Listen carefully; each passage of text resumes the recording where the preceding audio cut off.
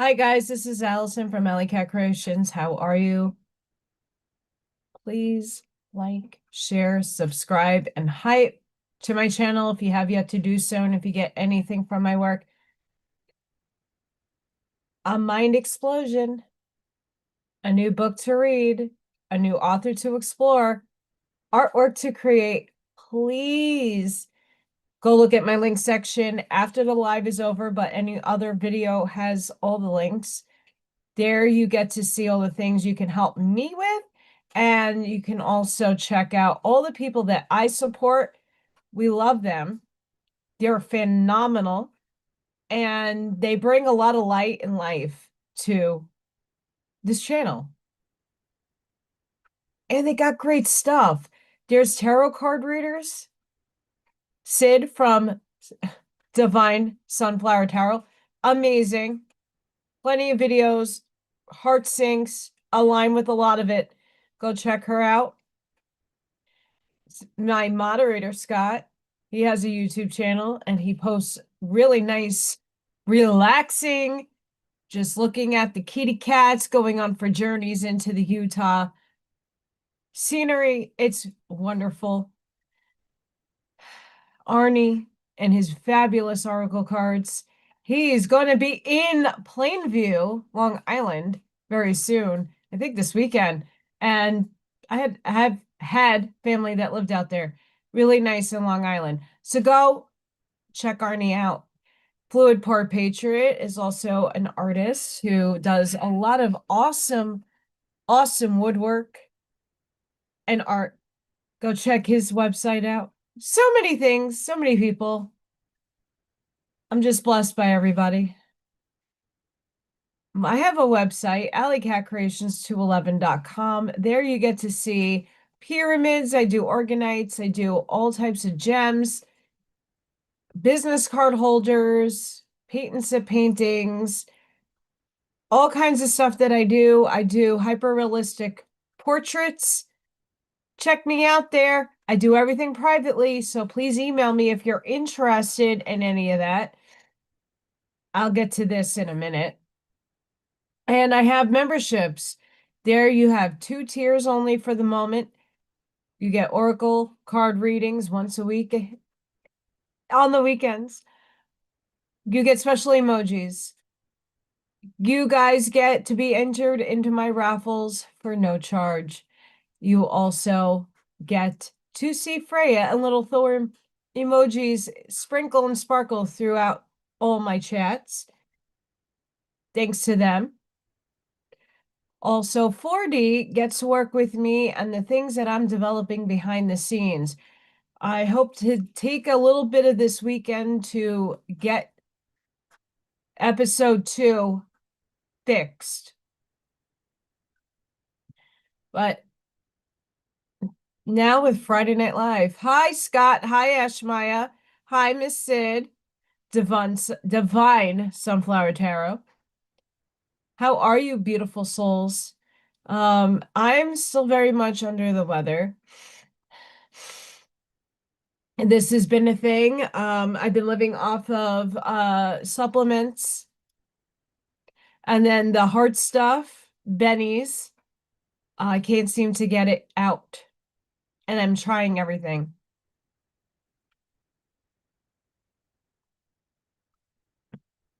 Everything. I'm trying. I think it's my work. Um, Yesterday I had a scramble to get, hang on, I'm gonna audio this.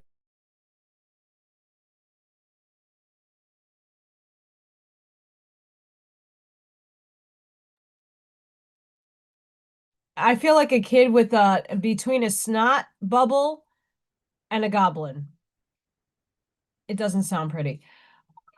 I had to run to the library after work yesterday to drop off 2 pieces of artwork with 1 easel, a blurb on each of them, and then I'm giving away one of the paint and sip paintings that I did. Uh, See, here's the thing, Ashmaya. Here's Allison's rational, logical thinking. Um, I'm thinking the supplements do work because I feel better once I'm not in the environment that I work in. Um, Mold, allergies, obviously, but I'm being re-exposed continuously. And I think just my body just is just not handling shit right now properly. My immune system is definitely fucked. Um, Hormones are fucked. Brain fog like a bitch. Gotta love that. Brain fog is not fun. I have used Alban's oil.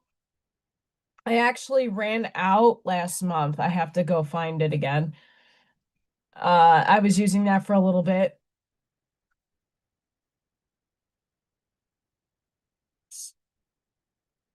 It's the environment for me. Um, it's just like when I had an allergy to chlorine. I was fine when I was not exposed to it, but I worked around it all the time. I almost died. So I don't know. I'm gonna see. This has almost been a year of me detoxing, and like now it is allergy season. It is bananas because of the tree pollen and everything else going on. It's like fucking freezing this morning. There was a frost advisory. It's May 1st and it's still 40 something degrees here.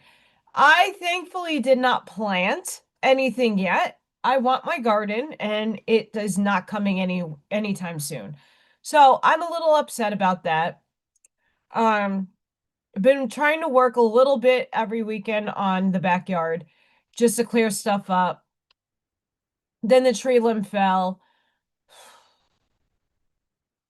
It's just like nonstop. So I don't know where I need to go to readjust my allergies, but it's absolutely allergies.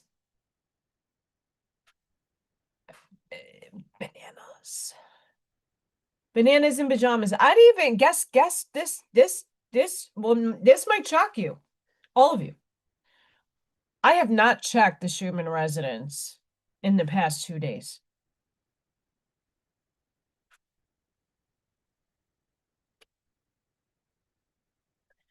Haven't checked it. Not because I don't love the Schumann residence. It makes things make sense. But today's a full moon. Happy full moon in Scorpio. Fucking rebirth. Ashes to the dust. Let's rise like the phoenixes that we are. Woo! Rise, baby. We're the phoenixes. And we're rising. I'm not lingering in that fucking ash heap. Not doing it. Not doing it. I'm going to tell you what.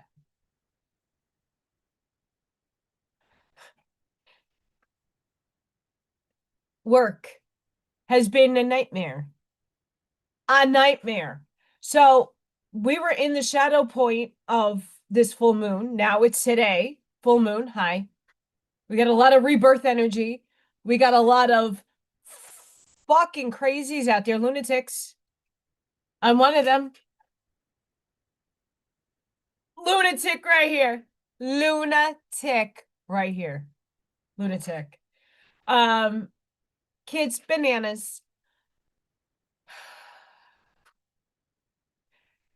Emotions, crazy. Up and down and up and down and wee woo, up and down. I'm fucking off the roller coaster. I'm tired of it. Hi, Quartz. I'm over the roller coaster. I don't love this roller coaster. There's this brain break, cuckoo, uh go noodle. The kids get like little movement breaks and it's on go noodle. Yikes. I love this roller coaster. No, get me the fuck off. I don't even play that song anymore for the kiddos because I can't do the energy anymore. Definitely seeing the big shifts in the outside world. I'm seeing the inner shifts within me. I'm still like recalibrating that energy in, and I'm trying to transmute as best as possible. It isn't really happy right now in Allison land, but how do we manifest? I got the library show. I got to drop off some pieces yesterday and a blurb. It was last minute. I started a new course. I'm rocking and rolling. The gas, guys, went to work yesterday. $5 flat.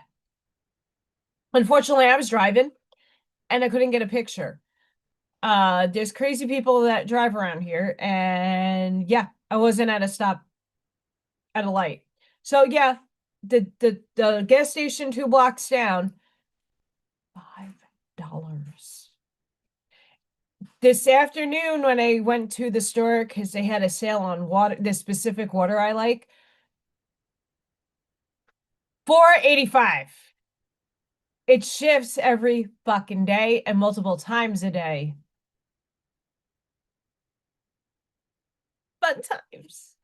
So yeah, we are seeing crazy things on the outside. But what is today and what is, we're going to get into it with the full moon energy. But if you're feeling heavy energy, if you're feeling off, you're feeling wonky, you're feeling things just stagnated, static, ascension symptoms, the tuning in your ear, it's great.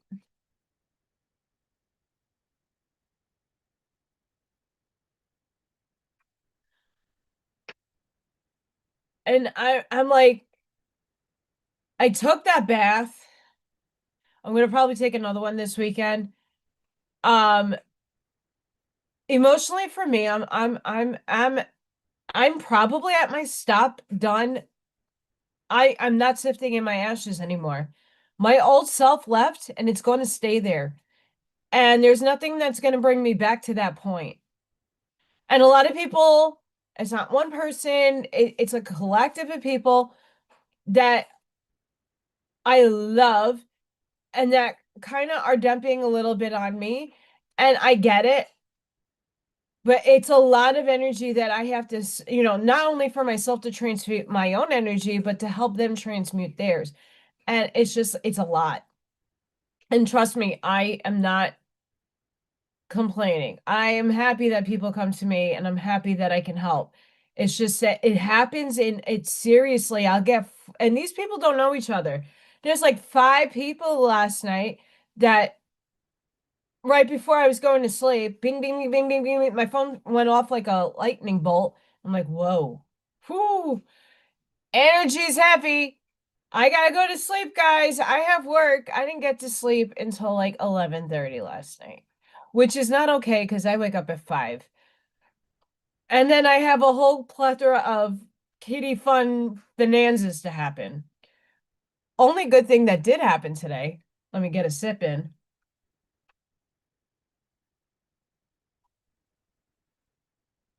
Well, Allison's dressed so professionally today. Just had to let a button out. Um, Had it suck everything in. I had a meeting with my assistant principals today, and it's our yearly review. And I got like, so the school tends to just give you, if you're just doing your job, you get ranked. For the most part, I got everything down the line. You're doing amazing. But there was 3. Last year I only got 1. This year I got 3 going above and beyond. My assistant principal sat like 3 minutes with me and said, "You're doing a great job. You are super appreciated. You are a gem that we are so happy to have. Are you coming back next year?" And I said, "As long as everything is in order, sure, I'll be back. I don't know for how long." And she's like, I'll take that. We need you. Can I stay in pre-K? Sure. Great. Have a nice day. The best meeting ever. Like when you meet with an administrator, you're like, you get nervous. You don't know what's going to happen. Me, I just like, yeah. Wow, I got 3. That's awesome. Thank you. Wow. I'm impressed. Thanks. Bye.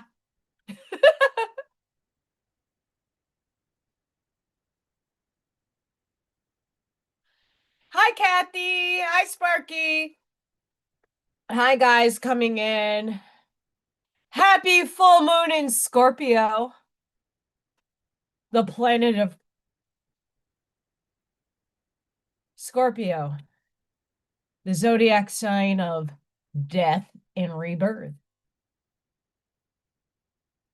What's happening in the world today? Happy May Day, Beltien. Happy day, May Day. It's May. It's gonna be May. Maybe.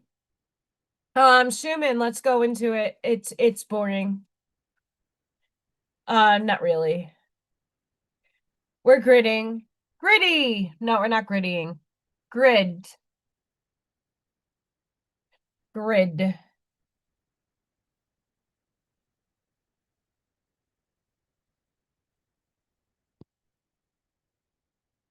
High as a kite. High as an eagle. To see the big viewpoint. Here's a big change, though, with the spectrogram. This is huge. Usually it's a tree. We get trees. Happy little trees. Happy little trees. There's no happy little trees here. It's just a red line with little light spikes. Usually you get the boom boom. We're not getting boom booms. The magnetic field is wonky fucking doodle. Look at the distortion. Wonky doodle. It's doodle. It's wonky. Not kosher at all. Mm-mm-mm. Ain't kosher for me.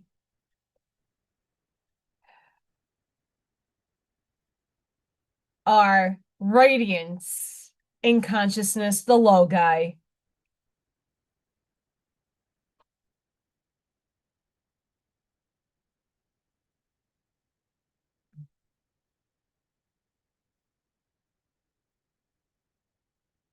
The consciousness, the low guy.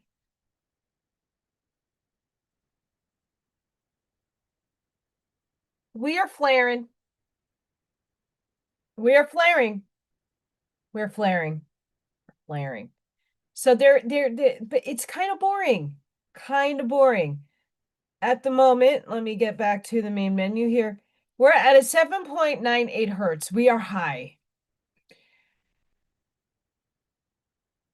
I don't know if I can find out the plethora of spectrum of hertz that we were going through today, but I bet you it was a lot. Holy crap, guys.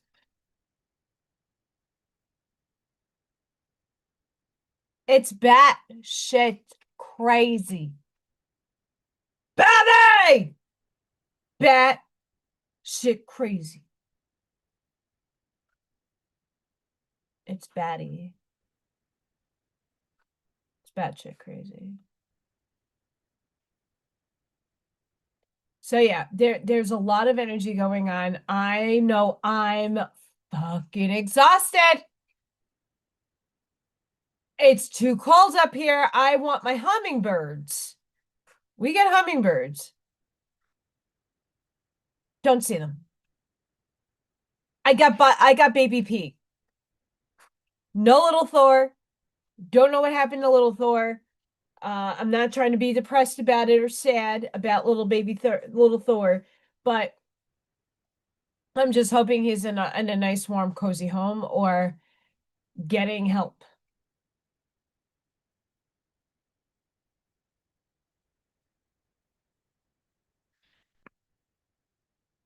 The other day, so we had a storm. I had a tree limb. I had to saw it. And every day they just took my half my tree. They left some things that couldn't fit in their wood chipper.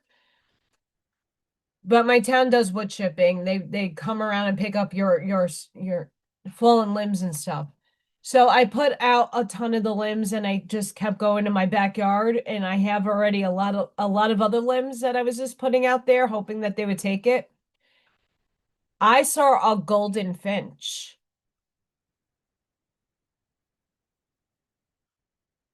Golden finches are equated to Yeshua. Hmm.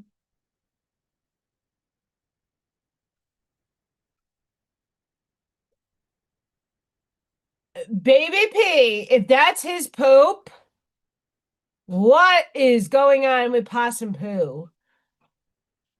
I have to clean, and we had rain this morning. It's been raining like crazy here as well, which is not helping this because I'm allergic to the mold. That's highly in the air. Um, baby pee poop is on my deck and needs to dry so I can clean it up. I already clean up enough poo during the day, but those are in diapers and pull-ups. Um, yeah, it's freaking great. One of my old neighbors that lived in Staten Island, I took care of her dogs when she went away. She has moved and she went to, I want to say South Carolina. She has a bird camera. And the things that she captures, I want one. Give me a second, guys. I have to sneeze really bad and it's going to be ugly.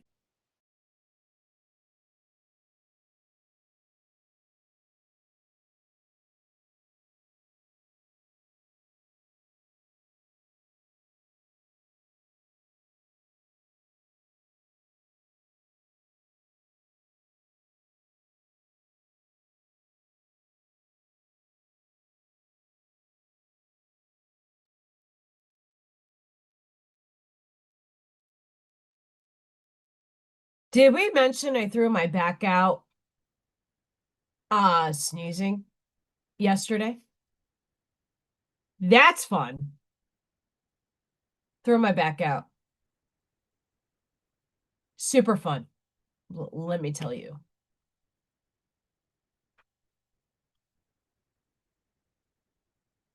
Yeah, we're gonna read about some of the things that are going on.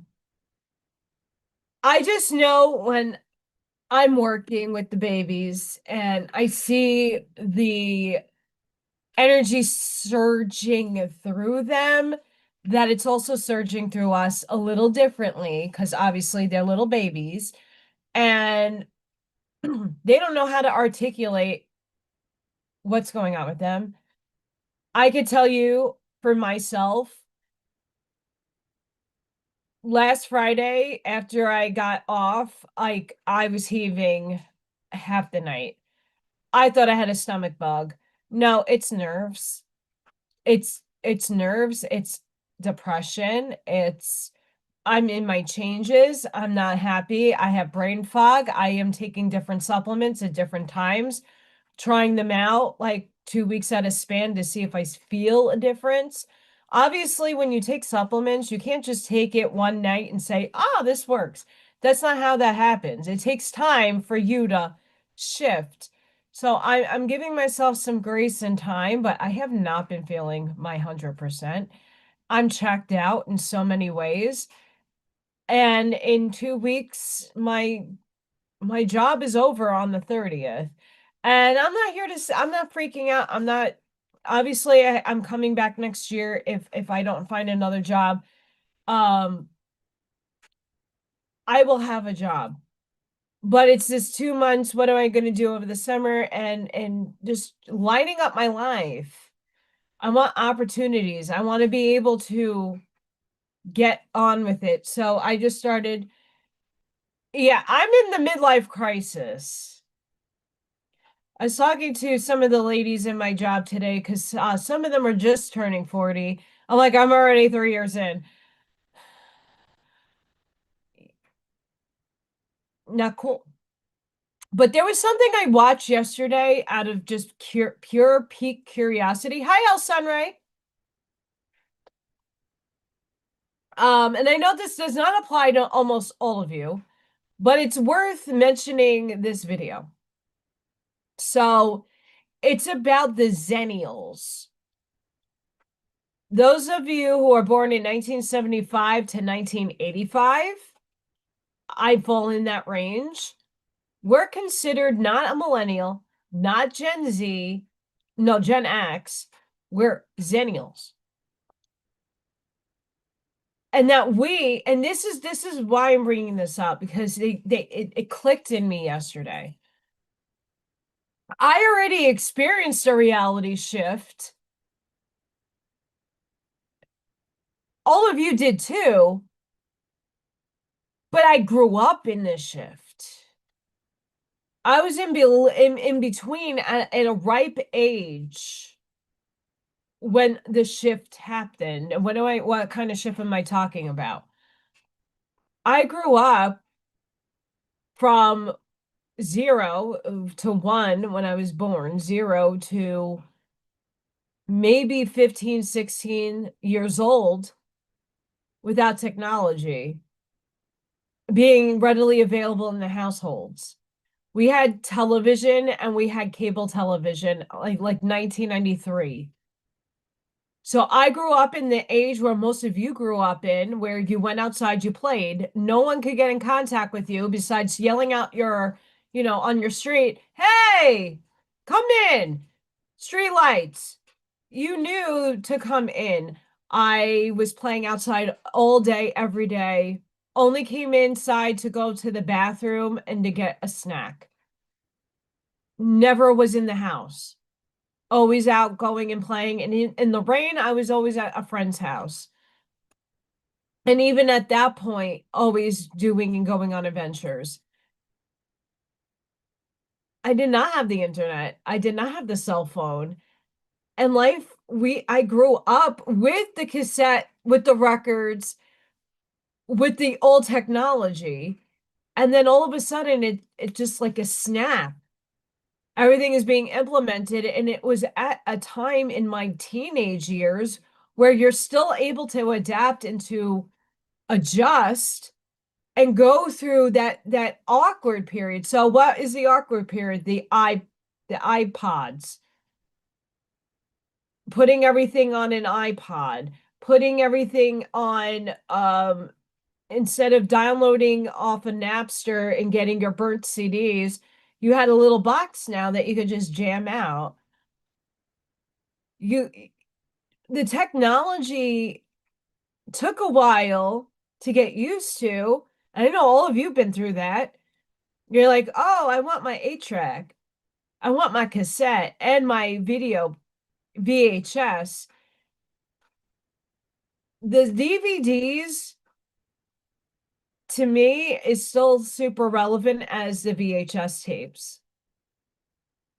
But I thought it was a very interesting thing that they were claiming that people like in my generation, that little 10-year span, have both lived experiences and have a unique perception about the old to the new.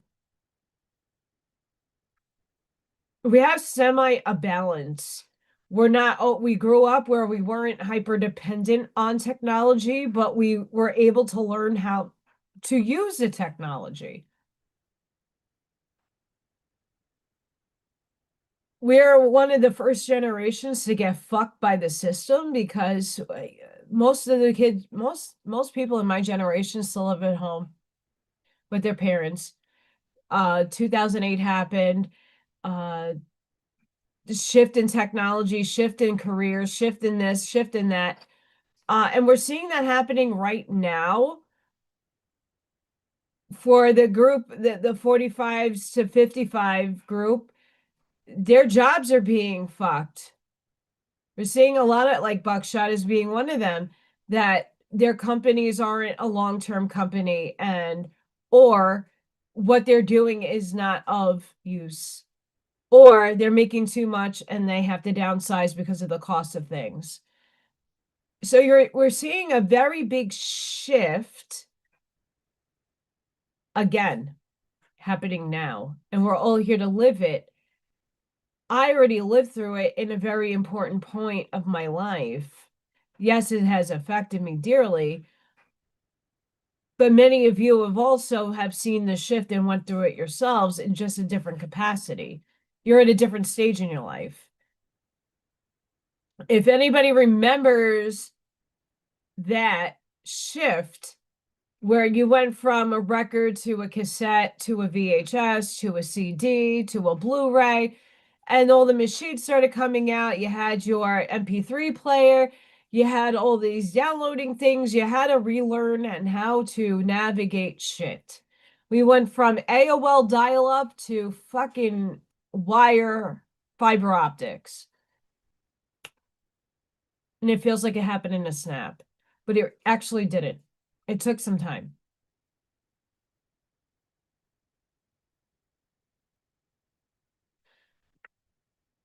So I already lived that one shift. We all lived that shift, but I lived it from a different type of lived experience. The video made a lot of sense with being young and having that shift happen, but still growing up literally in the old, shifting to the new. And here we are once again. I'm not ancient, I'm not grandma yet, but I'm now shifting once again and pivoting again to new technology, new modalities, and streams of things navigatingly changing. Jobs, ways of having to navigate getting a job, and it's a lot and it's too much. These kids growing up right now, all they know is computers. You can ask them to write an essay in a book, they can't do it. They rely on the computer. A lot of us don't and haven't had a computer growing up. We don't rely on that stuff. We use it as a tool. These kids use it as a necessity. The other day, after the storm, my school did not have, we were backup generators, so no computers, limited computer use for the teachers. And let me tell you what, the kids survived. They did not understand. Yes, the kids get worksheets, the kids do have to write, but not in excess. Where all of us all day long were with a pencil or a pen and a notebook. And we need to strike a balance. Thinking about being today is the Scorpio moon. It is the reset. Whatever no longer serves you in your life is really going to take its exit today. What's meant to be in your life will stay. That's for sure. And who knows what's going to happen.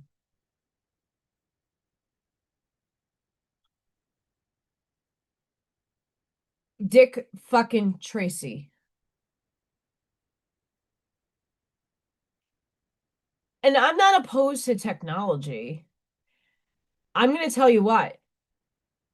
Best investment, and this is an investment for me. Best investment I ever made for my job. I'll tell you why. A kid has a seizure. All I got to do. Oh, they're coming out of it. Oh, they're clustering. Now I have seconds, which matter when a child seizes. 2 seconds, I don't have to flop from my phone, and I don't have to go in my head and now count. Instead of dealing with the child in front of me having a seizure, I just tap my watch, one mom, I'm done. And now I'm back to the child, and I'm only checking, I'm lapping if need be. And now it won't go on. Boom. No. Bye.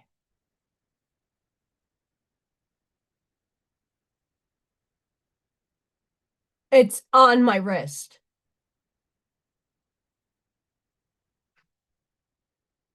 Go, go, gadget.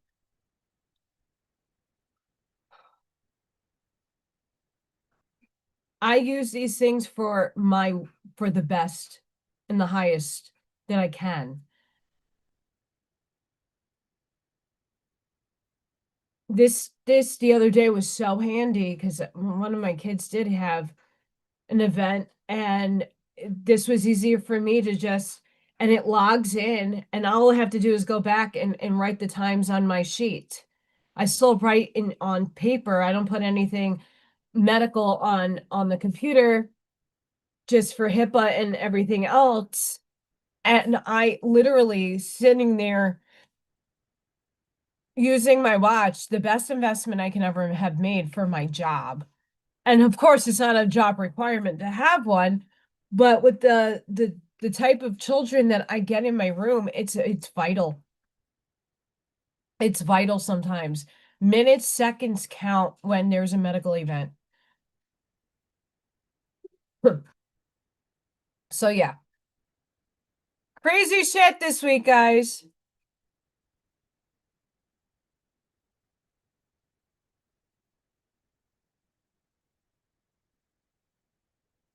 And what I was saying about the Scorpio full moon, we gotta roll. I did get, I tried. I did my best. Work was nuts today. Very busy. The Scorpio full moon tonight closes something that has been trying to close for years. There is something in your life that has been trying to end for a long time. You have felt it. You have known it.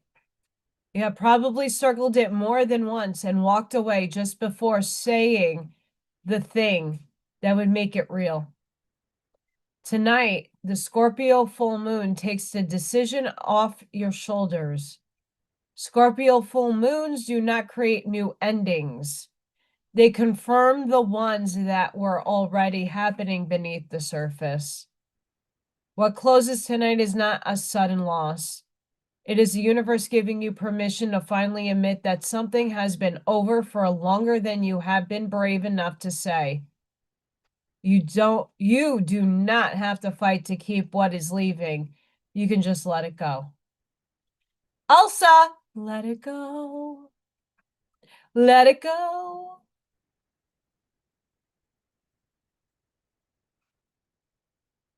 I could call on my phone too. It's great. On my watch. But you see, I'm still looking. I know how to read an analog clock. A lot of kids don't know how to read the clock. They don't know how to count money. I mean, I suck at counting because of my dyslexia, but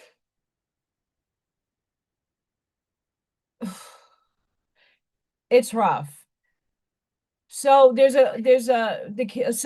lot of my kids actually are moving on to kindergarten. And I've been like pushing to see where they're at with numbers. And I take some objects out. We have these counting cubes, and I am like, can you count to 10? And some of the kids can do it where they never were able to in the beginning of the year.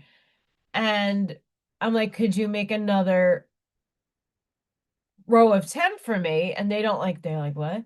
I'm like, if I have 9, if you add one more, what number is that? Like trying to now add the vocabulary to math.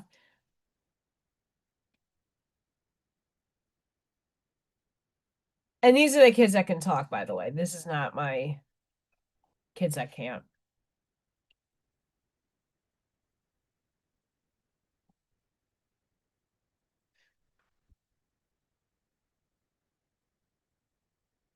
Yeah, I mean, and this is the thing that people are like, I don't want technology. I don't disagree with technology. I use it for my goodwill of intention. I use it for not to be lazy and not to give my power away to a device. A lot of people do that. There are people that make Siri and Alexa their girlfriends. They can't think for themselves. Their answers have to come from a chat GPT, a perplexity, a grok, a whatever, because they don't know how to go within and know what their heart wants. They have to ask, how 3D crazy is somebody?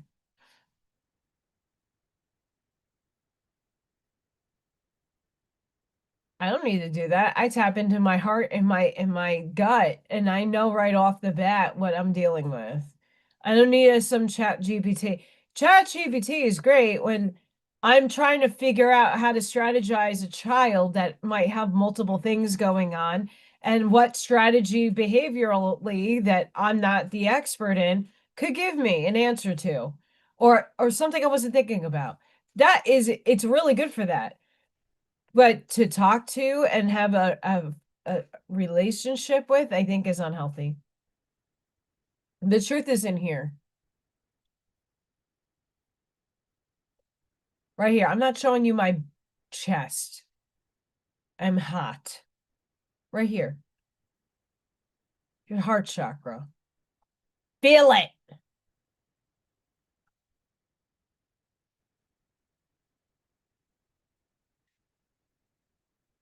Saturday, May 2nd.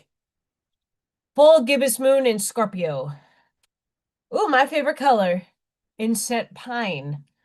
On Saturday, under the full waning moon in Scorpio, you are entering a phase of deep internal consolidation where the intensity of your recent experiences begins to settle into a stronger foundation of self-knowledge. This lunar current brings you within the roots, helping you understand that your power does not come from external approval. Siri, loud expression or proving your strength to anyone else, but from the calm certainty of knowing who you are. As Taurus season grounds the body and Saturn day strengthens your discipline, you are being guided to let the noise of the collective fade so you can return to the steady rhythm of your own truth. Every lesson you have lived through becomes part of your inner structure now, not as weight, but as wisdom woven into your body, instincts, choices, and energetic boundaries. Scorpio teaches you to trust a hidden current beneath visible life, while Taurus reminds you to bring that knowing into the physical world with patience and presence. You move through today the grace of someone who is no longer searching for permission to occupy their own space, standing in a calm, radiant dignity that speaks for itself.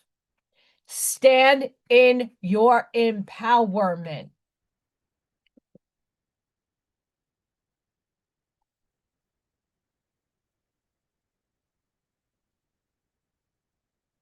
I'm fortunate to have all of you lovelies in the chat because you all contribute beautiful, calming, and just amazing advice, love, and just heart warm and fuzzies. So for those of you in the background, don't forget to like, share, subscribe, and hype, but also join the chat. Come in. Don't feel like you're not welcomed. Everybody's welcomed. I don't care if your opinion, your perspective, the way you view the world is absolutely opposite from the way I do. You're welcomed here. Just don't be rude. That's all I ask. I don't ask much of that.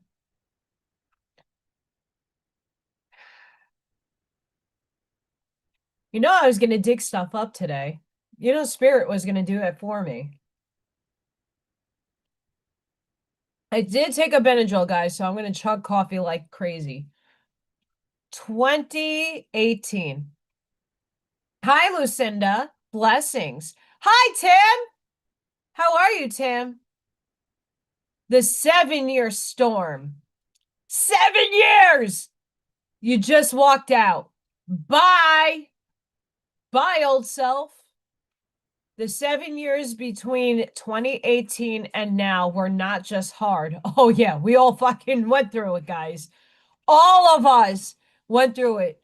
Like hell in a handbasket went through it. They were structurally formative in a way that most people will not fully understand until they look back from the other side of them. This was a cycle where you were stripped of everything, safety net, until you finally discovered that you were your own foundation. You learned how to sit with the parts of yourself that used to run from. And in doing so, you traded a life that looked good for a life that actually feels honest. The storm did not ruin you. It built you. And the version of you walking into the rest of 2026 is not someone the 2018 version of you would have been able to imagine becoming. This is absolute truth right here. Take a moment this week to actually see her. She earned every step of this. And for you men out there, he earned every step of this. I mean, really think about, for me, my journey started in 17 when my mom passed away. My mom passed away in 2017. My higher self merged in with me for 2017 for her death. But 2018 is, when someone transcends your loved one, it takes time for that crap to hit you in different ways. A year later is the holidays. A year later is their birthday. A year later from the time that they took their last breath to whenever it is, you're always a year back looking, and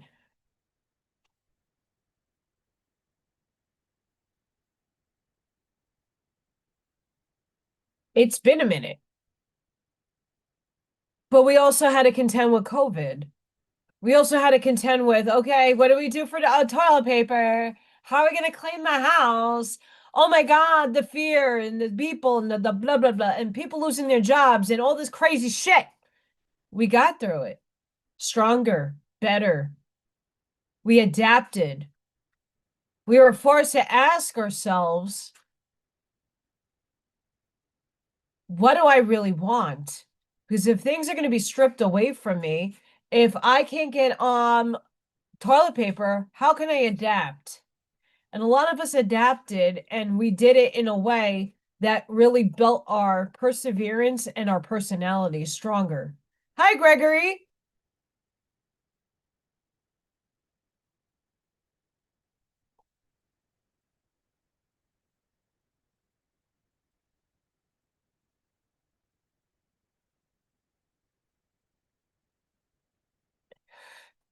Tim, it takes. My dad wasn't as bad as my mom. And so my mom died December 23rd. I went back to work, and it really didn't hit me until around my birthday. And I mean, it took me time. When I was, I had a really good day at work and I got complimented and I had so much like positive things. I was walking to the bus stop, and usually when I got out of work to walk to the bus stop to go home, that's when I usually checked in with my mom to say, hey, I'm walking to the bus. My mom's like, how's your day? And I would tell her all the little fascinating things that happen, little stupid things, nuance. But when I didn't have it anymore, and subconsciously just reached to the phone to call home, and there is nobody home besides an answering machine, that really hit me hard. That right there hit me hard, that I had no one to talk to. I didn't have anybody to call to tell about my day. Back then. I was struggling too in many different ways. Just adulting and not knowing how to adult back then. And not to say I don't know how to pay my bills. it was just dealing with things that I never dealt with before, and I didn't know how to navigate. So it does take time. And does it get easier? I mean, I know my parents are always with me, but they're not physically here for me to pick up a, hey mom, what's going on? Uh-huh, yeah, okay. I'll see you later. I don't have that anymore. It sucks.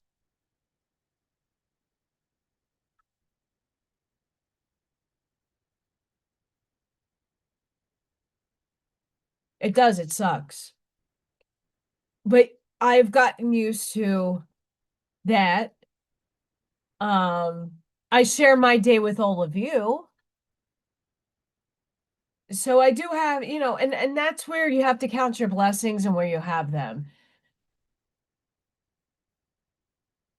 And count my blessings every day. Because I have a bunch of amazing people to talk to and to impart my what's going on with me, but that might also be with what's going on with you guys.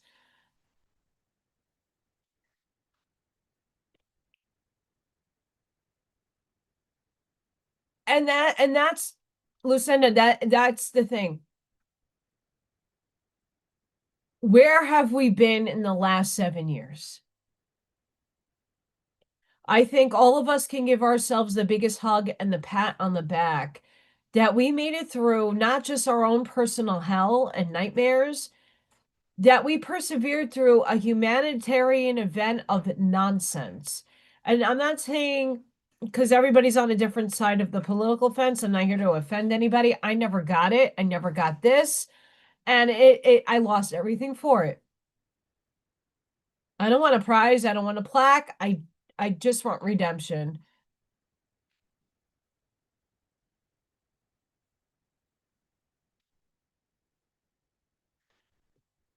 Um, yeah. And for me, I lost my dad when I was 22. And I was like, instead of like living out my 20s, like finding myself and my adult self, I had a sense of self. But like the things that I should have been learning in my 30s, I had a crash course in my 20s. I put my life aside to take care of both my mom and my dad. A lot of my life has been doing the right thing, and I had to put my life to the side, and now I'm finally trying to get my life in order, and it's not looking so hot. Right? I'm not young, I'm not old, I'm in the midlife, and there is ageism in many facets. There is, stereotypes still that exist. There's labels that still in the 3D world I have to navigate. I think we all do.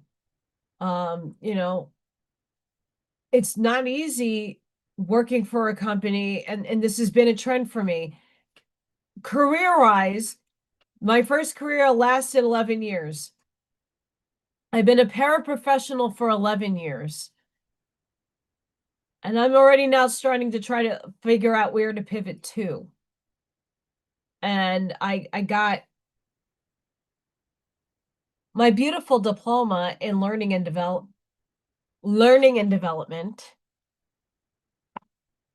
my diploma. And now I'm taking different courses on different methods and strategies. And then I'm going to be doing the AI certifications and UX, UI design so that I have a full plethora of a portfolio to present to a corporation and maybe be a part of a team. Maybe. We'll see. I never worked on a team. I mean, I worked in teams in terms of working with people, being in the classroom, but I never had the working in the cubicle experience. Never had that. Never had retail experience. I'm unconventional, by the way. Hi to all you nonconformists out there. We love you.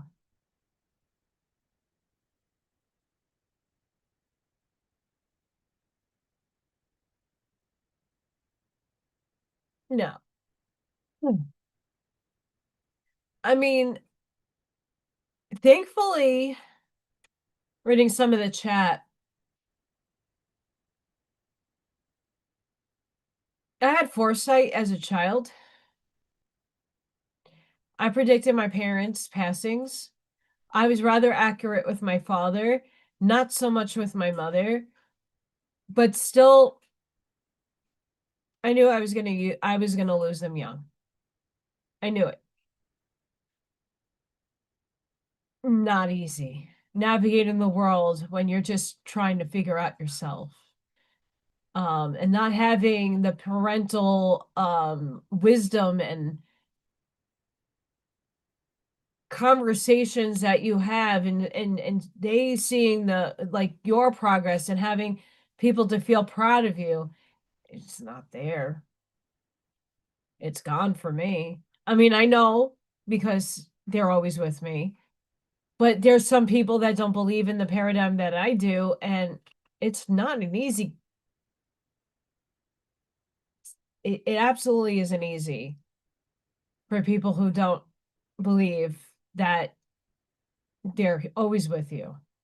They're connected to you. They're always going to be connected to you. They're a part of your soul tribe in higher fractal form. I can't read that, but I think that would be, we're going to go back to that one. Oh, I found some goodies, and I was going to do quantum mechanical AI metaphysical wonder ponderings, but we're going to save it. But I'll read some of the stuff I found. Tonight, full moon in Scorpio. And this was from yesterday. Tomorrow, a door closes on the past. With the powerful full moon in Scorpio, it's time to release the habits, patterns, and emotional weight you've outgrown. Old memories, wounds, and lingering pain are ready to be faced, healed, and cleared away. The transformation isn't always comfortable, but it leads to something deeper, stronger, and ultimately worth it. Hi, Arnie. How are you, Arnie?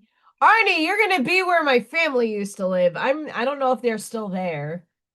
Plainview.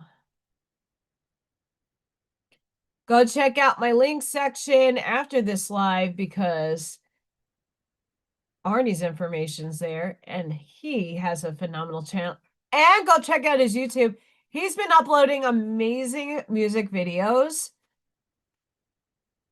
Like on my way to work, I play them. And then I lose Wi-Fi signal.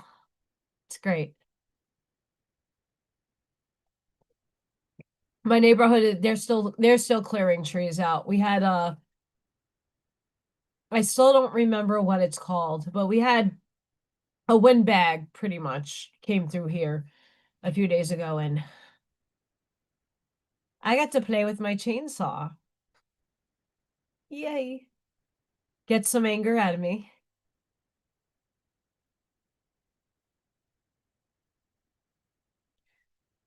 I really like this picture. I didn't even read this, but what drew me in was this.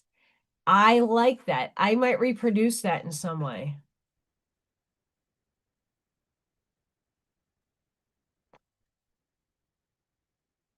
People are falling away from our reality.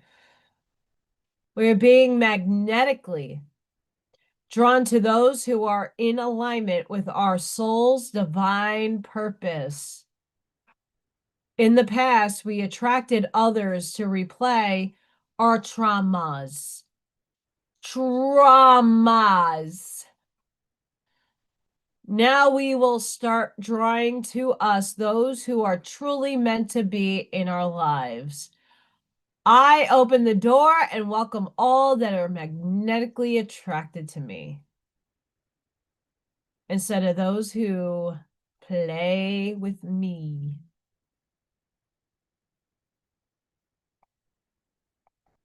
I really like that photo though. Not gonna lie, I like it.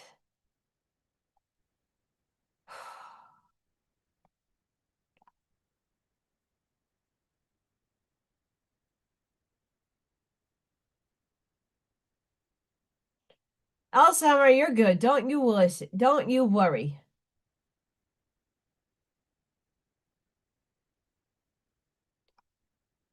All right, more full moon stuff since we're here.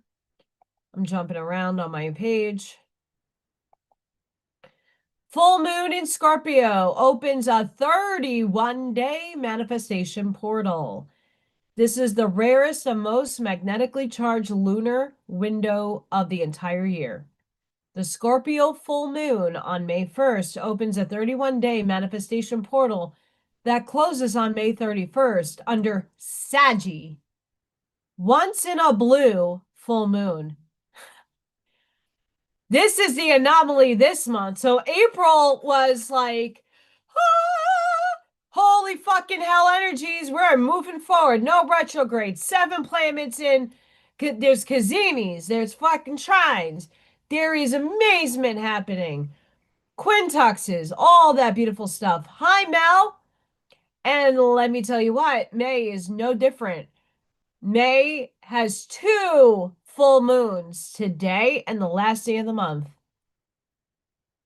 2 full moons in one calendar month is rare on its own, but 2 full moons in totally different signs, one in the deepest water sign and one in the most expansive fire sign, creates something that only happens every several years. Over the past few days, you may have felt something stirring deep within you. Old memories surfacing, a new clarity arriving about what you truly deserve and desire. Whatever dreams you focus on, take action on across these 31 days, have a very high chance of manifesting before the portal closes. Prepare for the universe delivering faster than you ever expected. The most responsive manifestation energy you felt in years. Speaking your desires and feeling them moving immediately. Prayers you thought went unanswered suddenly being delivered.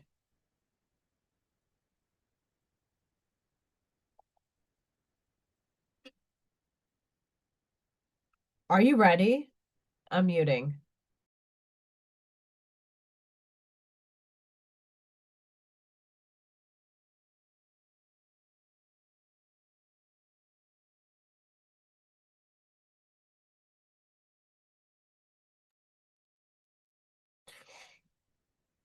I took a Benny. It's not working. I took zinc, black seed oil, oregano oil, B12, and C. Before I go to sleep, I take D3, K2, magnesium,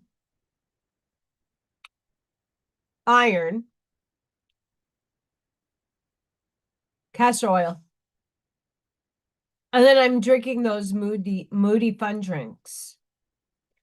The recess one is really good. And I'm not a water person.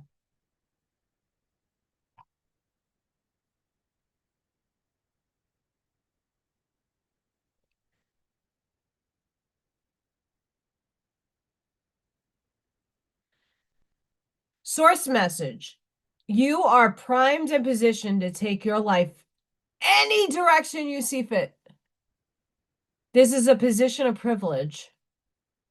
You are where you need to be.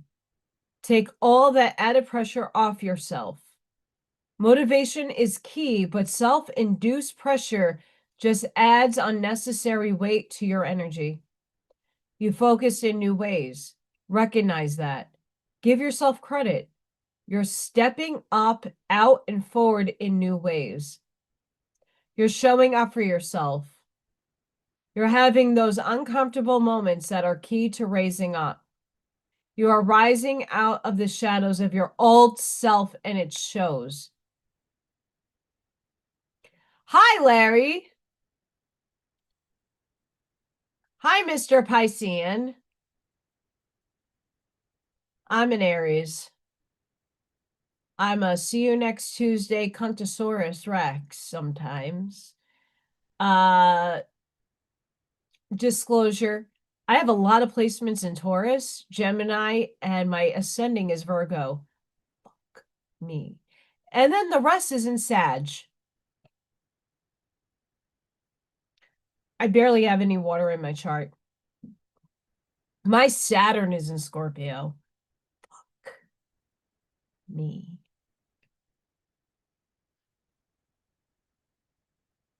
Not fun. But ask yourself when I asked those questions from the previous lives, what do you want for yourself within a year? What do you want to see in 5? What do you want to see in 10?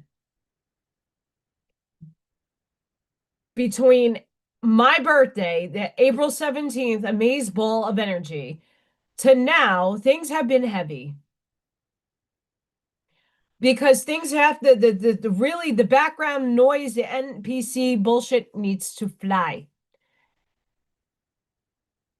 It needs to go by. And that stuff that we're fighting with, the things that are you feel in your heart might have at one point been something you wanted. Really assess if it needs to stay.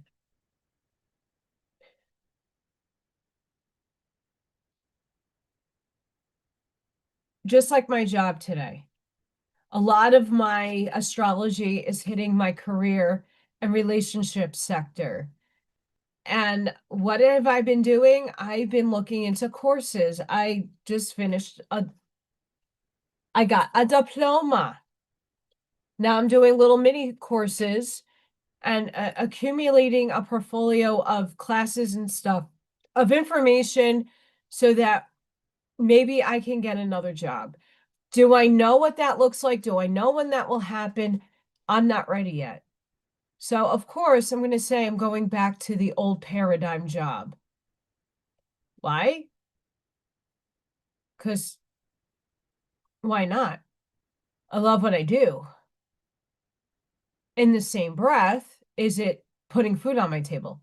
No, but if I take the steps, the potentiality possibility for me to move forward in my life and to do better anyway is there. Of course, what is Allison doing? Trying to make courses. So this only makes sense that I'm getting information how to better what I want to do for my own self to help all of you and those in the future that wake up. And like the Curtis books yesterday, if you guys have not checked out the Gems of Mysticism, it's just a bunch of quotes from most of their books. They are gems. You at home, your beautiful selves, are your own guru. Stop allowing people to dictate to you how you should feel. Don't ask Siri or Alexa how you should feel. You should know how you feel. You should not use it as a therapist either. Getting advice is one thing, getting some direction on something is another, just a perspective. I'm just giving you my perspective. If you align with it, that's great. You don't have to take it. Saturn is never fun, but Saturn actually initiates you. Like, I've been feeling this. Like, I got to put my focus on what I love. Besides, that's myself. I do, and not in an egoic way. I love myself, and I have to put myself as priority. No one else is contributing to my table. I don't have someone helping me pay the rent. I don't have anybody helping me pay my property tax or my utilities. I have to pay my bills. I don't have a contribution in that sense to that. So I got to work twice as hard to put food on my table, to take care of myself. And I'm doing everything within my own knowing and wheelhouse to get to a place where I don't have to complain.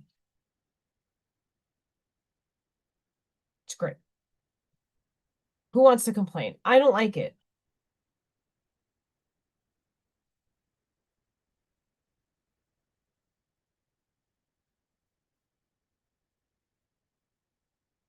And just to break up the monotony, it's a bun bun and a squirrel.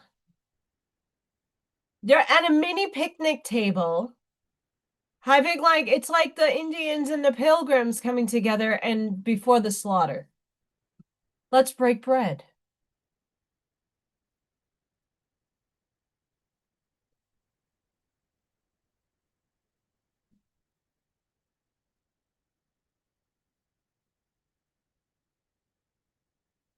Look at this squirrel. I thought that was cute. I took that 2 years ago. Dose. Dose. May 1st. A brand new month kicks off in a big way, with a powerful full moon in Scorpio to act as a catalyst for major change. This is a climactic point in the storyline that began with the new moon in Aries just 2 weeks ago, intensifying the fears, doubts, and insecurities we have about moving on and moving forward. It's hard to build a new life with old plans, and this lunar activation will force the much needed transformation on a soul level before we're able to boss up and do the things we need to do. There's lots of friction and conflict that comes with this activation, and I think a lot of us have been feeling that energy, seeing it playing out in the outside world currently. But the release of these aspects will feel amazing.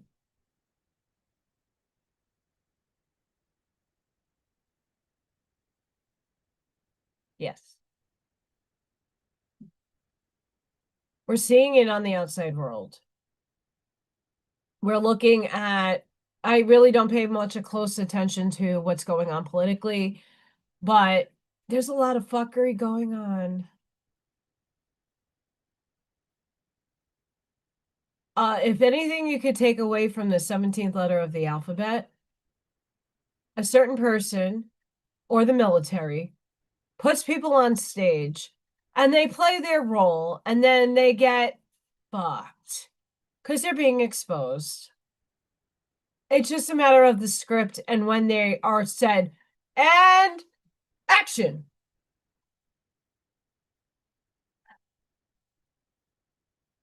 Did you see Princess's her little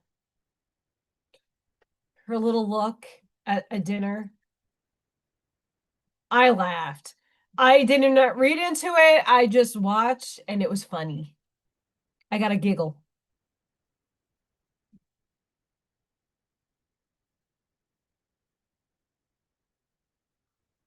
Tim, let me tell you what.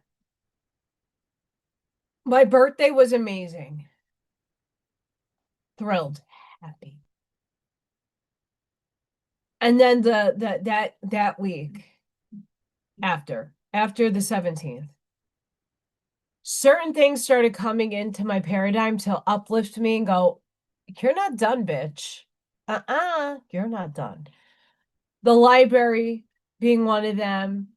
And it's just a vending event. It's a show that I did when I first moved here, and every time I apply, I got turned down. And I finally was able to, yes, happy incarnation anniversary. I was able to, I got an email and it's like, hey, we have space. Would you like to be a part of the show? Yes, please. And now I have that on the 31st or the 30th of May. I get to be a part of that show. Amazing. I wasn't asking for it. I finished my course that I started. It took a lot out of my time, but it was necessary. Now I'm doing smaller courses right now. Whenever I have the chance. We are sitting in deep energy. I'm not feeling good. I don't feel great. I've been in like a funk depressive state, and it's not necessarily anything I could put a finger on. I can't put my finger on certain things I can. I can tell you exactly, but that's my privacy. But other things that I can tell you, I'm like, I'm done.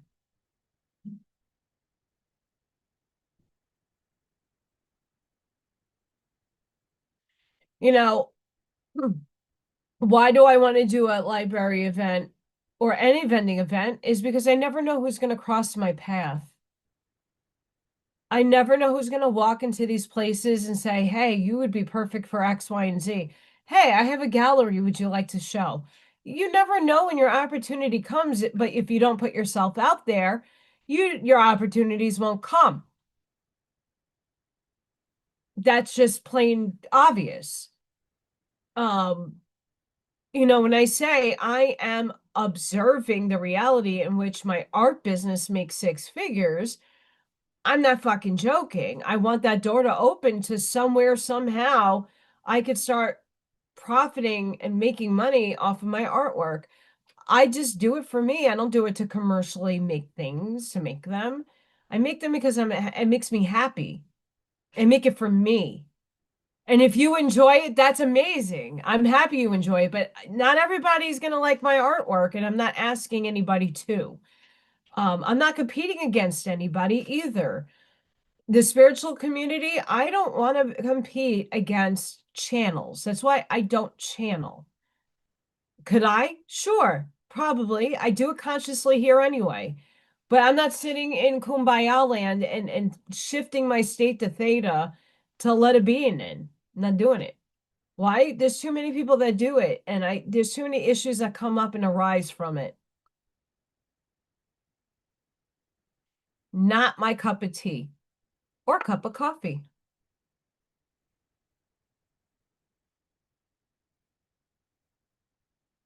What is this energy accumulating? We are still purging.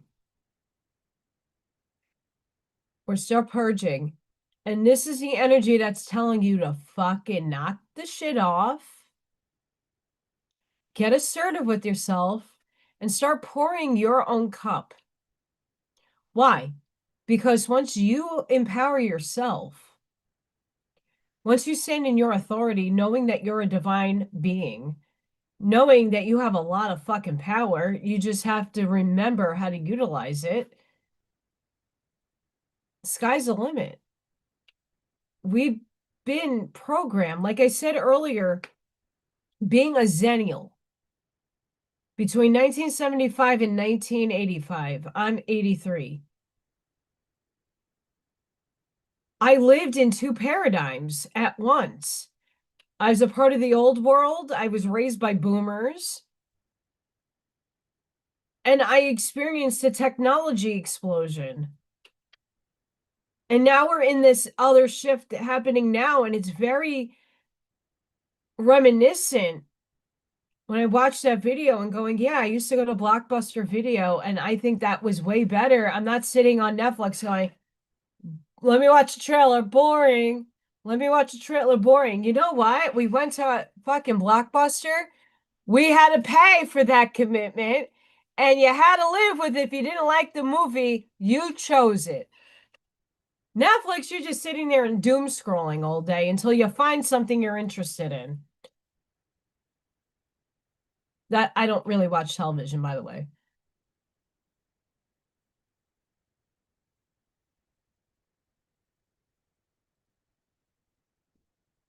Arnie, absolutely. And not I'm not here to discredit anybody that does channel. I'm a channel. I channel consciously though. Hi Hazel. I know when my energy shifts and I know the dynamics of what's coming through me and what doesn't want to come through me. Guess what? When I'm not here, I let my mom through. I knew it was my mom. Uh, you have to ask certain questions before you let a being come through you. And I'm in control of my vehicle. I'm in control of my diction. I'm in control. Sure, I know when they need to have a message, I let them through. But I'm aware, I'm here, I'm awake. And there are channels who can channel spot on certain energy, certain people that we once knew. And then they channel another dichotomy and it doesn't feel right. It feels off. I know 3 of those people that I used to listen to religiously. I don't do it anymore because I'm just not interested in these prophecies, these foresighted potentialities that could or could not happen. And some of them are very much living in fear base. The flash of light, oh my God, the earthquakes and the this and the that, and I'm like doom and gloom crap. I don't want to hear about doom and gloom. Yeah, look at the weather. It's fucked up. I'm living in the middle of it. But guess what? I'm not living in fear from it. I'm prepared. I have a bug out bag. I got Freya her little bug out bag, and we're good. I'm serious. I cannot listen to people that project doom and gloom and hate any longer. It's one thing to hear perspective on it, and it's another thing to just hear, fuck these people and fuck that person. That person needs to go to the gallows, and that person needs to be in the wood chipper. It's great. I've heard it for the last 8, 9, 10, 13, 15 years. And it has not changed a damn thing. How do you think Atlantis fell? Because we keep perpetuating the same bullshit. We're not changing. We keep just going to war and destruction, war and destruction, war and destruction, blah, blah, blah. Same nonsense. Hate. These people did it. Those people did it. That, blah, blah, blah, blah, blah, blah, blah, blah, blah, blah.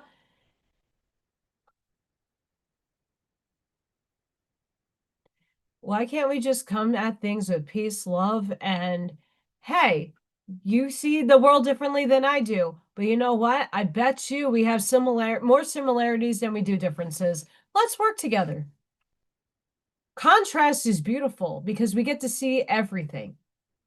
When it's only one-sided, you get to miss a big part of the picture because if you're in the dark, you don't see the light. When you're in the light, you don't see the dark. And there could be things hiding and debris there that you're just not seeing. And we need to see it.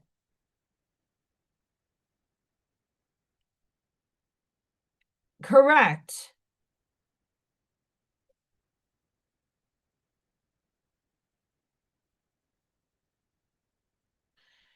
Sparky, exactly. And people were saying that about New York. Oh, they're going to demolish the Statue of Liberty and there's going to be a big tsunami that hits New York and da da da da da da. Hey, I lived through Hurricane Sandy. It wiped half of Staten Island out.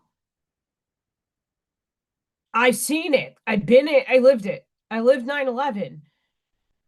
It's still up and running. I thankfully I don't live there anymore. But that doesn't mean like I don't want anything to happen to Arnie. And there's a bunch of people that live there. I would never want anything to see them going through hell. I have a bunch of people I love there, friends I grew up with, families I grew up with, people I went to high school with. They don't deserve to die. They didn't do anything to anybody but live their life. Why do I want to see destruction? The same thing for California. It's sad. We all in the moment choose what we want collectively. Okay, so people are not waking up to this thing. The next thing is going to come on the plate. And then once humanity starts going, the vibration changes, and then we shift to a new timeline that other things do occur. We get to collectively join in on that. Why are we all so important? Because when we are here to make a change, this is May 1st. This right here is the change. This energy that we have. April 17th was the beginning. 7 planets going forward. Momentum is there. We put out during that new moon, okay, I want this world to be a different place. I want prosperity, abundance, peace, harmony. And here it is. The system dies. In the next few weeks, the energy shifts. We are not living anymore in the old, and we haven't been living in the old self. We have remnants, static on the radio station of our lives, still humming in the background somewhere. We all do. I don't want to hear that you don't. All of us do, because it's collective energy. It's also stagnating in you. It's releasing. You got to do the work, though, to make sure that you are releasing.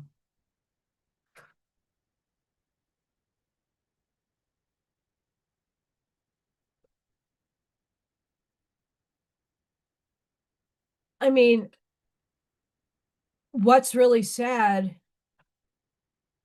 is that we are the models that right now are not really being listened to. But if we can strive all together to just keep showing up and persevering through this really rough energy and being a good example, a good model of humanity, that is really how change is made. When you go out every day and do a righteous act, when you go out every day and put good frequency into the earth, when you go out every day, you never know who you're going to inspire. You're at the grocery store, you see somebody that their card got declined. They take another card out, that card gets declined, and it's not that much, and you know you can afford it, and you pay it forward. You just inspired everybody in that locality around you to do a good deed. It might not be paying for someone else's groceries, but it's doing a good deed by somebody. And you'll never know when they went home and you went home and you went about your day that you just didn't motivate somebody to do something right and righteous. That's the power of the impact that we all have. We're not here for the video. Hey, look what that person's doing. Like, I definitely sure as hell don't want that attention. I do things to do them because I'm a nice person. I'm a good person. I go out and do good things and good acts. I'm not sitting here going, "Oh, look at me. Look what I'm doing." No, you want attention and you want fucking grifting. Be just a solidly good person in your life. You're going to then be a role model for other kids, other people, and we are showing the kids how to be a decent person. If you go out every day to take a walk, you're motivating someone out there to go, wow, that guy is out there every day. Maybe I should do that too. It's putting that frequency out into the ether that matters. It's you in your acts of doing good for yourself that gives a model to other people. And it's up to them. That's their free will choice to act on it or not. But you seeded that. You seeded it.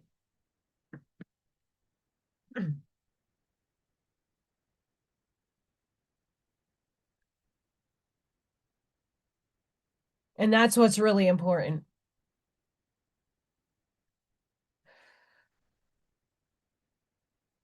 Full moon. This is attractpassion.com. Today's full moon in Scorpio opens a threshold of deep emotional truth, exposing hidden patterns, attachments, and unspoken desires. Its energy is intense, transformative, and purifying, asking for release of control, fear, and outdated bonds. Face what arises, let it go consciously, and choose what truly aligns. What ends now clears space for a more authentic, empowered path forward. And we could speak this into our landscape of humanity. We're clearing the space physically, mentally, cosmically. We're empowering ourselves. I'd hope you are. You know, not everybody, and there's the other caveat to all of this. Not everybody's on the level that you're at. We're not all on the same level, but there is no superior or inferiority to a wavelength. All of it matters.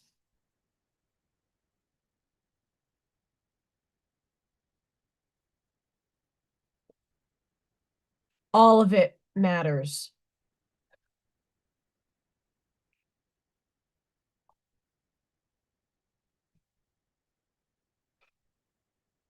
All of it.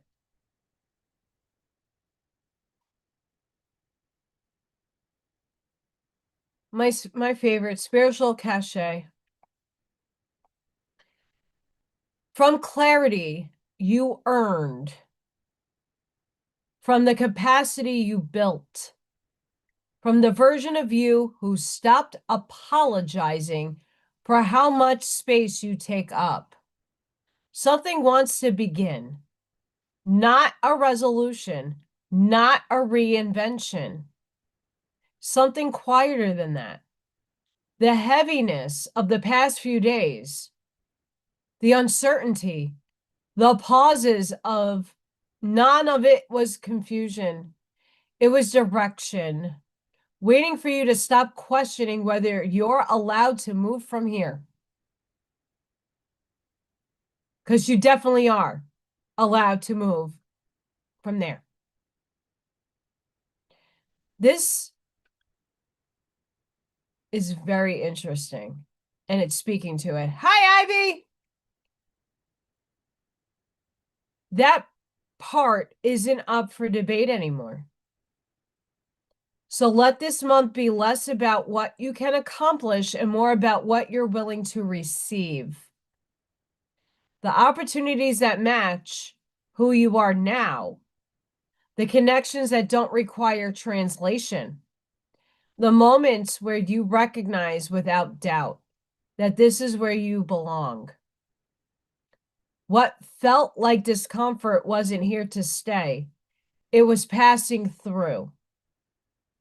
Because what you're moving into can't hold the version of you that brought you here.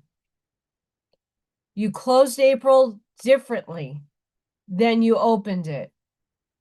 Pay attention to how you approach the entryway to the starting line of what's destined for you. It matters more than you know.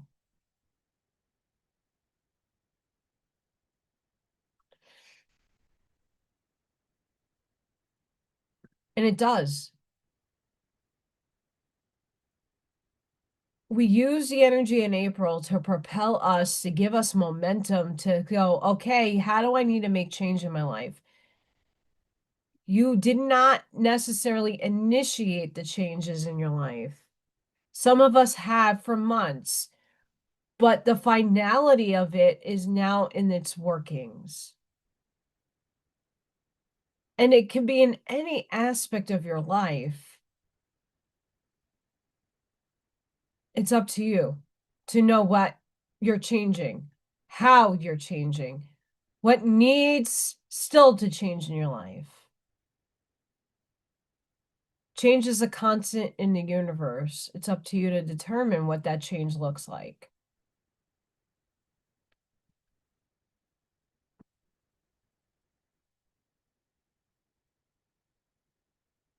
Batshit crazy.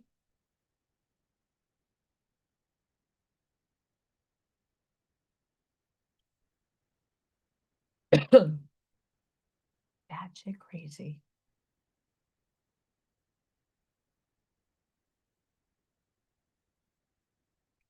This I found very interesting. Your body has been broadcasting a signal your mind doesn't know about. Your subconscious brain and reality has been answering it the whole time.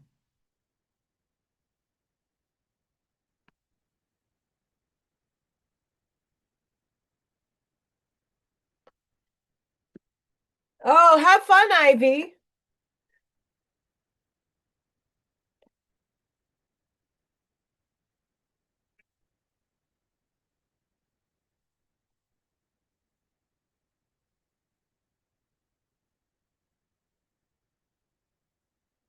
What are you broadcasting? From what part? Your conscious or your subconscious? Until you clear that subconscious shadow work side of yourself.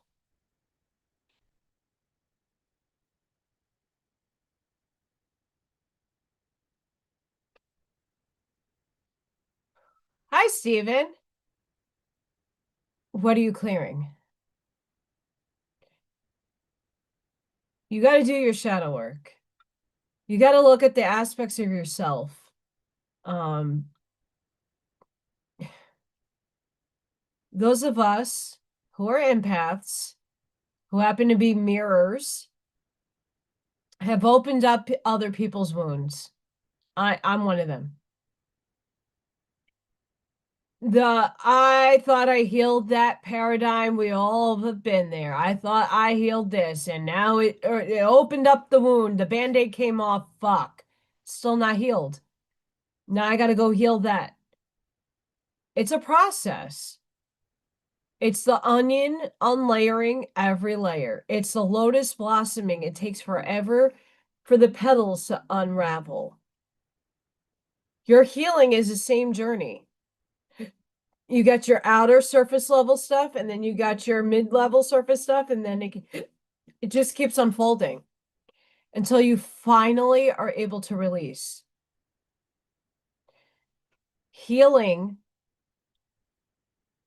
some stuff takes a lifetime. Other things take a month. Some things take a day. Your soul knows. Your soul also knows how hard some of us have been trying to get rid of and release. That release feels great once you learned your lesson. Once you understood the purpose of another person in your life. Once you understood the mechanism and the modality of why they were in your life. What were they trying to show me? What were they trying to wake me up, like healing wise? Why? The why questions are deep. And it's where a lot of people don't want to do the work. It's surface level. You're nuts. You're crazy. You're this. It's dismissive. There are people out there that have extreme insecurities. They put off facade on like everything is great. And they're dying inside.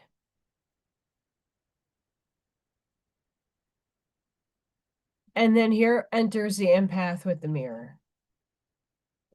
Showing the things that you need to heal. And you're like, well, that person's a fucking asshole. Well, guess what? Heal yourself. Embody yourself. Empower yourself.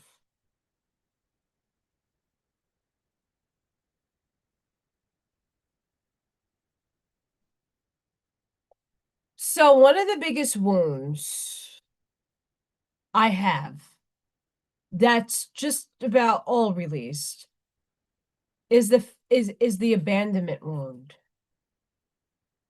Because it happened as soon as I was born. And that's not an easy that's a soul imprint from birth that I have to heal.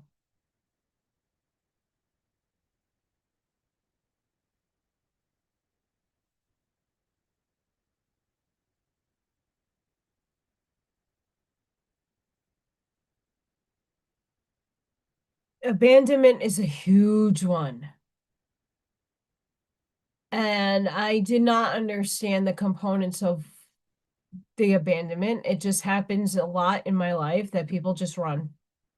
Run. Run, rabbit! Run! I tried doing Otis and it did not work. Run, rabbit! Hi, Mars! Run, rabbit! House of a Thousand Corpses, if you haven't watched. But it's true. There are some things that you have experienced in a past life that you have no recognition of, yet it's affecting you in this life. And that's the hard part of going to a therapist in the 3D sense, because some people are not spiritual and will look at you like you need to belong in an institution. Why Allison doesn't do therapy? Why? Because I need somebody that's next level.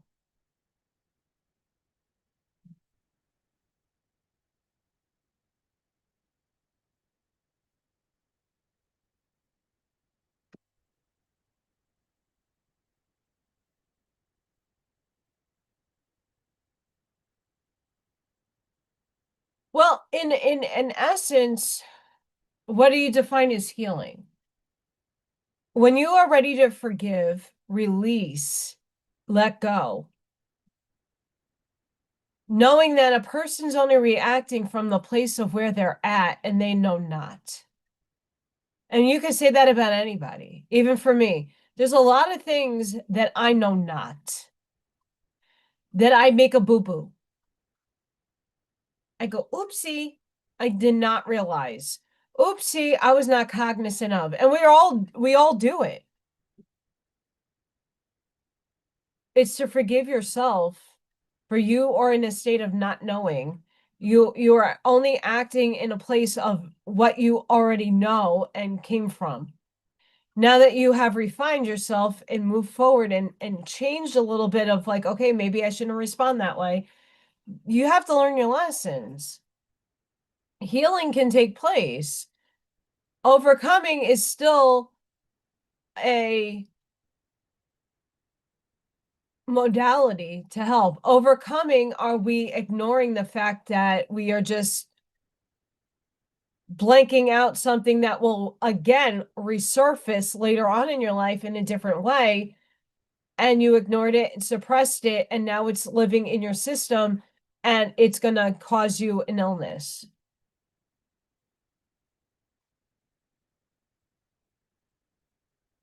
Timmy, I have a bunch of friends that go to therapy. My Do I wish that my mother, my birth mother, had a therapist? Absolutely. I'm not against them. I think they're very practical and very useful. They're a third person perspective. They don't know you. They don't know your life situation. They don't know anything. So they're not going to sit there to go, well, it's your fault because you blah, blah, blah, blah, blah. No, they're going to be able to give you strategies to navigate through an issue. And here, like, try this, try that, try this, try that, which I think is great. Not taking away from that.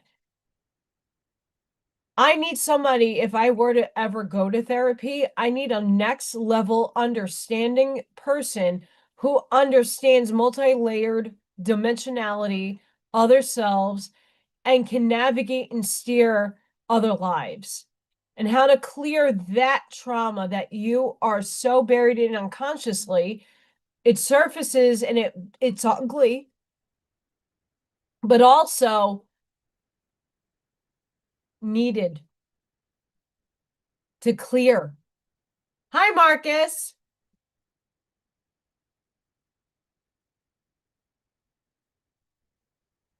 And that's another thing that I do my own therapy for myself. I have journals, 17 of them up here, full to the brim of just me venting. Um, and it can be. It depends on it depends on the kind of therapy you're looking for. Therapy is just in a blanketed statement. You can go for cognitive behavioral, you can go for behaviorist, you can go, and there's so many different modalities of therapy, right? If there's a psychopath who presents themselves and needs a rehabilitation, you're just changing somebody's phobic, somebody, has anxiety. There's coping mechanisms that a therapist is good to equip and find the trigger. This is why I'm really good at what I do at my job. I got to look at a child. I have to assess, how am I going to strategically help and aid that one particular child amongst everybody else? Do I give that kid structure, or do I give them love with structure, or do I just give them love and playful? When approaching behavior, do I look at the child and say, okay, this kid is built off a trauma. Now, where is the trigger that this kid's reacting to? Is it me? Is it the room? Is it the lights? Is it the sounds? What is triggering this kid to have a meltdown? Then, once you find the incident, you go in and go, okay, well, what strategies can I use to approach this child where it's going to be receptive?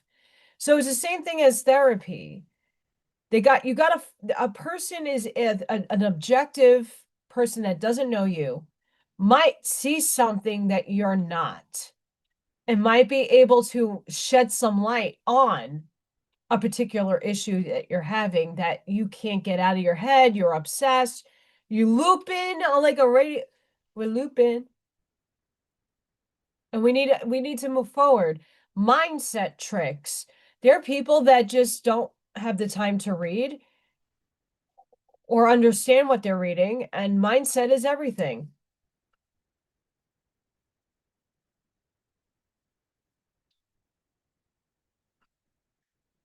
Sparky, absolutely. I just know from my personal experience, like when I wanted a QHHT therapist, like somebody that could take me into hypnosis, but also work as a therapist to my backstory. And that's just in linear, I'm talking linear time space. I believe everything's concurrently happening. I need a therapist that understands the mechanism of how I'm thinking. Not necessarily we're going to come and heal you, but I need somebody to go, okay, that problem is stemming from another self in that paradigm where they could not handle XYZ. So now when you're in this paradigm and you're experiencing these feelings and specify what those are, okay, here's how we're going to navigate getting you out of that frame of mind.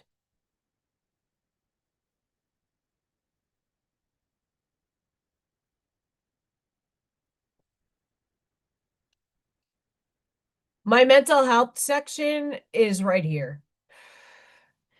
I'm not a self-diagnosed person, but I believed at one point I had borderline personality. And I also believe that I had some other things going on as a child because of my abilities and not knowing that I had abilities and thinking that I was fucking sheerly nuts for seeing things that no one else could see. I didn't think I was schizzy. I just didn't have phrases or verbiage to put like my experiences down, and some of them were tragic and dramatic.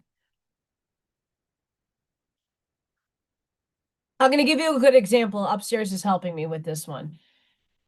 Some of us have been abducted by the extraterrestrials or our own government, whatever you view that as. This girl right here definitely have. I cannot recall in this body, in this life, being taken in another self. I don't recall it. But I have a knowing that I've been somewhere else. So there's probably subconscious, deep, hidden treasures of those abductions in my subconscious that have not come to my conscious yet to deal with. Because it wasn't in the state of consciousness that I'm currently in reality in. Right. And I'm all about young and not saying Casey was wrong, but Casey had a lot of good points.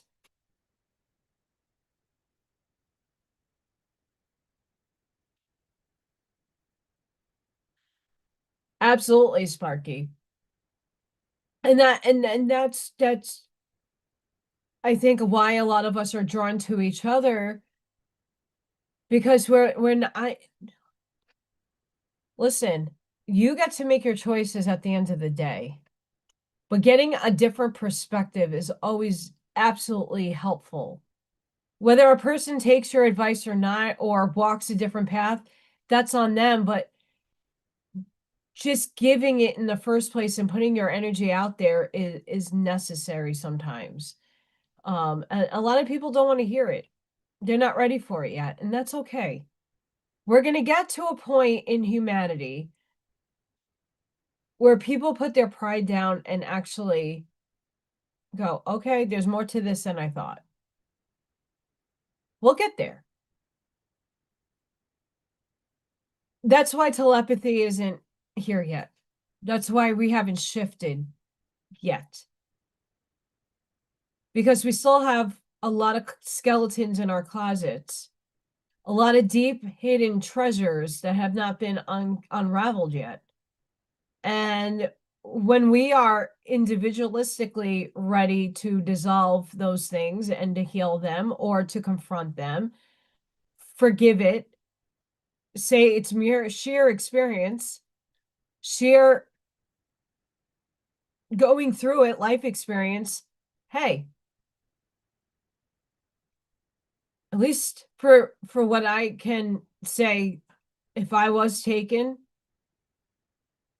I don't remember, and I don't have that trauma. If there was any, I don't know if there was.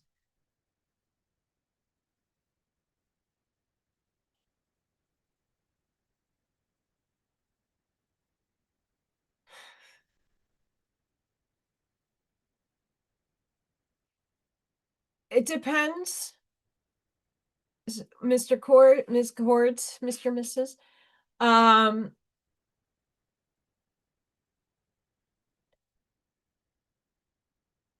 no, and I'm gonna be honest with you, Mars. I'm gonna get back to you, Court. Healthy constructivism is where I'm at. When you can constructively talk to somebody and be like, well, here's my perspective. I don't think arguing, because arguing can be taken in so many different ways. Debating your point is healthy. Constructive thinking is definitely needed. Contrast is needed. But it's up to the individual person receiving what they're getting, if it's constructive for them or not, if it's going to be it enmeshed in them to embody the change that they need to make. I've given advice to so many people, and I don't give it to myself. I don't take my own advice sometimes, like an asshole. But it's situational.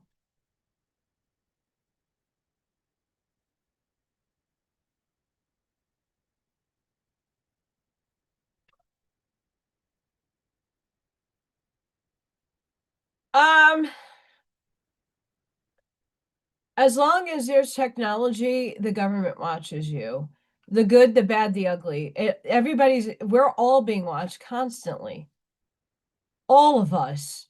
You have a cell phone, you're being watched. You use smart devices, you're being listened to. I don't care if they tell you, oh, shut off this and shut off that. They listen.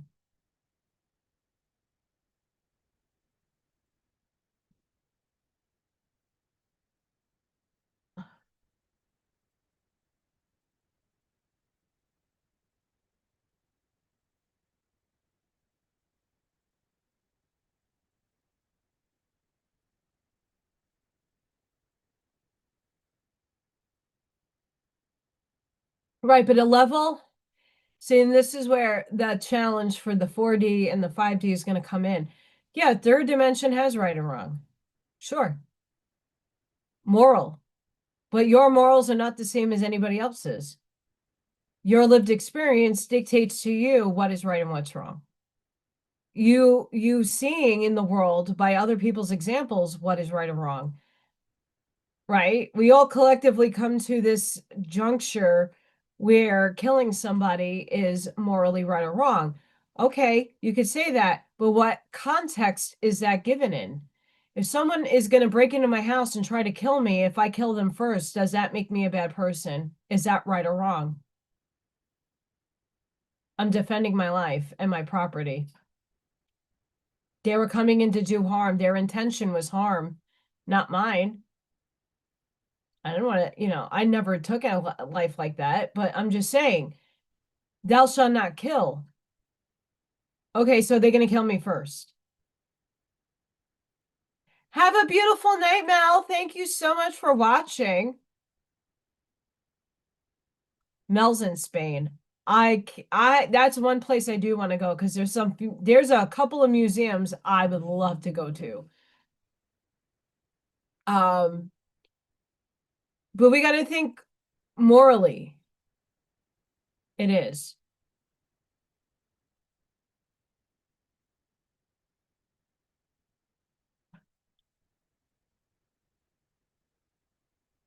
It's a matter of perception. Right. You could take anything and twist. And this world is built on the twists and the inversions. We're in a negative polarized planet. We're here to concentrate our vibration of high positive vibration to shift the bitch. We got to shift it. It's negative. It's negatively polarized because we allowed through all the generations, through the programming. I'm not saying it doesn't exist. It does exist. And I'm not negating that. We're here to shift it. And we have to start navigating our thinking differently.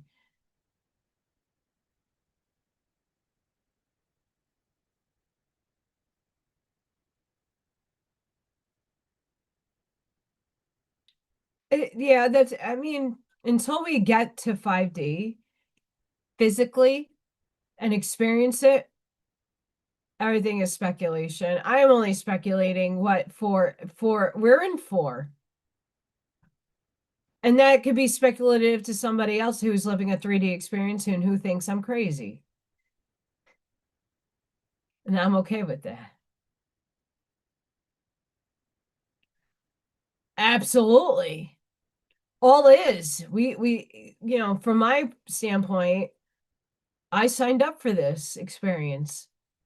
I signed up so God can have an experience, the energy, the photons, the atoms, the consciousness, the logi, the monad, the pleroma, whatever you want to label it as. It's having an experience through this body. My thoughts then create the reality in which I am in. And if we go to Neville Goddard, if we go to the law of assumption, if we go to the law of attraction, and then we look at the quantum mechanics behind all of that, we can definitely shift the bitch faster. But we're not there yet.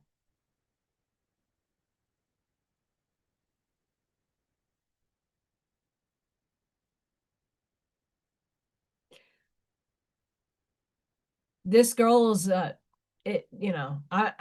confront. I got that little gangster aspect inside of me that hides. She's a wicked little.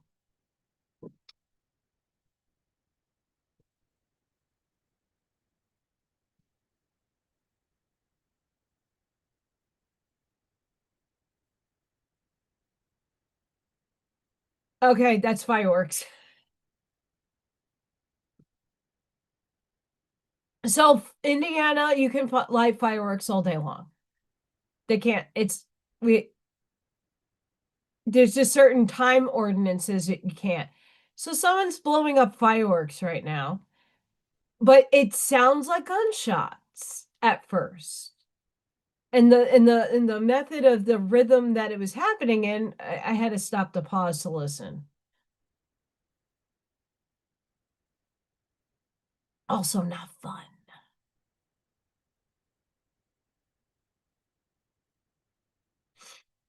Oh, my allergies. Okay, I would like to read this one, if it will share. A wound finds its voice, and healing begins to move through you. Mercury conjunct Chiron at 27 degrees in Aries aligns under the full moon in Scorpio, bringing a moment where words carry the power to release what has been held inside. This is not about perfect expression. It is about honest expression. You feel what needs to be said, whether to yourself or to someone else. And it comes from a place that is ready to move forward. Aries brings the courage to speak, while Chiron opens the space for healing, allowing what has been painful to finally be acknowledged. This is a transformational release, where what has been folded within you begins to open like a flower from the chest, ready to breathe again. This becomes a moment of emotional release and letting go. You begin to understand that holding on to the past no longer serves you. And that peace is something you choose through awareness and honesty. What you say now can shift how you feel, creating space where there was once tension or pain. As you allow yourself to speak with truth and intention, something within you softens, clears, and blossoms into a deeper sense of freedom, leaving you with a renewed connection to your own peace. This is the energy that's been building up like a fucking dam. And tonight it gets released. So the pressure is no longer there and everything is gonna.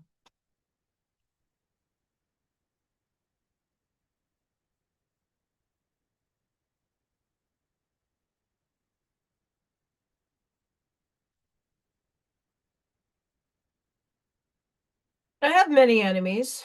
I'm the devil in I'm a devil in someone's story. Multiple stories. Chapter books, who knows? I still see everybody as an aspect of myself that is reflecting back to me what I need to do to better myself. I don't look at others as enemies. I look at people that try to have power over me, try to control me, try to manipulate me. I wouldn't necessarily call those enemies. I just call those people that have a lot of deep-seated healing to do. I mean, tit for tat.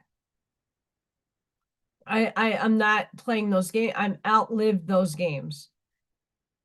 And like I said, Mars, I think you're that one person amongst a couple that are going to be the front lines to confronting that enemy, to confronting those things, those peoples, those paradigms.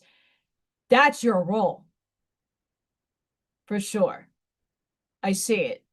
You got the spunk in you. I love it. It's the programs. It's what people allow. Truth is a frequency. And we all, hi, Barbara. And we all experience frequency differently.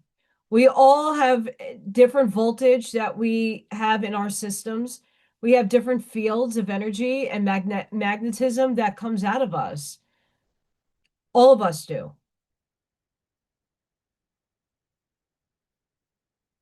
We all have a role here. That's why we're still alive and breathing. We all have experience to go through. We all have a contract. Maybe some of you might not. I don't know. I'm not here to speculate. I know for myself, I have one. As much as I've teared up and disentangled and let things go, certain things just keep coming back because the lesson hasn't been learned. And might not be on my end that it needs to be learned. It might be on someone else. I just signed up for that role. But there are people that will be here to confront that what's said evil, that energy, that power over others dynamic. That has to be over. That has to be won.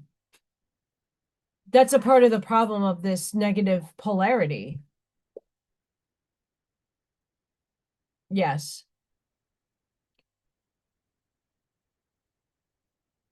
We're here to shift, and we have to think things differently because what was working or what wasn't working isn't really working this time. We destroyed ourselves in Lemuria, Atlantis, Mu. We destroyed ourselves in so many different other ways. We perverted human stock. We've got a little too ambitious with certain genetic projects. We've gotten to a point where there's black projects and things that are unimaginable, some of us know about, that there's no way to know how to stop it besides not feeding it energy and not paying its mind of attention, because that's what perpetuates negative energy. You feed it with your thoughts. And you can use this as an example.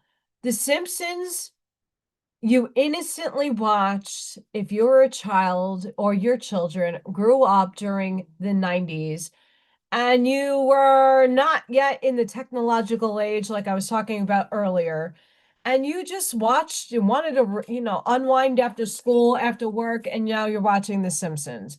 And you're just watching, laughing, eating dinner with the family, just scenario wise. They were programming you. They were siphoning off your energy.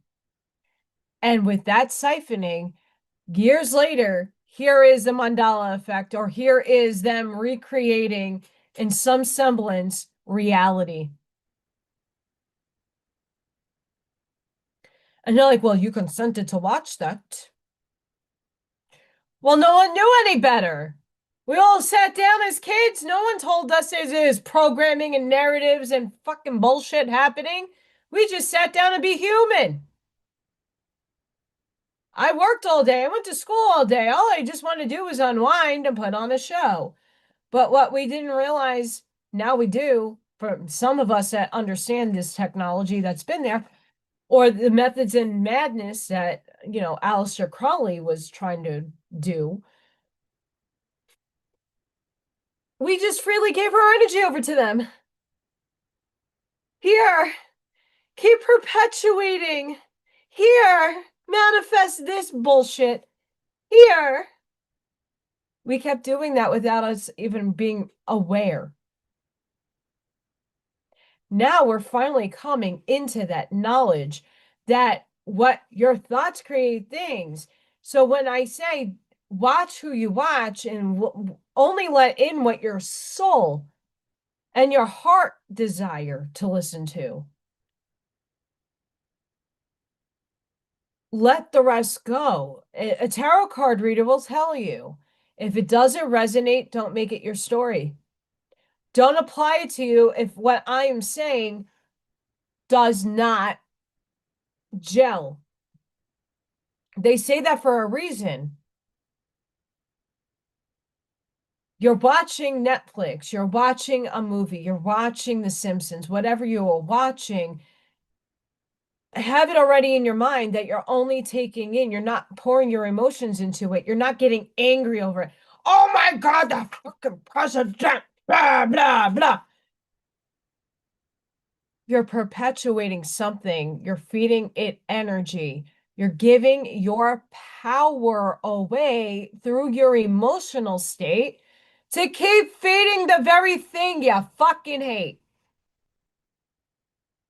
Why I don't follow any of that, because I used to be on my little footstool. I used to get super angry and super heated and very emotional about what's going on in our world. And you know what I was not doing? I wasn't feeding the new reality that we all wanted. I was feeding and perpetuating the old cycle.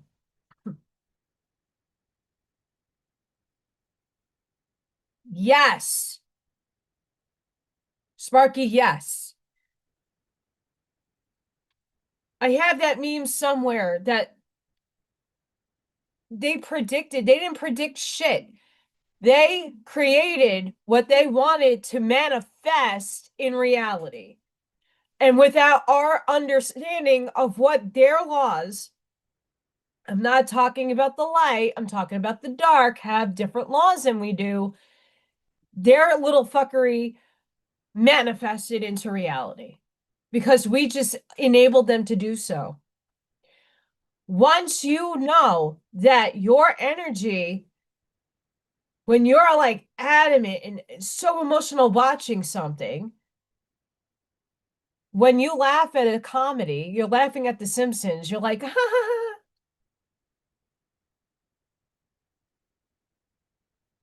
you're mocking. They're making you laugh and they're mocking a real event. They're like giving it to you through fiction. So you laugh at it, that gives them consent to perpetuate it later on. And I mean, who knows later on down the line how many people stop watching television is no longer perpetuating this loop.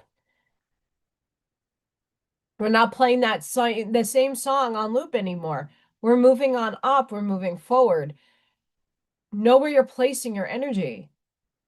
I'm not saying you can't watch The Simpsons. I'm not saying you can't watch other people talk about politics or, obviously we get adamant about the things that we believe in, but take a step back sometimes to see if it is a program, a narrative that's being steered at you to hype your emotional state up, put you in fear, or make you super like, oh my God, this is absolutely going to happen. This is predicted. This has to align because the numbers say so. And this shit never happens. So you just throw all your energy into a place and wasted your energy.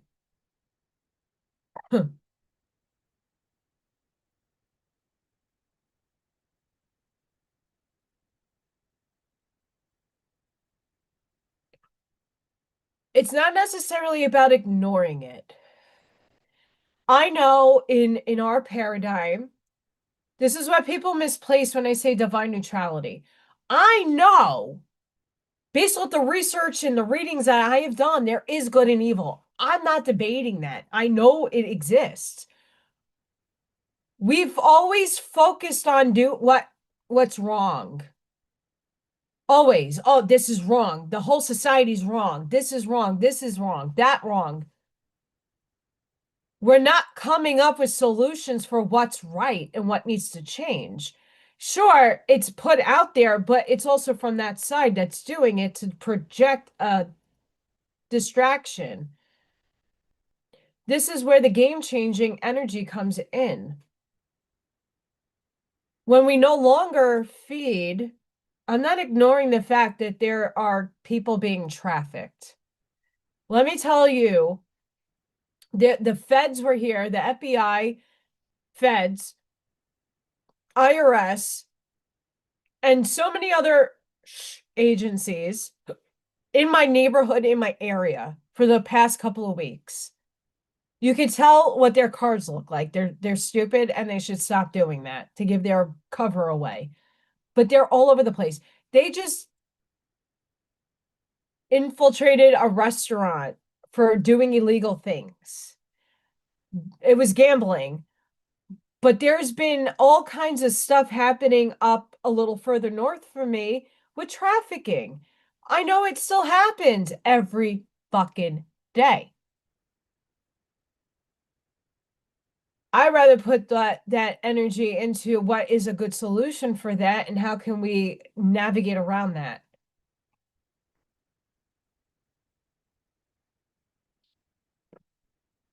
Yes. So it's not ignoring, I'm not, and I know a lot of people misread me when I say I'm divine neutral. It's not to say I'm not ignorant to what's wrong. I'm just not feeding it my energy anymore.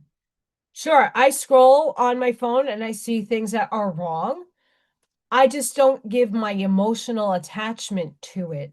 I don't obsessively watch what's next on CNN because it's only perpetuating. It's not doing anything but feeding them the energy that they need, loosh, as it could be called. I'm not feeding it anymore.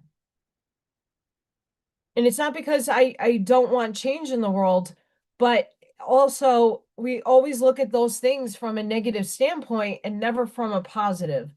Like, why is this happening? What is this trying to show us? How can we improve on our lives? How can we stop this? How do you rehab the victims? And it continues. It really is. There are going to be people like you, Mars, that are going to be the ones standing up and taking that action. There's some of us that are energetically here to plant the new reality. We all have a role on this planet. I did not come in this life to be a judge, jury, or an executioner. I might be a part of a jury one day as experience, but I'm not legally going to say I'm going to put somebody to death. That's not why I came into this life. My life came in with a different mission, but there are people with that mission.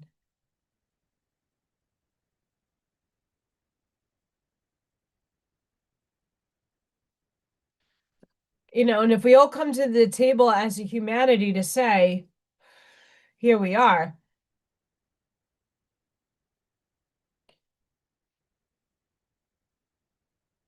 It is to an extent, but what a lot of people that feed into the politics, I don't believe that man was president. He already had 2 terms. Balloons before he was even president. We had a man from Kenya as president. I've heard the audio from him saying it.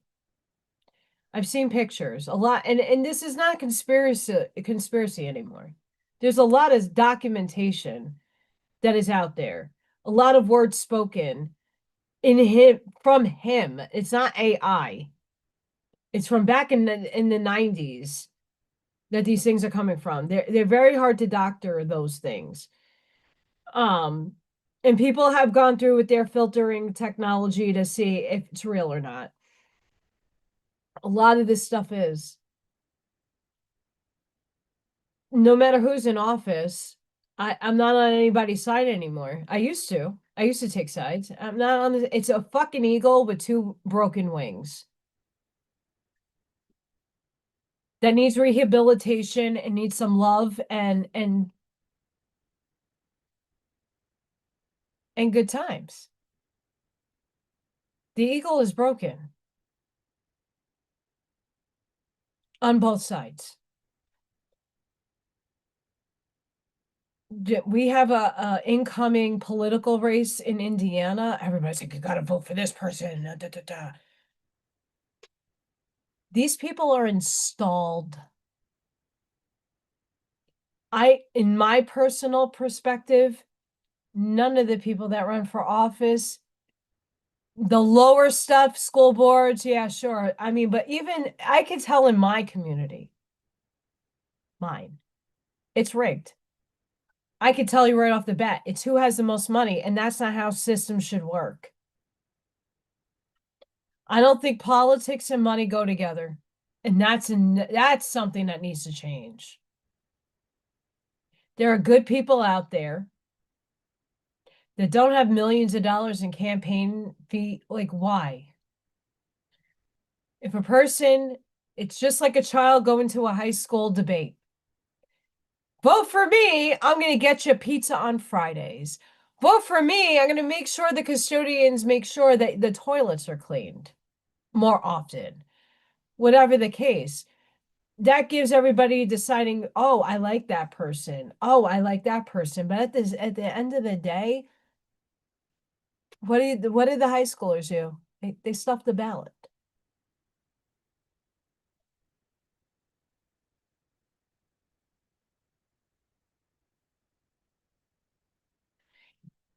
Sparky, you couldn't have said it any better. I love you, girl. Yes. We got to start looking, and I've done this with the 5G towers and that stuff. Instead of thinking it being a negative thing, it's a part of your everyday life. They're up. Now, how can you alchemize, shift the energy, shift your thinking, shift the energy and shift your thinking? When you say you're feeding, that's feeding everybody death, you in fact are poisoning your own self, because that vibration that you thus spoke is still in your environment. It's affecting you. You're poisoning your own self by saying that's going to cause me illness. Transmute.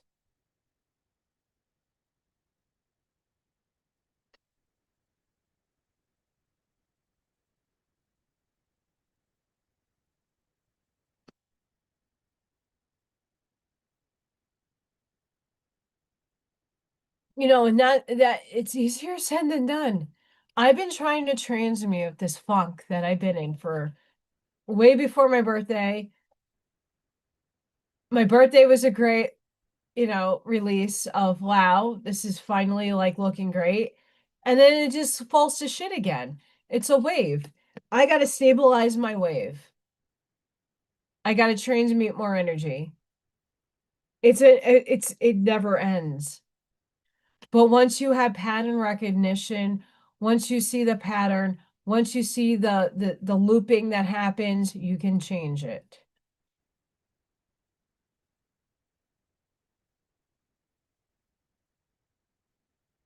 For sure. And the bennies are not working.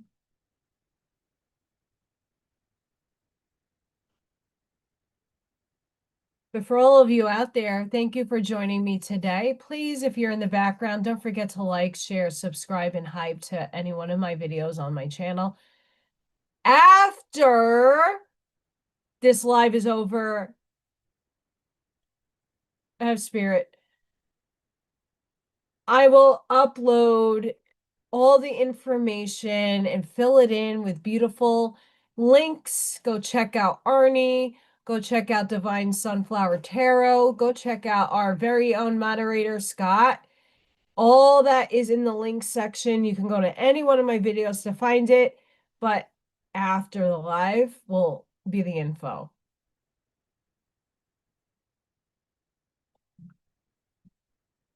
Sad day in my life.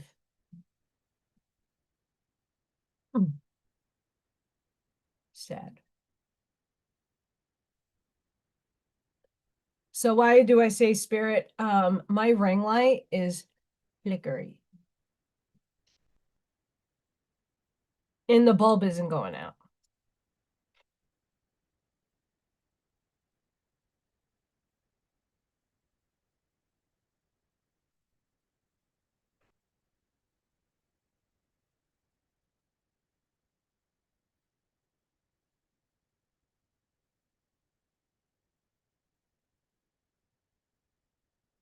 If anybody got the cash money,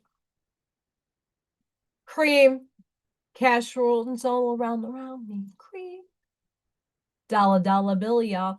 Method Man is selling his house on Staten Island.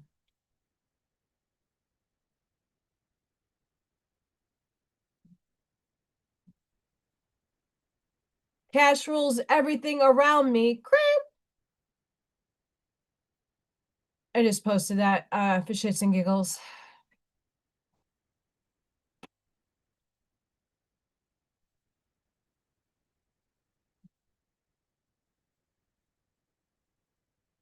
Okay, I have some gems here with the quantum stuff I would love to read before I get into cards. There could be versions, plural, of you that never came into existence due to quantum physics. Not every possible version of you becomes real. Even in a universe described by probabilities, quantum theory allows multiple potential outcomes, but when an event happens, only one outcome is realized in your observed reality. The branching of reality you exist in.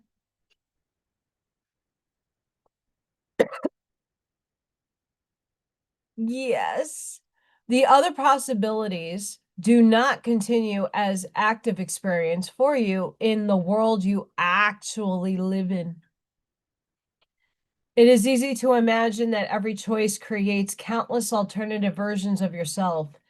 Some interpretations of quantum mechanics explore branching possibilities, but they do not mean every imagined scenario exists in a simple personal sense. Physics describes outcomes of systems, not detailed parallel lives shaped by everyday decisions like in fiction. At the quantum level, particles behave with probabilities. Before measurement, a system can be described by multiple possible states. After interaction, one result is observed. That does not mean a fully formed version of you continues elsewhere, missing from your awareness. It means reality at small scales follow statistical rules rather than fixed predictions. Many possible paths never occur because conditions, interactions, and constraints guide which outcomes are physically allowed. Laws of physics, initial states, and environmental factors limit what can happen. So while the space of possibilities is vast, it is not unlimited and does not guarantee that every imagined version of you becomes real somewhere. It is about understanding that reality is shaped by probability and constraint together. You live one continuous path influenced by choices, conditions, and natural laws. Possibilities exist, but only some become real. That balance between freedom and limitation is what gives the universe its structure and meaning.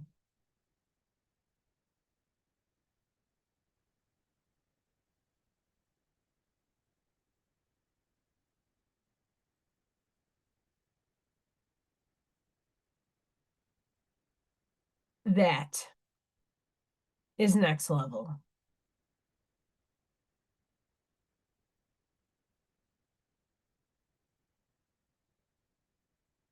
That right there.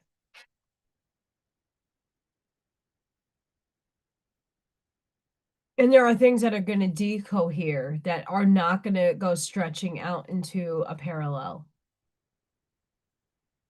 So in the next moment, let's just say I'm creating right now a decision in my head and I made a choice. And in this branching of reality, one choice actually is lived. The other choice that I would have made is playing out in a parallel version. But the 8 million different other varieties of that decoheres.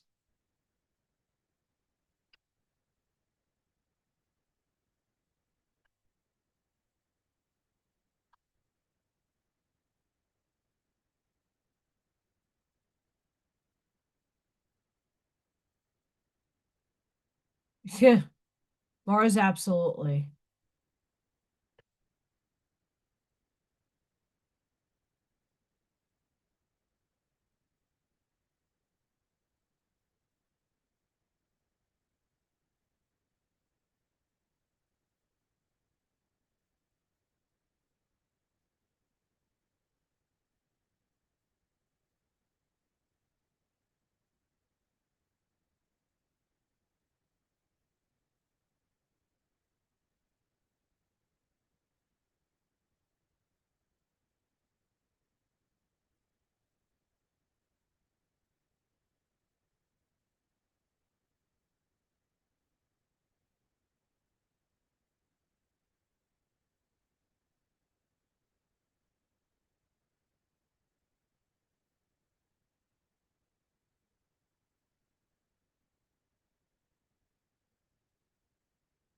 Before I get to the cards, give me a second, guys. I gotta go potty. Sorry. My bladder is calling. I got old lady syndrome going on today. Hang on, guys. I will be almost, when I get off this chair, right back. I will be right back. For I gotta go potty.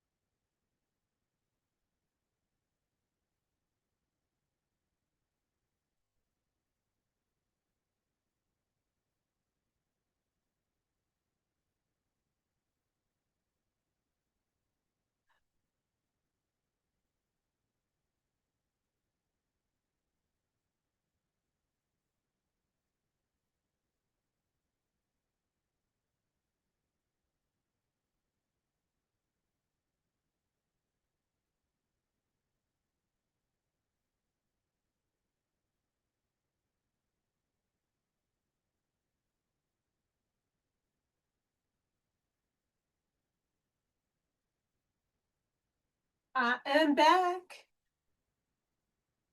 I went potty. I am back. Hi, everybody. How'd I go potty? So I'm going to pull some cards. We're going to do the archetype. And I got to find these little bullshits.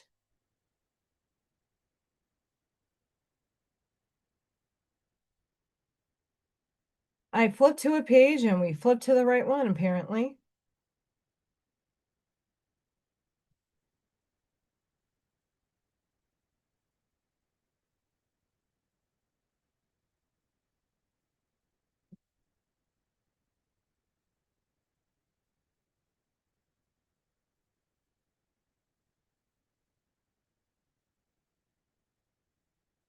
We got a first card up.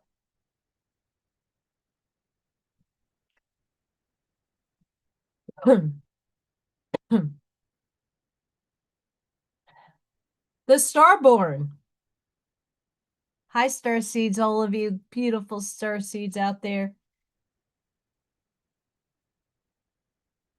The divine child, the star child, the destined.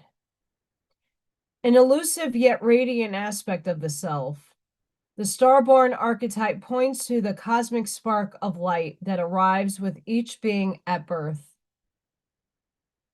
The moment the newborn's crowns, whether BJJs or surgically, the royal stars above are said to constellate in a unique shape that maps our path in the world.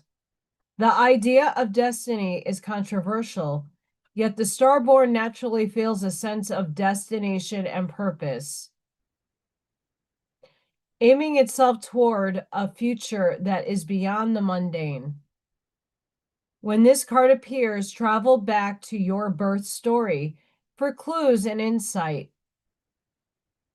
What did you desire when you were young? Practice seeing your life from a mythic point of view rather than a series of logistics. Read the story of the three fates and envision yourself born under the stars with a unique destiny. A light, trusting, vibrant, aimed.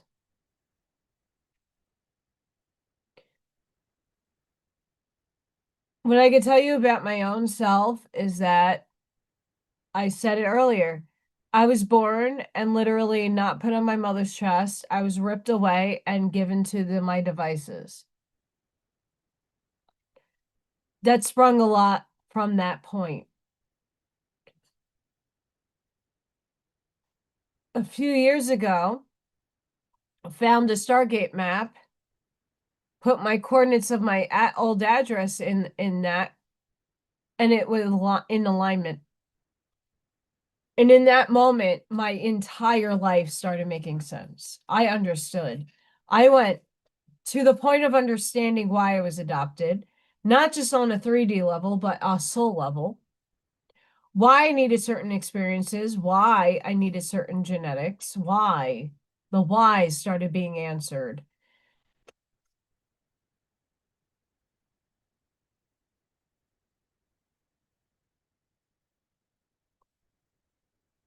Liberty's a choice, and so is death.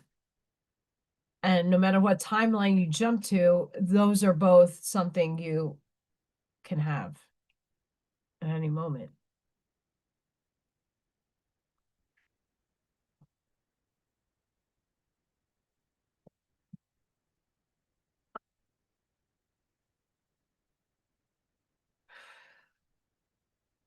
A lot of us have been imprinted since birth at a young age. Information that helped you steer and navigate this reality. Many of us have a knowing that we just can't tell you where it comes from. Obviously, the field of quantumness, that we're different. That we came here with a mission, a purpose, and we can't put our finger in how that is in definition, but we know we're here for a purpose and a reason. And it's up to us to navigate how to get to that awareness. The journey of life is going through these experiences, learning your lessons, learning a bigger picture, and then moving forward embodied in that understanding and that knowing. Moving forward, even though you don't know what direction to move in, you're just moving at some pace. And many of us were born with that knowing.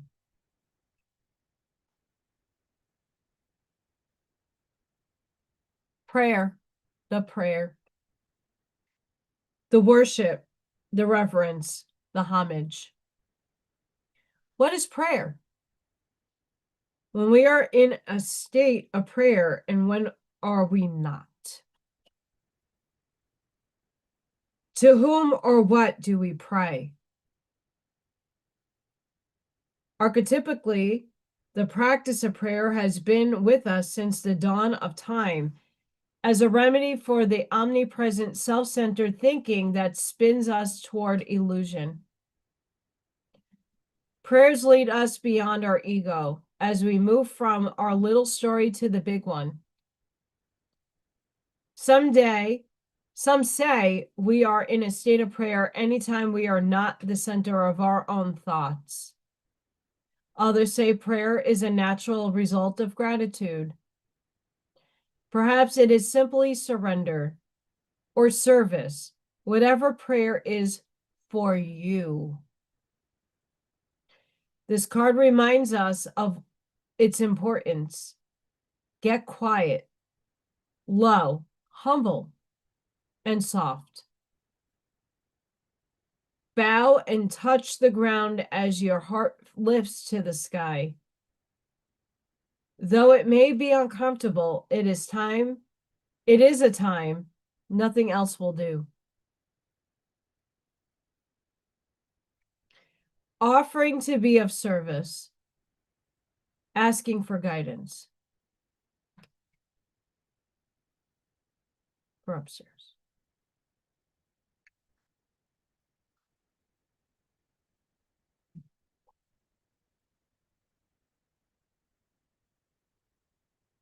I missed a card. I knew I did.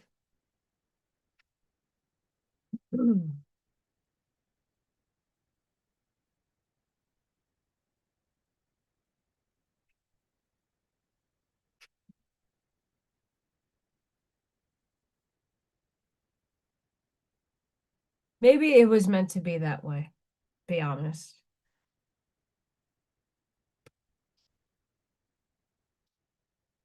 You're born You got elements to you of the cosmos. Your atoms recycled over and over and over and over and over and over and over and over again. You're a biochemical vehicle. You're organic. You're divine. When you come into that acceptance, no matter how you go about your prayer, your mantras, your affirmations, your mindsets,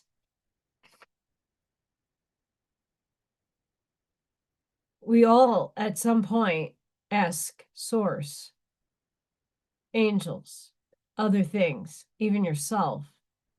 You got to change. How do I go about it? And sometimes that clarity doesn't come. You ask for help. You pray. You put well wishes into the world for other people going through difficult things. You bubble people in love and protection.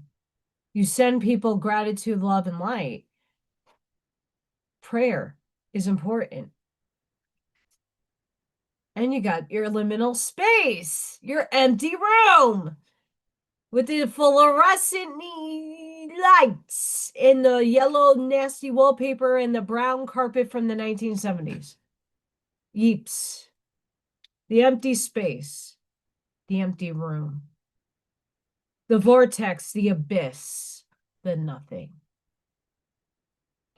The empty room haunts us all.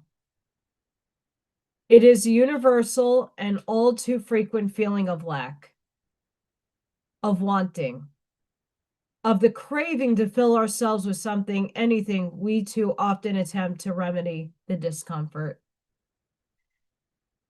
Of the empty room by any means necessary, lending us to the culture of more. Ironically, the empty room is filled to the brim with potential. Yet we perceive it as not enough. This card is a cry for patience, for sitting within the barren walls of not knowing, for awaiting true vision and purpose before attaching to what should be, what we should do next to save our outward appearance. Be with the nothingness. Be with the impatience. The empty room has immense power. Let others wonder what you are doing. If you can settle into the magic of emptiness, you will soon hear its whispers of wisdom. Spaciousness, potential, possibility.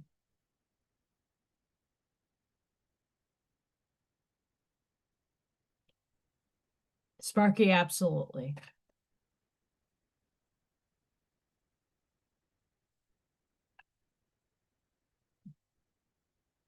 Tim, it is. Your thoughts, your vibration, your words hold energy. And sometimes we don't have the answers. Sometimes we don't see the big picture. Sometimes you're overwhelmed and bogged down by 3D shit. And sometimes you need some relief and you don't know where to get it. And you ask upstairs, hey, can you help navigate this situation for me? And not all the time do you feel like they listen, but they hear you. You're resonant with source. Of course it hears you.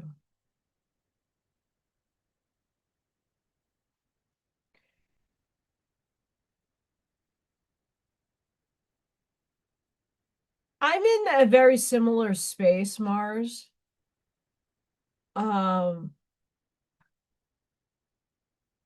I really enjoy guided meditation, but recently I have just been in the silence. I don't have an inner monologue. I just blank out. And it's really nice. Not think. And not have your brain flooded with all kinds of like bullshit.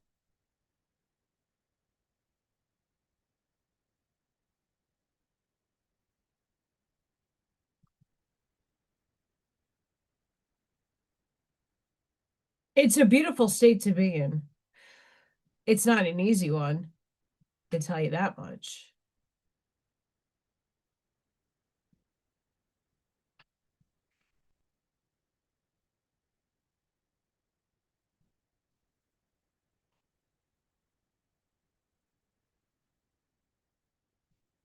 I'm just scrolling up to get to another article I want to read. We have gnosis.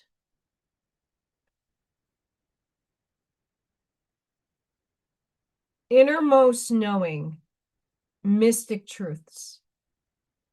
True knowledge is not found in facts and figures. In scholarly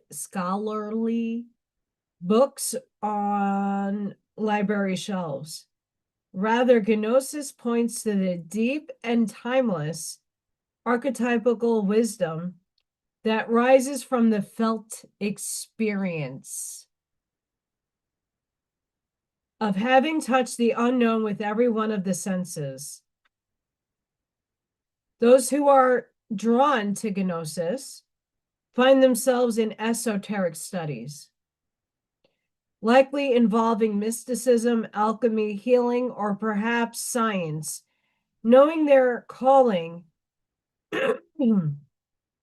Not knowing is their job description. No matter how far the alchemist takes their studies, they come to the ultimate conclusion that facts slip toward mystery. And soon the mystery results in facts. This card signifies a knowing that is life-changing.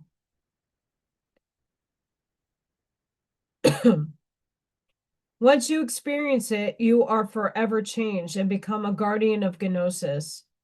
The eternal mystery is calling you. Study your passion in the deepest way available to you.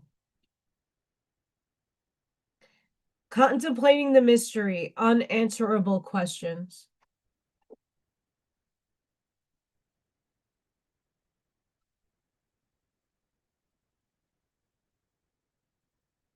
You were born. You prayed, meditated, went within. The full moon, your liminal empty space, is being filled. It's there. It already is existent. You just don't perceive it just yet. But once you dive into what you want, what you desire, don't let anything stand in your way. That empty room starts being filled once you know what your true passions are and how you want to make it be a change in the world. Not just for yourself, but for humanity.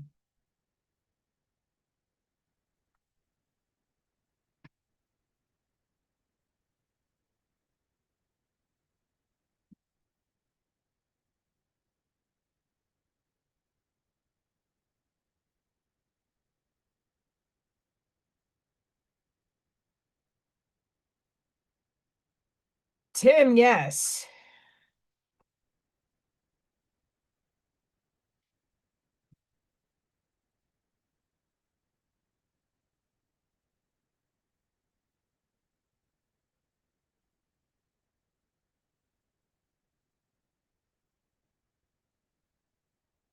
And don't think the English language hasn't been inverted. Yes. Good morning. What are you mourning? Grand Rising. Am I mourning a new day? I'm dreading the new day.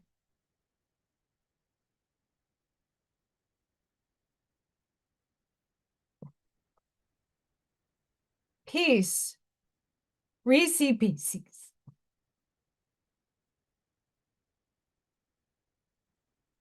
See how they do the trick?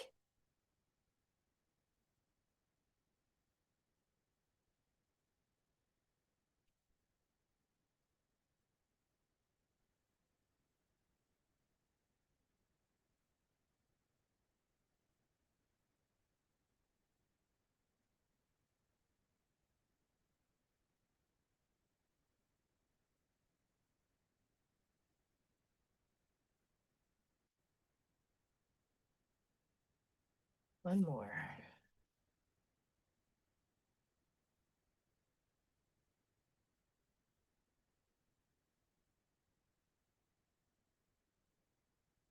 I mean, light language is fun too, but we're not in that understanding just yet. There are people that know light language, but it doesn't equate to a lot, the majority of people's ears. Just doesn't.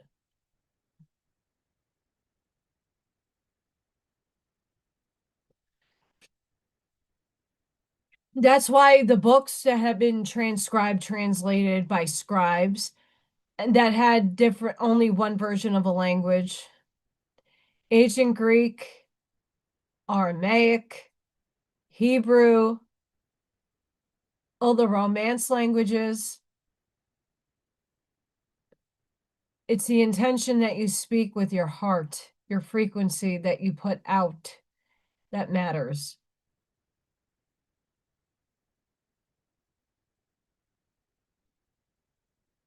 Yes. I bow to no one. Our full moon energies for tonight. Out of bounds moon. You all, in some aspect of your life, need boundaries. As the changes come in, as your dynamics are changing with different people, different places, different things, you are going to need to put some boundaries up. Not to put a wall up and to not let things in, but to know where you are standing.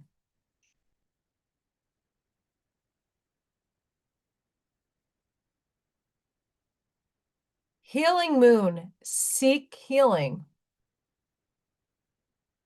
Whether it be emotionally, physically, spiritually, whatever you feel called to do, you need some healing. I know I need some healing. I need to heal physically and some emotional shit. Moonlight enchanted. Find your passions. Yin moon, accept help. There are people out there willing to help you. But if you don't know what kind of help that you need, how can you ask for help? But there is help for those of you who can use it. Ah.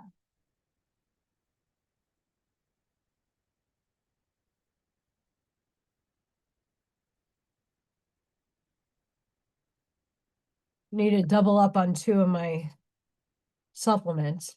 Moon cold, meant to be. I don't know what is meant to be, but something is meant to be. Moon dance, celebrate. Celebrate life.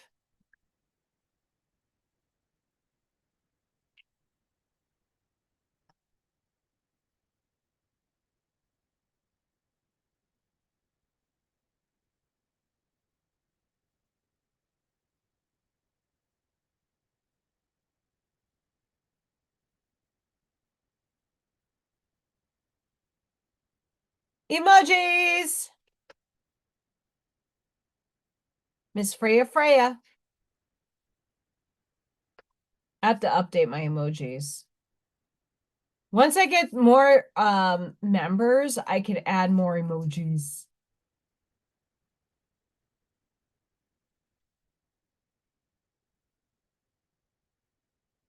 I might shift them too.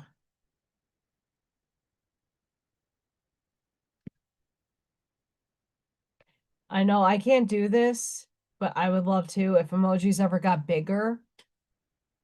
Hang on.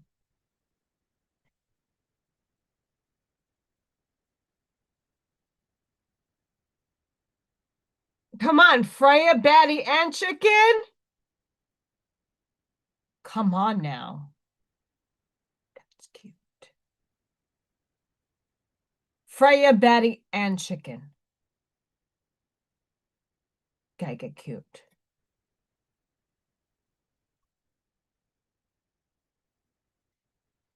BBP going through a portal. Come on now.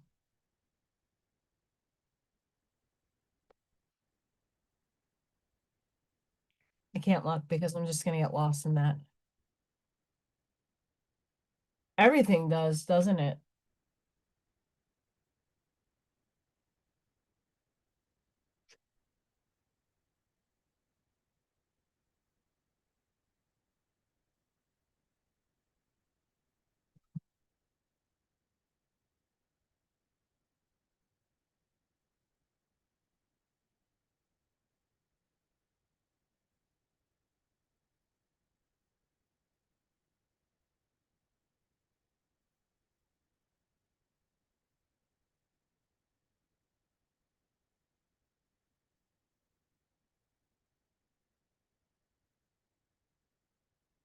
I have to look up the signs for what I want to say next.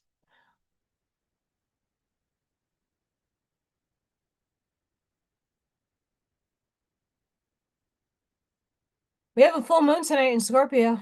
Death and rebirth, guys.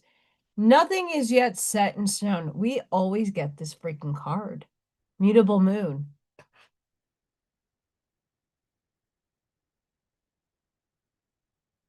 Full moon in Capricorn. The end of a tough cycle approaches. And everything that I spoke about with what's going on energetically, that fits. New moon in Aries. It's time to take action. Action. Sweet. I don't sing when I'm sick. Balsamic moon, a time for healing. Once again, we're purging out the remnants of the old life, the old self, get by. I love you, but you don't serve me no more.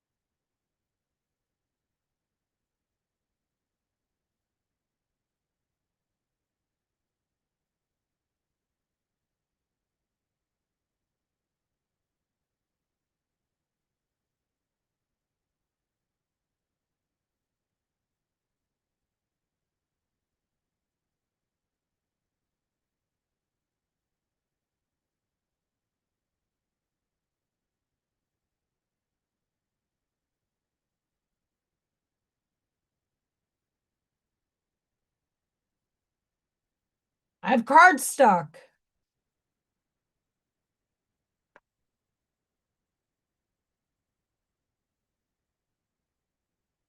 Go in there.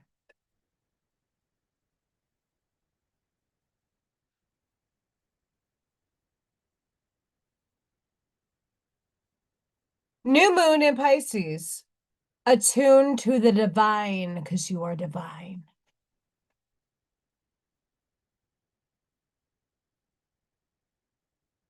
New moon in Cancer. Relax.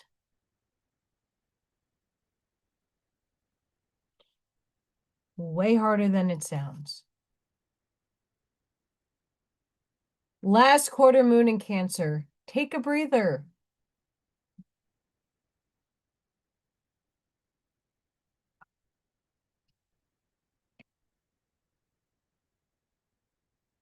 First quarter moon in Aries. Step into your power. I got the power.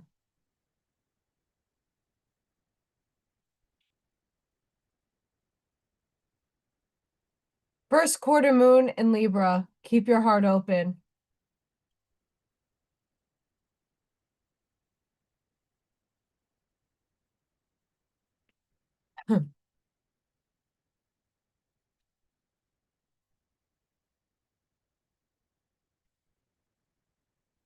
Rest, relax, surrender. Let things come to you. New cards. And I like them. I have a Oracle deck addiction, by the way.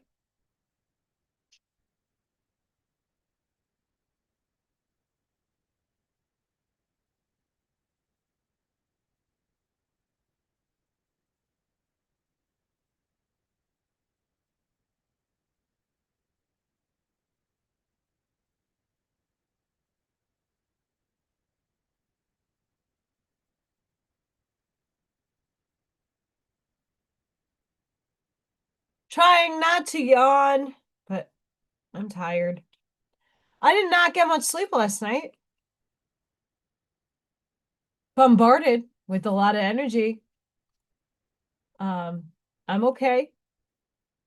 Maybe.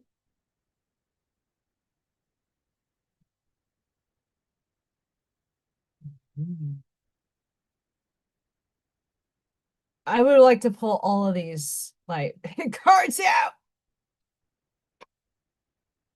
but I can't.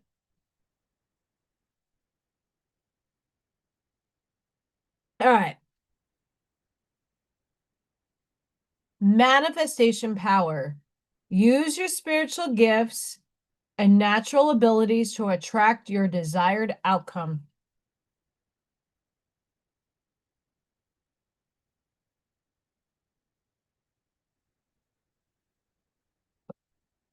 Release.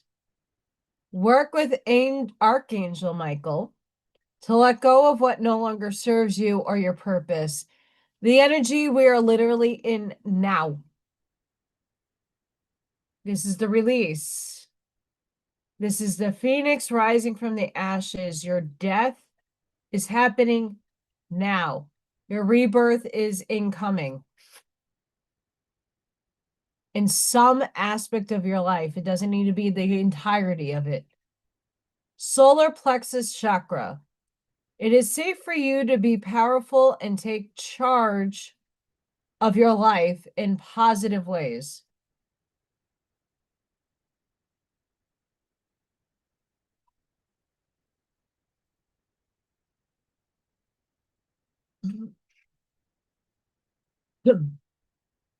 Clear, cancel, delete.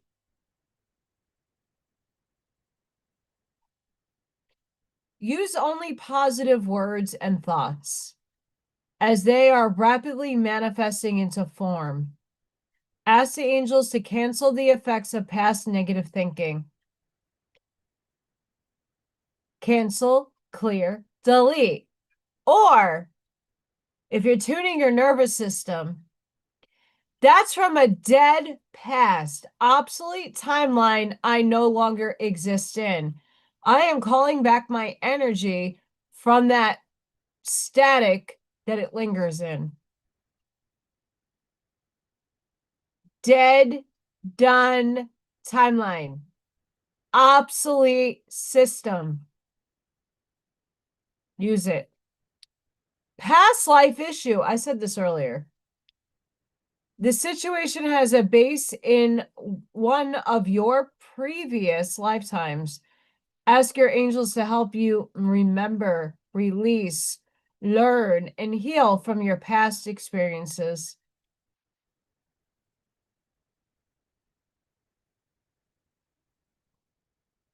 Find, torture, and kill. It's a good song.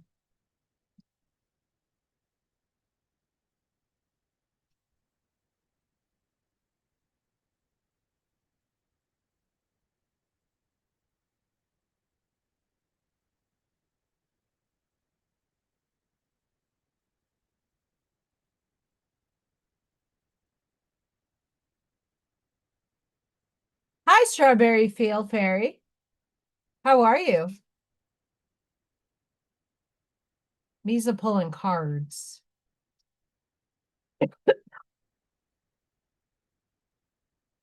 Hi, all you beautiful souls. Please do me the favor, if you have forgotten, I love you anyway. Please don't forget to hit that like, share, subscribe.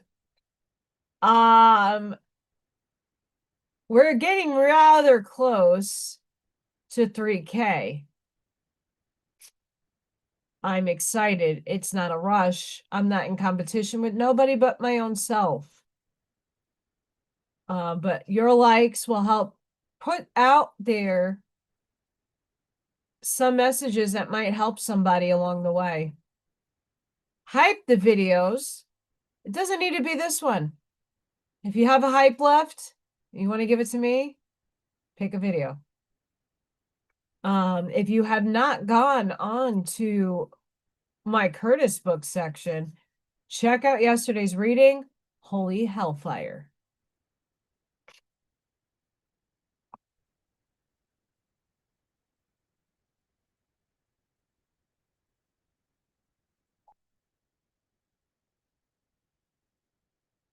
As I'm not taking a break from the Curtis books, but I'm going to slow it down because we are getting so close to not having any more Curtis books.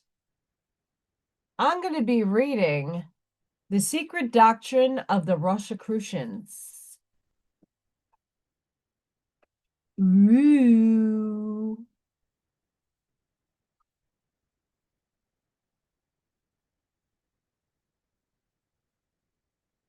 Perspective. And maybe over the summer, I could start making my insights on the books that I am not allowed to read outright and just give perspective. Being that I don't know where my future is taking me. And I'm okay with that. Living in the moment.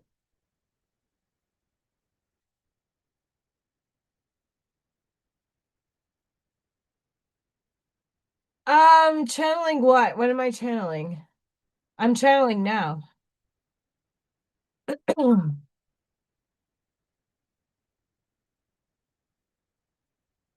Um, when it came to that one actual time I literally channeled on this, it was my mom.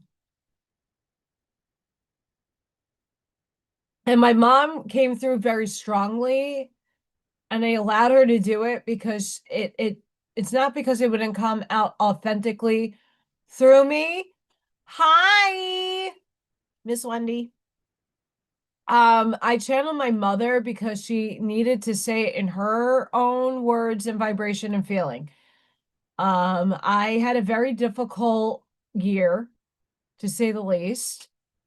And a lot of people on this channel have showed up in ways that there's no repayment on that besides giving my wisdom and hoping that everybody learns from it or takes something away from it. And she wanted to thank everybody personally through her vibration.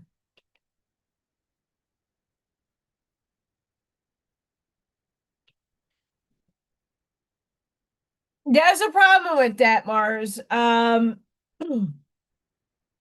the reason why I say that is people have channeled Aleister Crowley. A lot of people have channeled Manly P. Hall, Dolores Cannon, uh, and I can tell you right now off the bat, when I'm reading and doing a lot of the work that I do, I'm already channeling the Curtises. I could tell you that but there's no reason for me to read all of their work and it aligns. Like, not everything aligns fully to me, but the majority of their writings do. And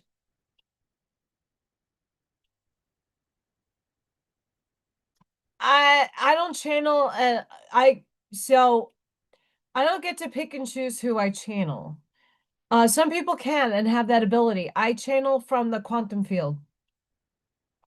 I'm channeling from my higher self. Give me a second, guys. I have a sneeze coming on.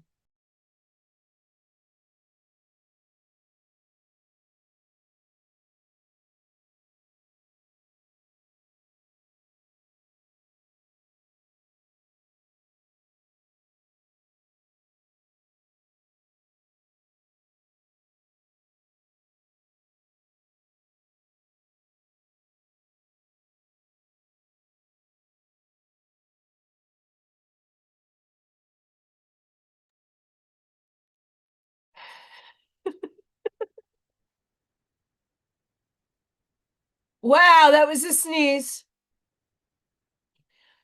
I'm only muting and closing my camera because of how violent these sneezes are. They're violent. And you can see me recovery. It's yikes. At least it's coming out. Um, my higher self controls what comes through me. Hi, Gwenly. And you sneezed too, Ivy. Um, I blew my back out sneezing yesterday.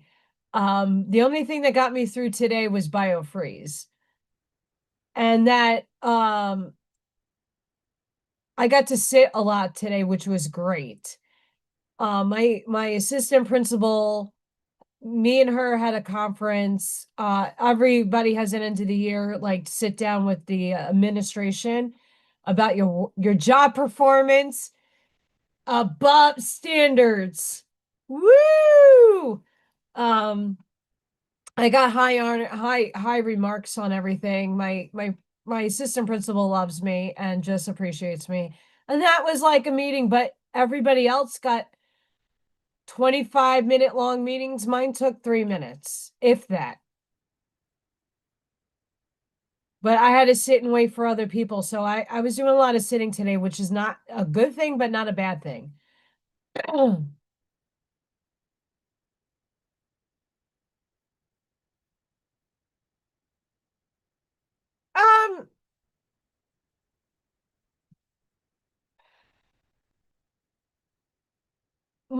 my higher self is not going to give me my answers.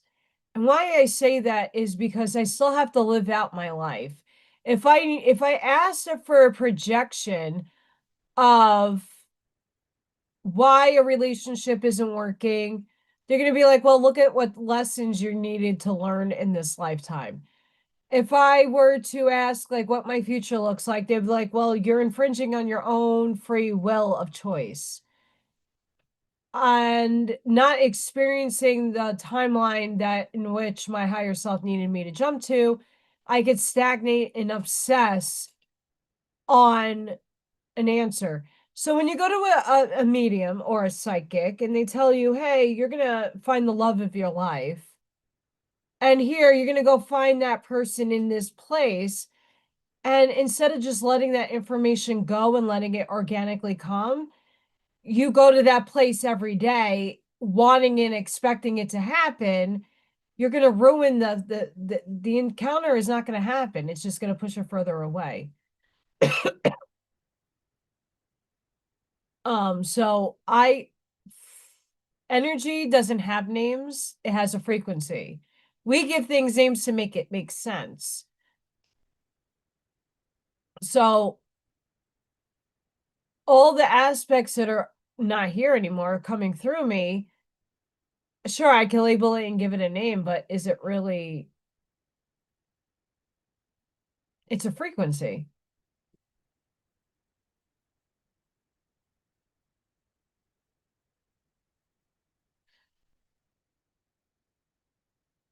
I'm not necessarily looping. My higher self has the controls. It knows a fuller story than I do in this limitation. And my soul designated me to learn specific lessons on Earth School. I think a lot of people miss that. I mean, you don't need to believe that you have a contract and that you have lessons to learn. You're just here to live. That's cool. Um,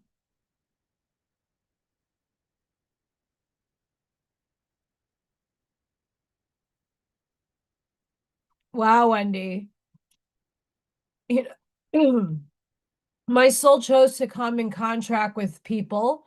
You guys are a part of that contract, by the way. You're here by no accident. You're here because you're divinely sent. You're orchestrated to be here for a purpose, a reason. You needed to hear something. You needed something out of my cards. Whatever it is, you're here. Looping Looping is you loop when you're not learning your lessons. And sometimes it takes different ways of learning a lesson in order to move on. So if I fail to learn a lesson with or accept a lesson from a prior person in my life, whether it be my mom, a relationship I was in, a job that I was in, it will show up in another way in a different form, but it still is going to repeat until I learn it. If it's not learned in this life, it's going to be learned in another modality. 100% because my higher self is with source.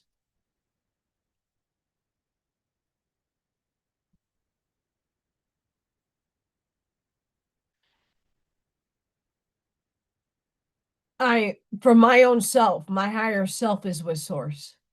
My oversoul is with source. You have different versions of your higher self too. It's in different dimensions and densities. It's all tethered to source. Your silver cord that is invisible, yet is string theory, in my estimation, is connected to source. You're a divine being. Now, whether your intention is good or bad, that's still tethered to source. If you came into this life needing the negative polarity to experience, you're going to be an asshole. You're going to be a narcissist. You're going to be somebody that challenges the light, to infiltrate it, to have power over others. We've all had and have lives right now that are experiencing negativity in that power dynamic.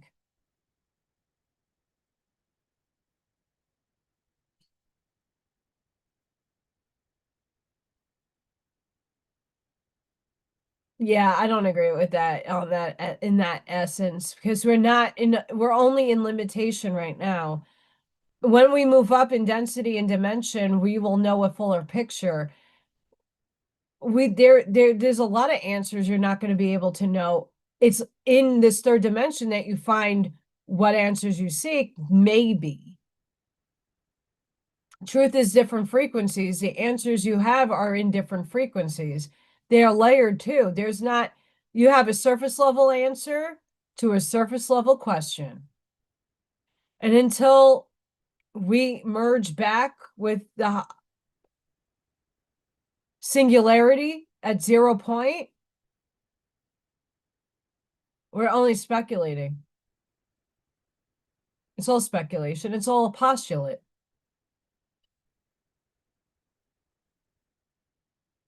It depends in the manner and context in which you need an answer to. If you're asking yourself, why aren't you happy? Everybody's going to have a different lived experience of why they're not happy. You can ask the same question of why are you happy? And it could be in many layered terms. I'm happy with myself. I'm happy with this. I'm happy with that. But there's different layerings to that. Mars, could that also just be your ego? Your ego has a lot of shaping of how you interpret this world. It's to keep you alive.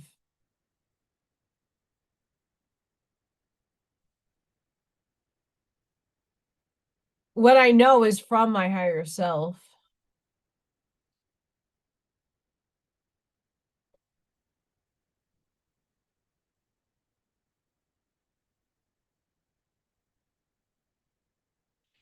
Not in my dichotomy, not in my paradigm. Your ego keeps you alive in survival. And I'm looping out of that paradigm. Um, my ego is what limits my self. It's that little voice in my head that's like, you're not good enough. You're never going to get married. You're never going to find your future. You're always going to get stuck in the loop of what you've been fed your whole life. That's your ego. It's to keep you comfortable and in the same position. because that's all it knows is secure, safety, structure. But what happens if that structure is not good for you? And your ego puts the fear in you that says, hey, you're not good enough. What are you talking about? You know you're weak in that aspect. Instead of taking the bull by the horns and going, well, I'm going to overcome that challenge. Your ego could work against you or work for you. Your higher self is not determining or judging your ego. It's helping filter out. And to make this even, I'm gonna give you this, Mars. You're not gonna like what I'm gonna say, but hear me out. As we're shifting to 4-5D,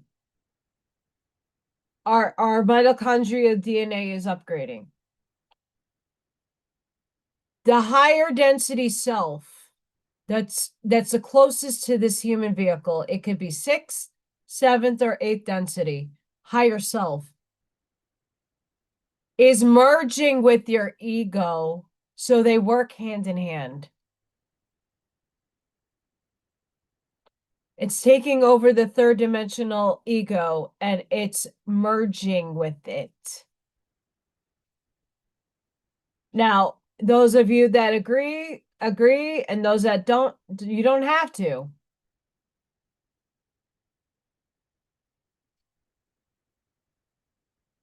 But just know that that's one dichotomy that could be lived and chosen.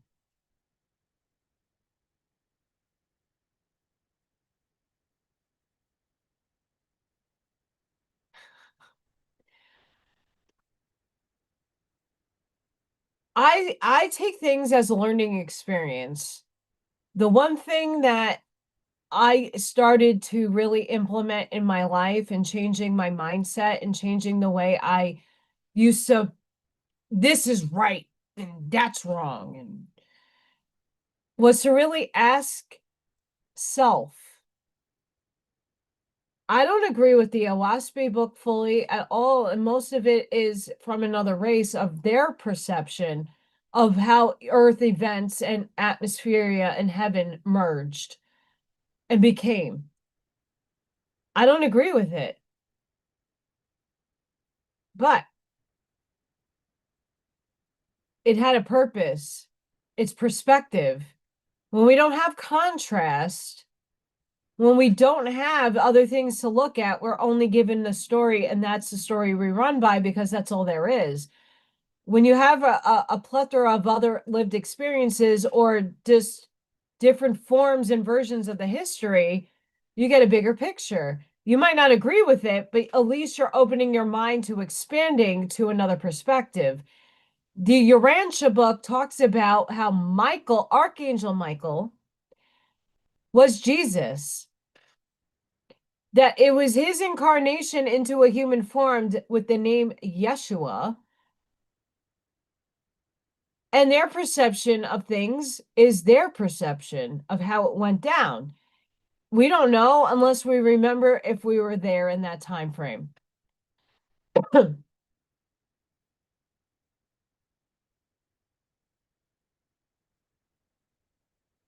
Your higher self is above your ego. It is not a judgmental form of yourself. It's a bigger soul fragment of self that understands what you need in this life that you chose. It's your navigator. It's holding the controls. You are the drone. They're controlling you. Your ego is ingrained in the brain. It's a mechanism in which helps us survive. When there's divine intervention, an angel, you see these little TikToks here and there where people are pushed out of a way of a moving car. They don't know how. You just see their body fly back. That's divine assistance. Your higher self doesn't judge you. Your choice that you make, it's going to help navigate you regardless. It's not judging you that you made the wrong decision. What is wrong? There's no wrong decision. There's a slow path or the fast path. And our higher self navigates us through these things with intuitive nudges, synchronicities. It's our higher self that gives us these things to navigate us. Your ego is there to filter it through, to keep you safe. Have a good night, Ivy. Feel better, girl.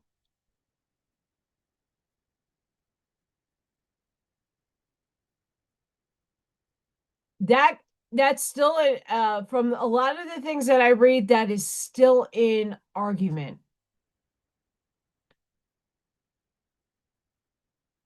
It's still an argument. I would say that ego, literally the qualia, would be 4D, not 3.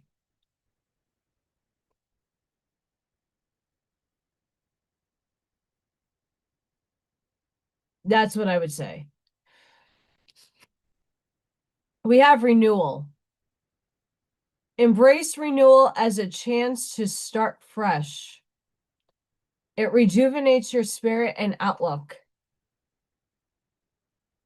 Yeah, Ivy's going through it, guys. Give her some love and prayers. She needs some good energy. Auntie Amy, too, needs a lot of fucking good energy. I know why she's not in the chat tonight. We love you, Amy. We love you, Ivy. I'm going to say this before I go on to any more cards. A lot of you, I know in the background, I know some of you very personally. There's a lot of you going through some very heavy fucking deep shit right now, including myself. Deep. I don't go into it. It's private. Deep. Fucked energy. I know I'm not I love you. I super love you. I really love you. Not the devil.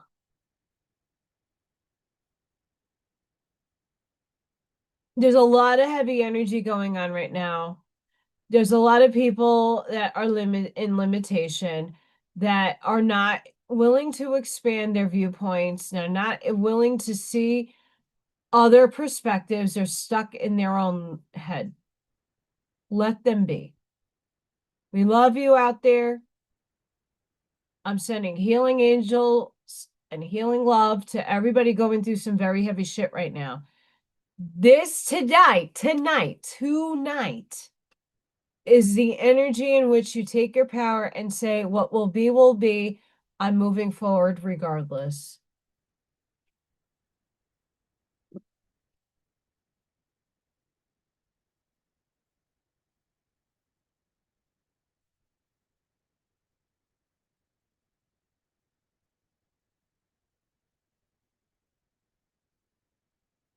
What happens if you have other sight besides these two limitations?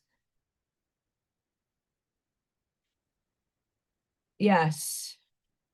That was a permission slip. And some people chose to take that, Terry. They took it as a permission slip. Their soul needed to learn a lesson. And some people took that as a physical out. That was wave. That was a wave of people leaving because they couldn't handle what is here now, and that's higher frequency. Even though the Schumann resonance has been very calm-ish, we're not getting light spikes like last week.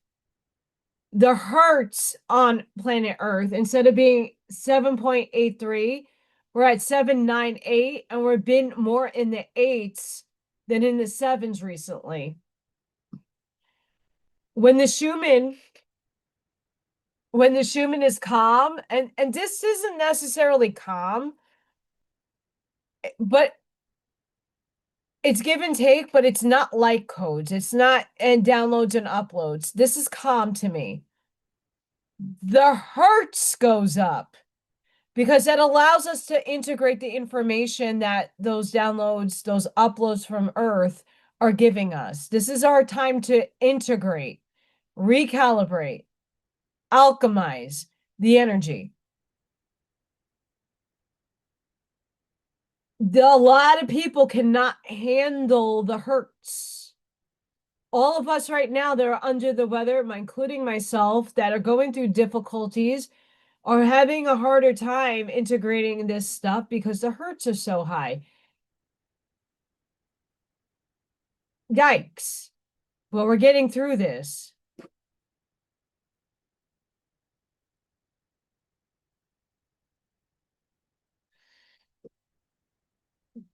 Trust me, gas is like gas yesterday. I couldn't get a picture of it while I was driving. I tried. I don't like to drive distracted. $5. Indiana is rather high on its prices right now. Don't know why. Holy fuck. And I mean, no matter where you live, it's high. All I know is we're all in some sort of funk. Even if you're really happy and everything, there's a funk because we're allowing the old self. And I refuse to go back there. And people keep bringing up old shit. I'm not entertaining it no more. Not because I don't want to confront the truth or speak it into, I don't want to feed that energy anymore. I'm over it. It's done. Goodbye. That's an old version of me that I never liked. That is not me now. And I'm walking into a new, the door and the path is opening up. Bye.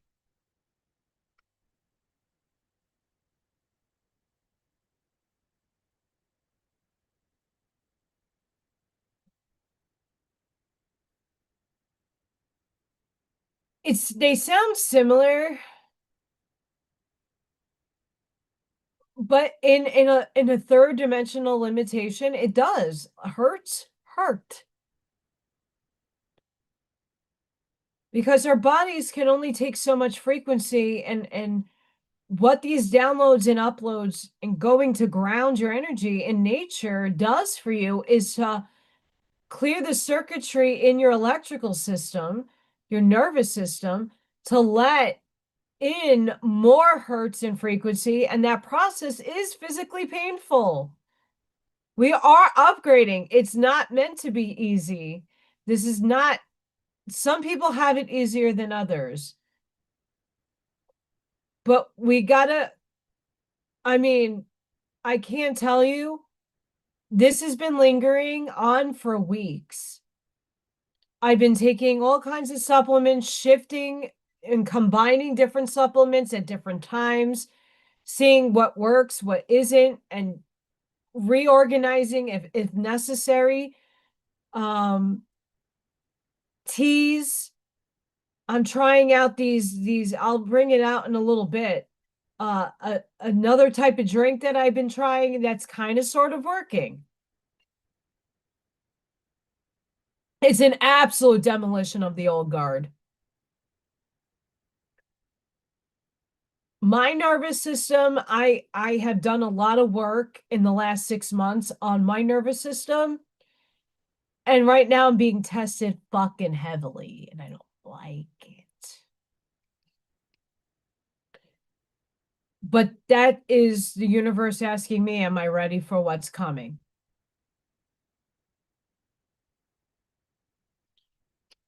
I'm going to go to my little mini fridge. Give me 2 seconds. Look, I look all professional today.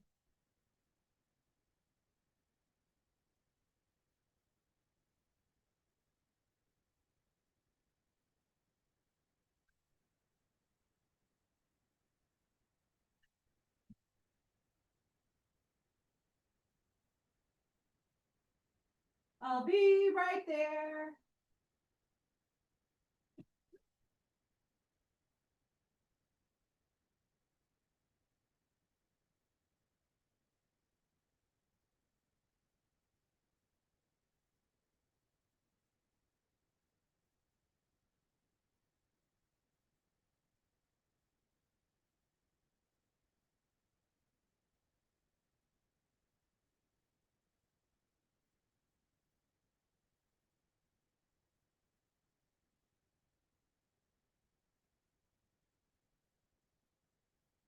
I'm back.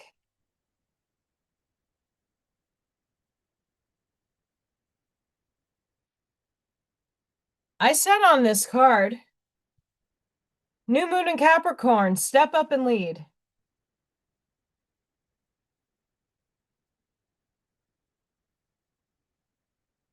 Okay. So there's this brand out there called Calm Trip. It has, this is not it. This is something very similar. A few of my teachers have been talking about trying the new water. What are you talking about? And like, Allison, you're in your midlife, right? Yeah. You're going through your women changes. Yeah. Go try that. Well, I go to Target because they only sell it in two places, and I don't have a Whole Foods that close to this house. So that I can just go right after work and come home without being 2 hours away. And distracted. So I went to Target near me. They didn't have the flavor that I thought I wanted. I tried another one. This is the Calm.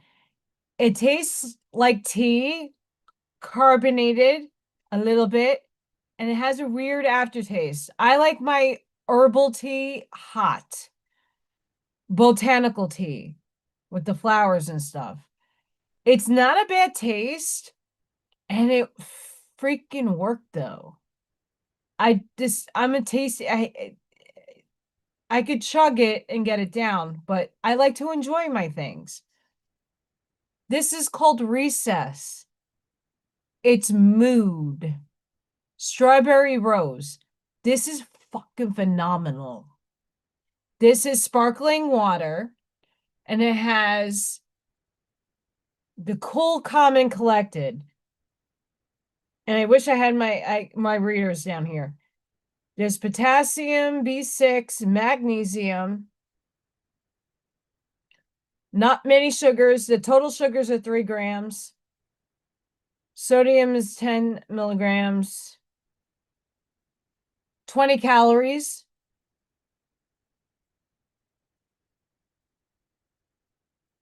It's working. The other drink has ashwagandha in it. I'm not going to get that word out right.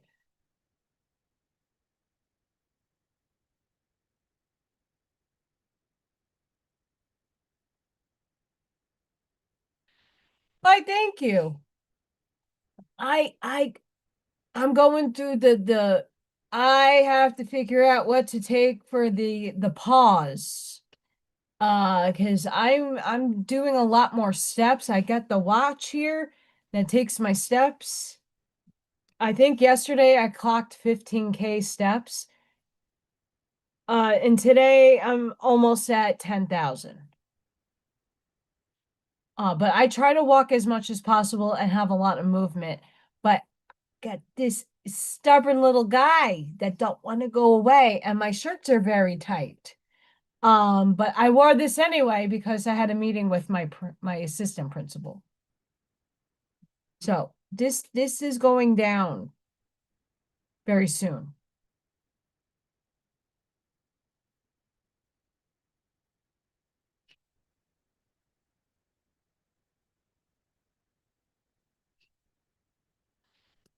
I know what's wrong with me. Besides my hormones being dysregulated, I have sinus issues, and it's because I'm being exposed to stuff at my job and the environment. We're in spring.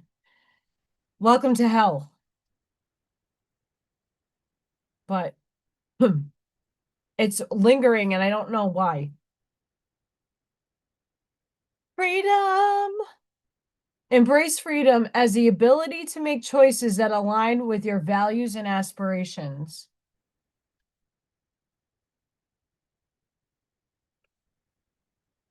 Love. Celebrate love in all forms. It nurtures connections and brings joy to the heart. And I found I don't have the can down here. I found an electrolyte water named Love. And the wild cherry is phenomenal. I'm very picky with my water. And I like electrolyte water when I feel dehydrated. And that tastes fucking phenomenal. I have. I actually do that every night. I like my Vicks. I put it under my nose when the kiddos are pooing. There's a key for you.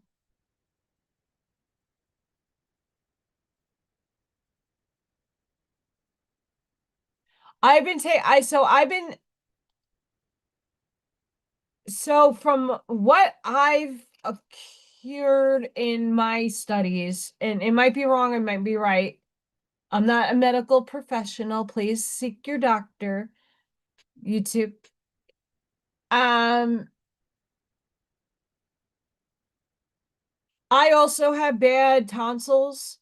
They never took mine out because most of the viruses and stuff hit my throat and it doesn't go anywhere else, so they didn't want to take them out. I am doing zinc, but I am not combining my D3 and K2 and magnesium with zinc. I'm timing it out.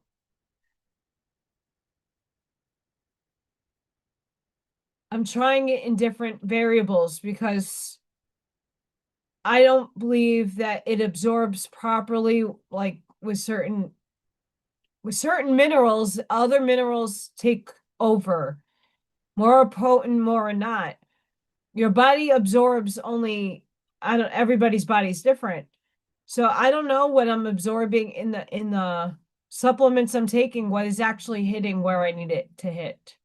So I've been changing my order of when I take things, if that makes sense.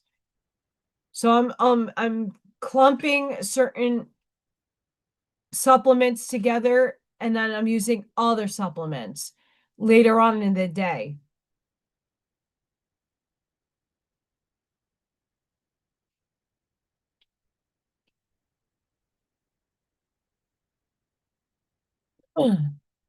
Wisdom.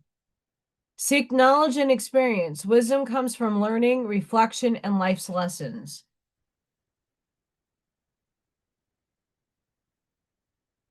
So I do D3 with K2 and magnesium. And I take two different, like this has magnesium in it, this drink, but it's not, they're different magnesiums. I take all three of those together because that helps the absorption of the magnesium. Now, what I've read was if you take D without K2, the absorption is not there. When you're taking D3 with zinc, something kind of and this is what I've read, and I've read it in multiple places. There's something that cancels zinc out. Not necessarily that it doesn't work, but it's not absorbing properly.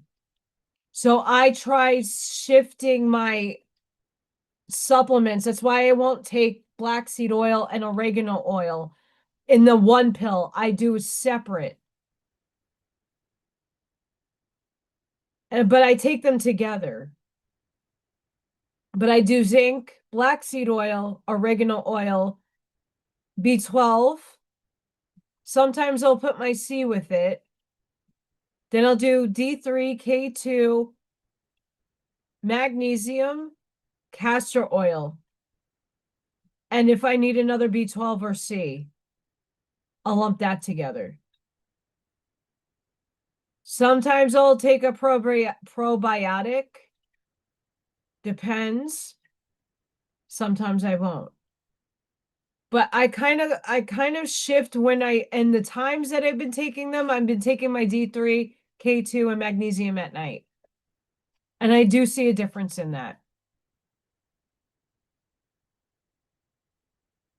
But I'm always playing with different um structures to how my supplements go to what my body needs. I'm glad you mentioned that. An orange in the 1950s, you needed one orange to eat to get the nutrients that you need for the day. In today's land, you need 7 oranges to get a full daily need.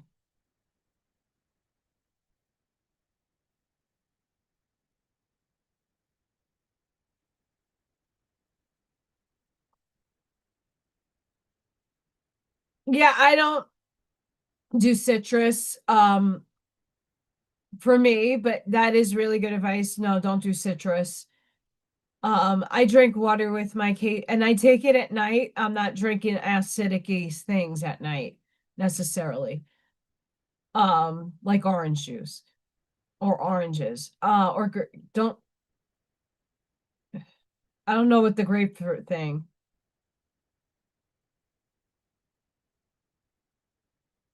But our minerals in our food is not the same as it was back in our time.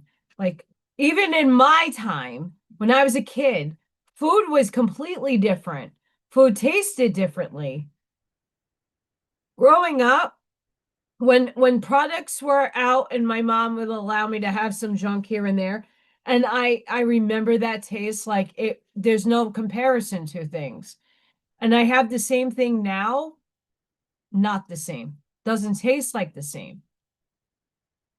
And our food absorption, like the fruit that we once had back then, you need like twice as many oranges to get the vitamin C and the other nutrients and minerals that you need. You need 7 of the same thing to get that. Who's eating? I mean, sure, if you get a small orange in the halos, and that's great.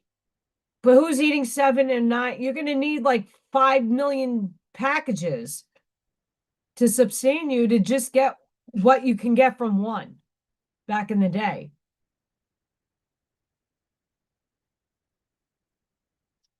Yeah.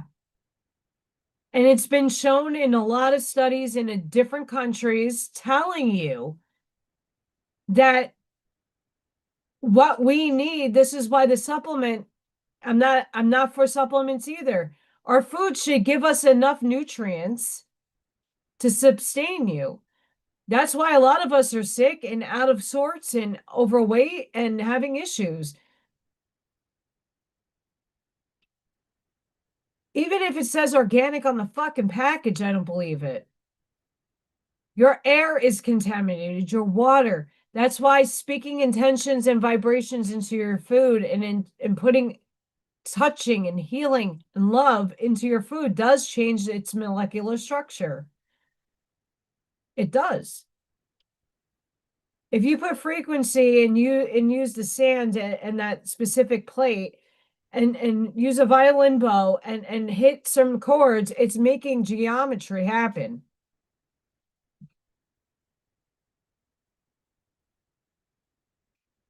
Yes.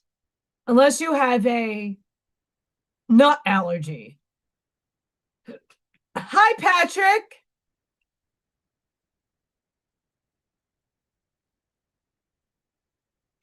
And again, everybody's biochemistry and what you need in your diet is going to be different from anybody else around you. We all have similarities. Biochemically, our structures are different to a certain extent. Your body's still your body. Oh, our soil is horrible. Horrible.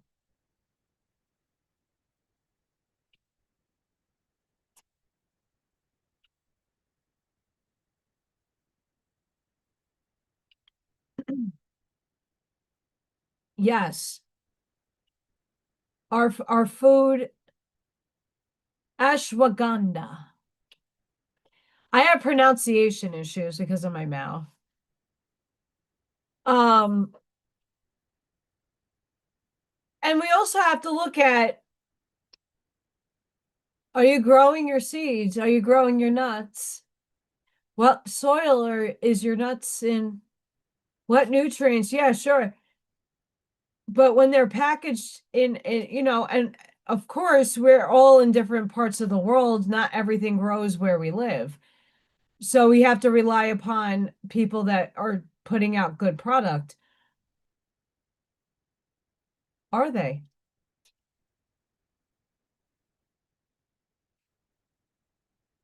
That's right, Scott.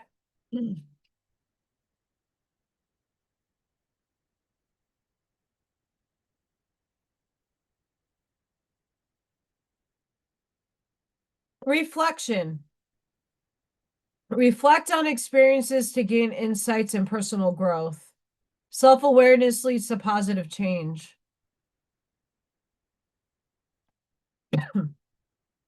Courage. Face fears with courage and determination. Bravery opens doors and new possibilities. I mean, we just really have to look at, we got to work with what we have until things change. And I don't know what is going to fix the soil. I don't know what's going to fix the agriculture. I am not a botanist or an environmentalist in that sense to say, oh, well, if we add this, our soil will be renewed. The minerals will come back. It goes way deep. I don't know what this I don't know what the solution for that is. That's not my expertise. But eventually we're going to get there. And one orange, I'm hoping within 10 years, will be enough to nourish us that we don't need 7 oranges to get the one that we should be eating and not 7 to get our nutrients. And I'm just using oranges as an example. It's mostly everything. Mostly.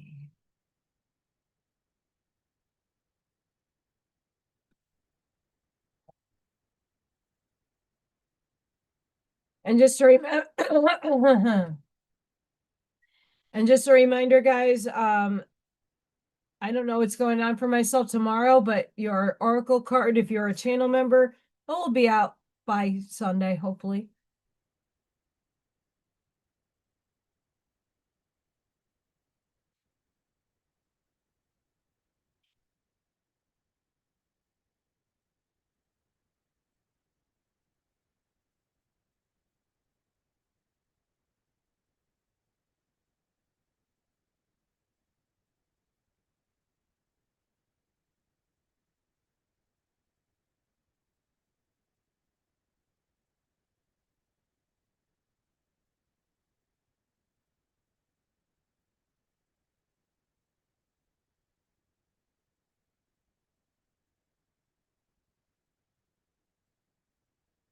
For the moment, I YOLO. I only live once in this body. I'm enjoying it. But it's true, what Mara said. And then for people like myself that have a fuck ton of allergies, it gets a lot difficult. It gets very difficult. Recess. Oh, it's good. It's tasty.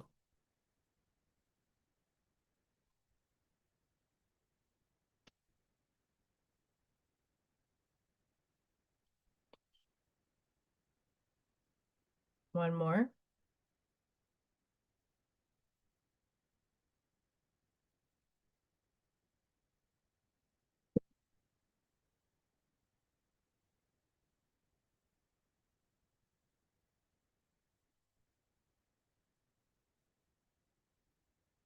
I'm reading this card first.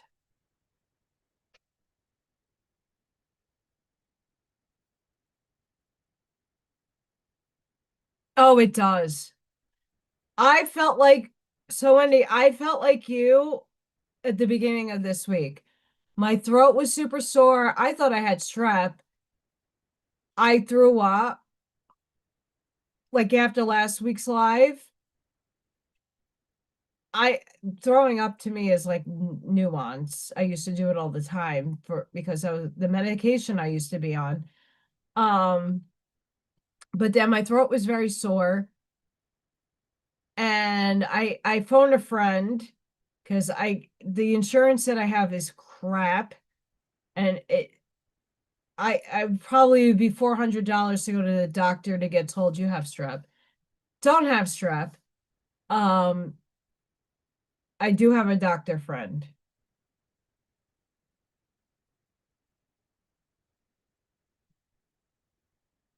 Hi, Farley. How are you? Obstacles. The wall. All in all, it's just another break in the wall. Obstacles. Being inconvenienced by life. Detours. Non-action. There are moments in your life when you are so geared up, so sure that you are on track with such with such blah, blah, with such drive and momentum that you are shocked and confused when you encounter a wall. This unpredictability occurs outside your ability to plan, regardless of if you've done everything right in alignment with the divine. It's imperative that you change your attitude now.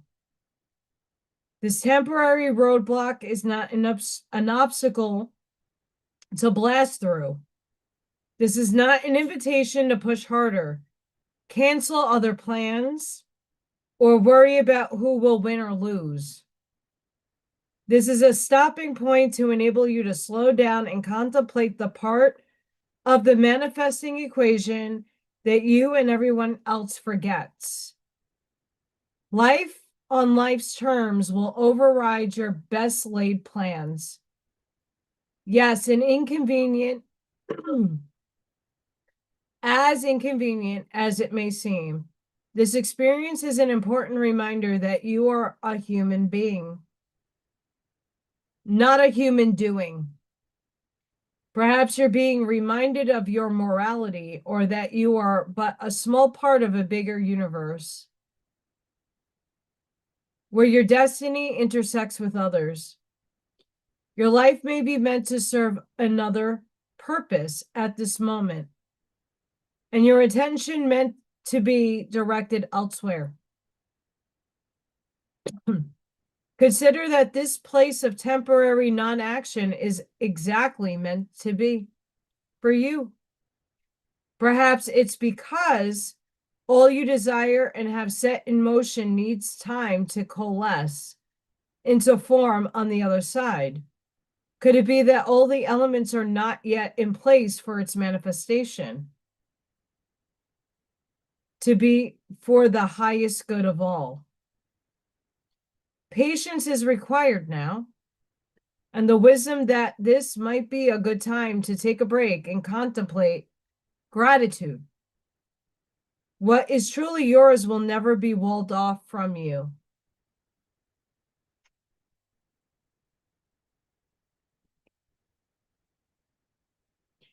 That is correct, Gwenly.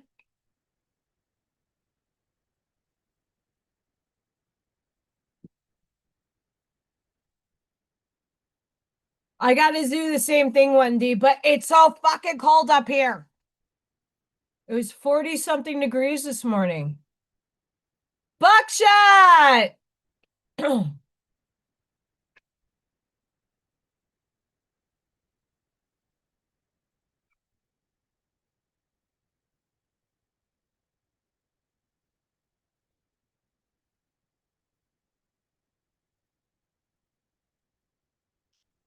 I could tell you the one herb that did phenomenal this year for me and the year before was sage. Mint also did incredible. My elderberry tree is starting to bloom and it looks really healthy. My blackberry bush is also like starting to like, so I'm kind of exciting. Buckshot is dashing. Woohoo! I wish it was safe for me to dash over here, but with the gas prices, I'd probably decline that. $5.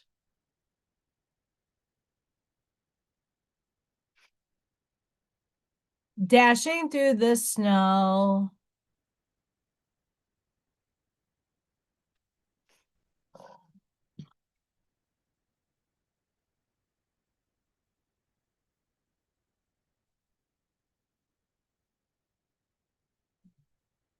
So the first set of dandelions have sprouted. I used to DoorDash with Viking. And sure, like if you are doing it for a whole day, you get a good, you get some good tippers, you're good. And if you go into the shady areas, you get paid extra. But my effing goodness, it is not safe here.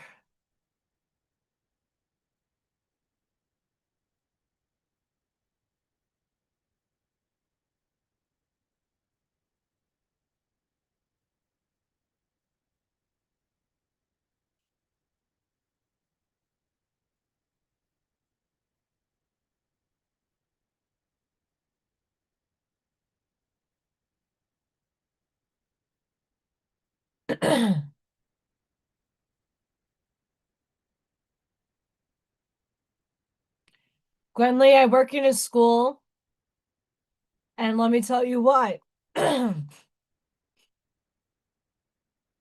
There are some girls exhibiting some very early hormones. Wow, some of that, like the body odor, and it's not because they're not showering and then they're not clean. Wow. Potent. Holy crap. It's bad. So last year I made dandelion. I literally pull the dandelion as far as I can. If I have the strength. And I cut I make tea out of the flower and I also sift the roots. But I let the first batch on my lawn, I cut it. The first batch I cut because the contamination. And when I say contamination, I'm not saying sprays or any of that. We've been having a lot of fucking storms here. A lot. And when my car is all muddled up, I don't want to put any of that stuff in my system.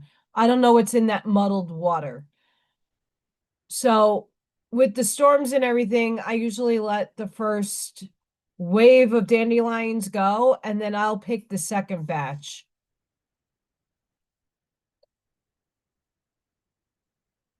Yesterday morning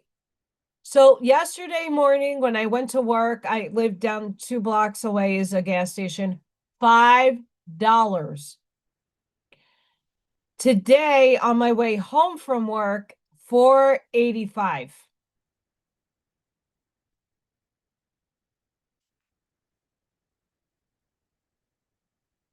We have lay of the land. Past lessons bring well-informed ancestral wisdom. There are times when you're meant to discover and explore new terrain in your life, even to be part of a wave of change. This is one of those times, and what you're contemplating is perhaps new to you. But others have laid well-worn paths and left wisdom for you to rely and reflect upon. This is so you have a better understanding of the potentials and possible pitfalls on your journey. When you know the lay of the land, you are better able to fully experience what is being offered to you. This is a wonderful time to seek a mentor or good advice from an expert or elder. That way, you will be able to meet life's opportunities and challenges and well informed. Knowing you have a map, now you can be curious about what else is here. There's a path that promises success in all areas where others before you have dared to tread. You will discover the treasure they have left behind for you to make your own.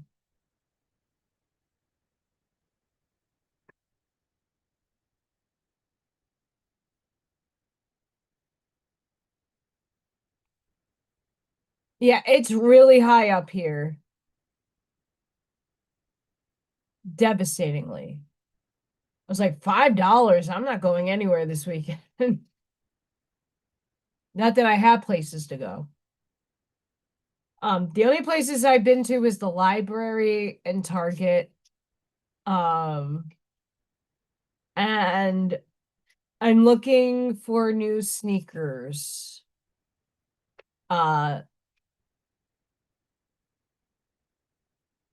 Like ones that you can wear professionally, like be professional in. Um, that my feet are not going to die in.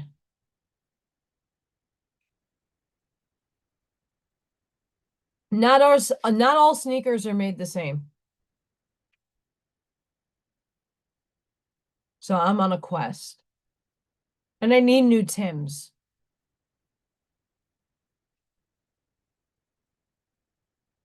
I make my stuff last. But I wear the crap out of my stuff.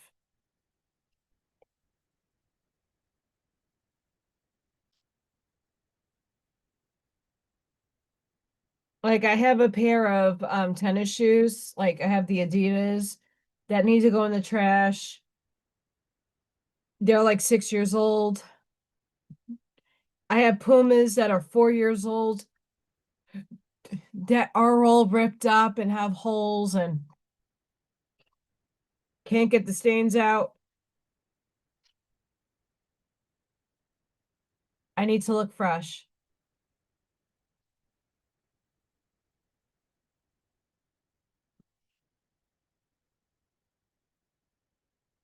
So guys, what new moon, full moon intentions are you putting in today? Happy 1st of May. I'm kind of jealous now.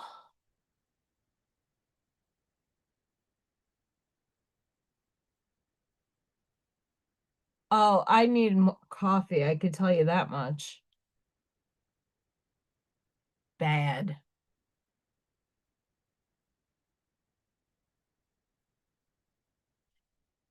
But I'm drinking my recess to shift my moods.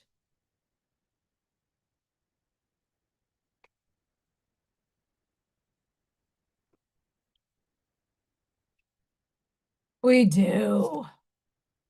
I like that, Mars. It's gonna be May.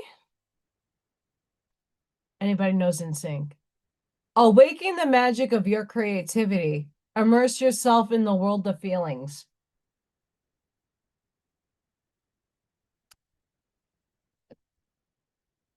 Just balance that out.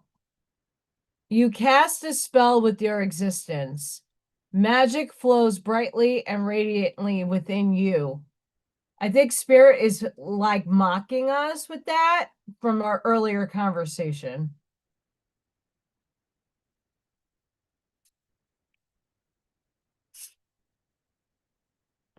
Recognize despair as an opportunity.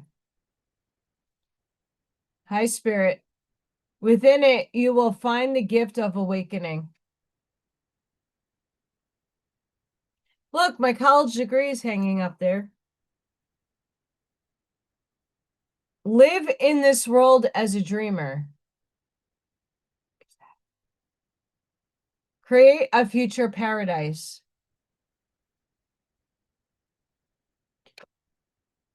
Doing that now. I got my diploma. It's just a start.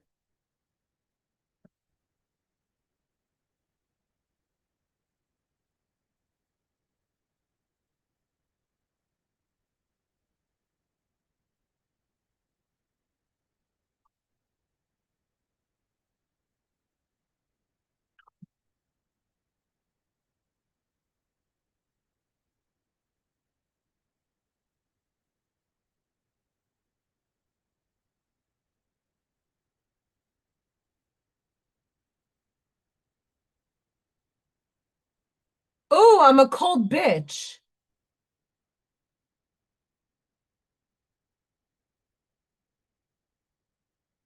Did I say that? Oops. Uh, that was just showing the temperature change, and it was cold, and I'm weather wrong. It was, what is the temperature now? Let's go look. Why isn't it telling me what it is now? 33 degrees here in Northwest Indiana. It's a hot spring day. 33 currently. And so much more rain on the way. Yay. I have spirit. I have a spirit. I'm glad I didn't start my garden. The only thing that's coming up now is stuff that perpetually always grows.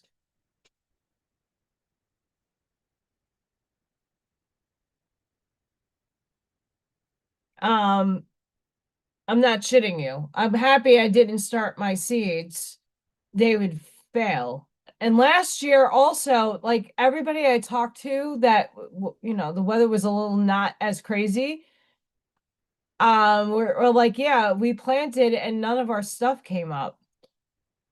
So I don't know if I start planting like mid-May, will I get stuff for this for the winter? I don't know.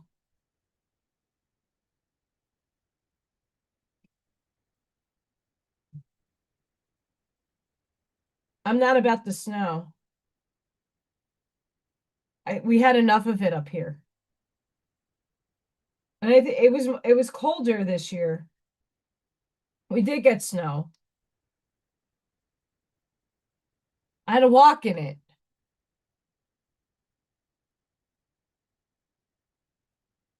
Uh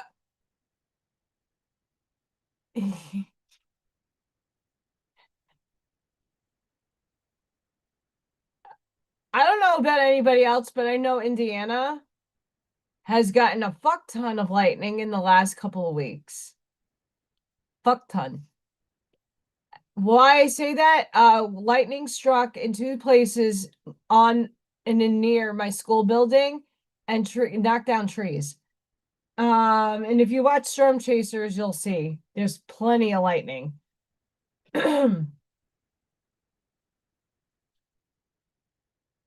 It's more violent out here. I can tell you that much.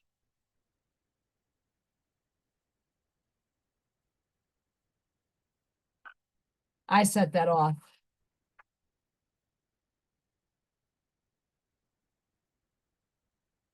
See, Barbara, that's the thing though. A lot of the planting charts and stuff, um, I should have already had my things planted by my birthday, April 15th-ish. And we are still not over the freeze. Some they have to revise the plant stuff. Not fun. I think every day so far it has rained here at some point for the last week. I think that's another reason why a lot of us are in that like groggy, droopy shit. Like we're over the cold.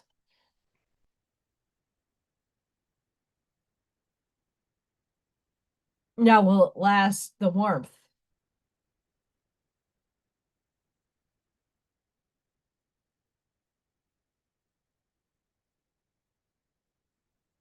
I didn't set it off.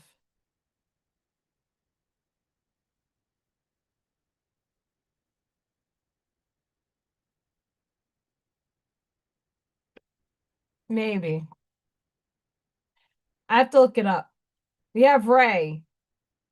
Yoga and exercise are essential to your well-being, peace of mind, and spiritual growth right now.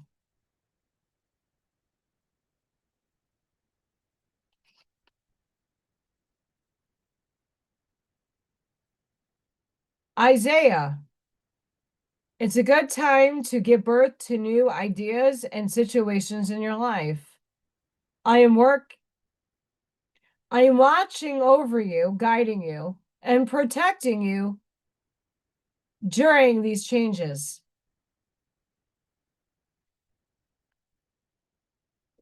Opal, your children on earth and in heaven are happy and well cared for by God and the angels. Rochelle, as you honor and follow the guidance of your heart, prosperity is coming to you now. Hey, hey, hey.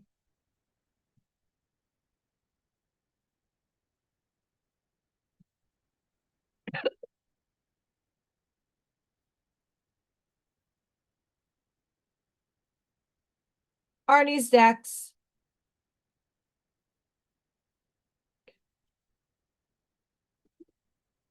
Cheers to the recess here.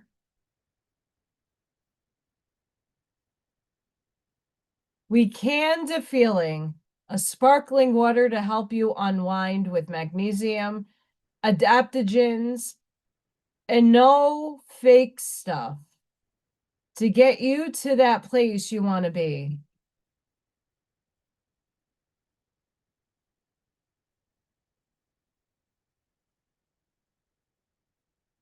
Lemon balm, L-theanine. It's really good.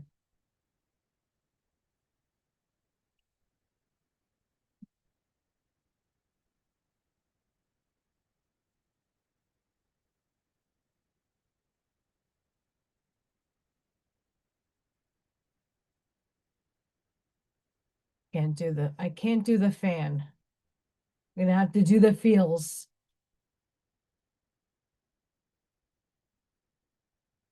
So yeah, happy full moon, happy May 1st. Please don't forget to like, share, subscribe, and hype to my channel. I have channel memberships. They help the channel out. I have a link section that will be put in right after this live. So you can check out all the people that I support that you guys can also support and show some love to and maybe actually enjoy.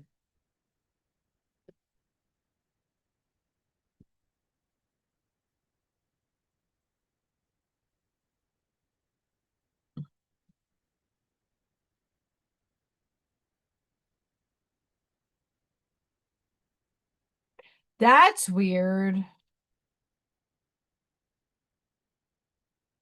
I got 2 water bills. How's that?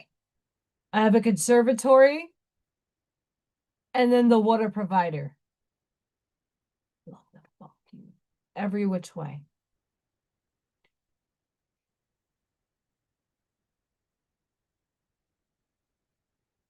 Rebirth. We're in that energy. We're in a full moon in Scorpio. Rebirth. New beginnings, a fresh start in life. I claim this, affirm this, and walking in this. I observe that reality. Claim it. Miracles. Be ready for anything, wish granted.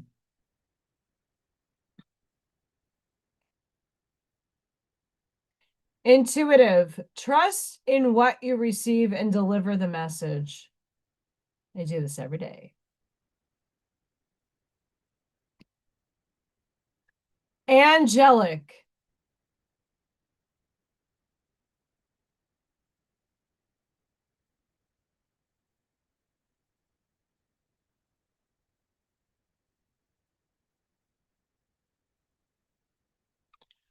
I love it to know when my Four of Cups is coming. Angelic purity. Purity and love always watching over you. I get the High Priestess a lot.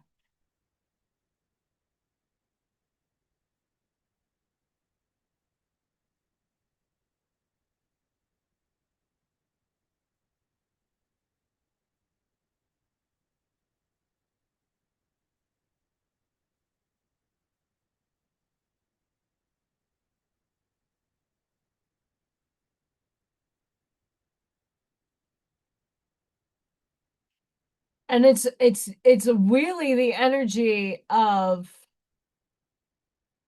what we're going in now. We're letting the things of the past that were holding us back go.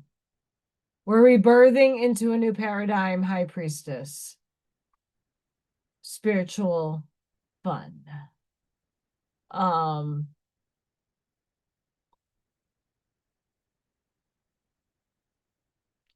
It's not the 5, so 4s are not terrible. Soulmates. A love shared by common souls, a unique connection. All of you guys are my soulmates.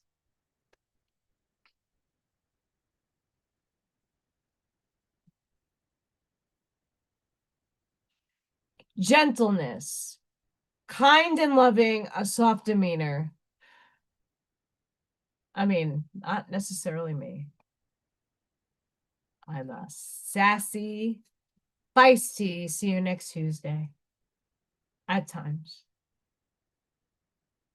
I can be.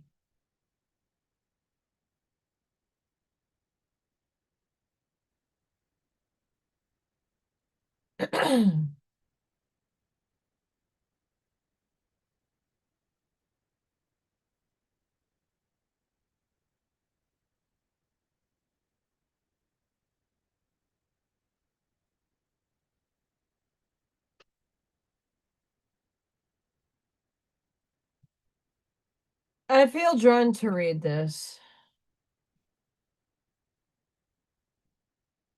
The nervous system attacks what it can't what it can't afford to feel. The dismissal isn't about the content. Dismissal is not a critique, it's a defense. When information threatens to change you, the nervous system doesn't evaluate it. It neutralizes it. The tool is secondary to woo-woo, probably AI generated. What matters is that the threat gets labeled before it gets felt. Because feeling it would require something the system isn't ready to do. Change. How the brain protects you from expansion. The amygdala, the brain's threat detection system, defines threat as what is unfamiliar, not necessarily what is dangerous. When the content challenges the architecture of your identity or your survival patterns, it registers a threat. The response isn't analysis, it's neutralization. Dismissal, ridicule, the sudden urge to discredit the source before engaging the substance. The newest intellectual bypass, AI generated, is the newest version of a very old defense. A decade ago, it was too woo-woo. Before that, unscientific. The label is always contemporary, dressed in the language of the current cultural movement. What it protects against is always the same. The felt experience of being asked to become someone your nervous system hasn't yet learned to be safe as. Authentic work gets attacked, not because it's wrong. It gets attacked because it's working, because it reached the territory where your defenses live. The practice designed to shift you at the deepest level will always trigger the deepest resistance. That's not design flaw. That's precision. Yes. When resistance arrives in you or in others, it's not evidence the work shouldn't stop. It's evidence you've arrived at the exact territory where transformation lives. Notice what in you wants to dismiss rather than feel. That noticing is already the work. The real question isn't whether the content is authentic. It's what would I have to become if this were true? That's the question the nervous system doesn't want you to sit with. Sit with it anyway.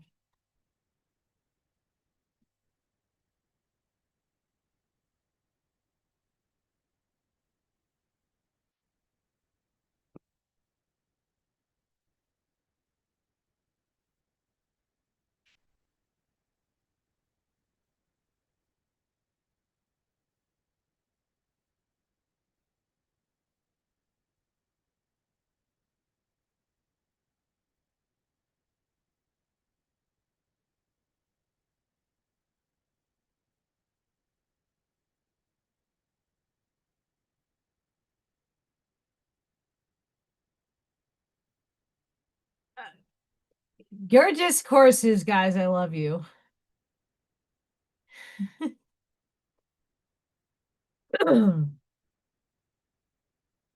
You see, everybody in chat, we can have discourse, but be respectful.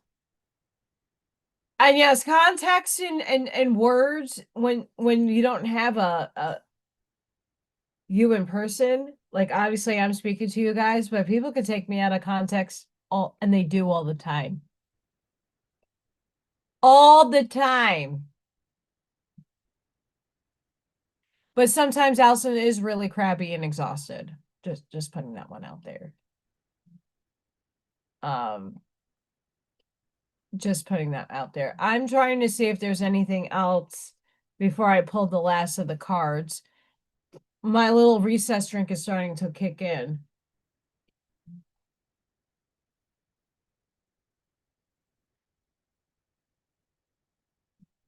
Yeah, I get you.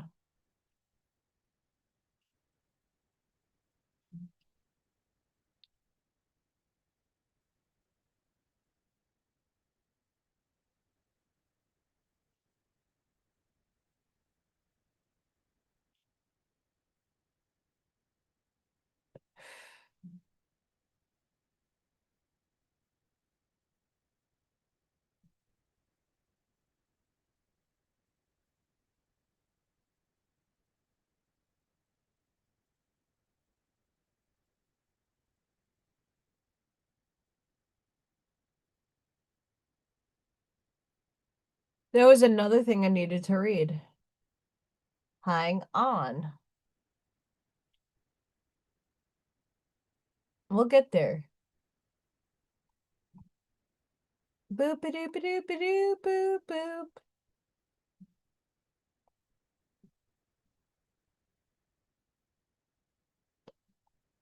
It's a small postulate, by the way.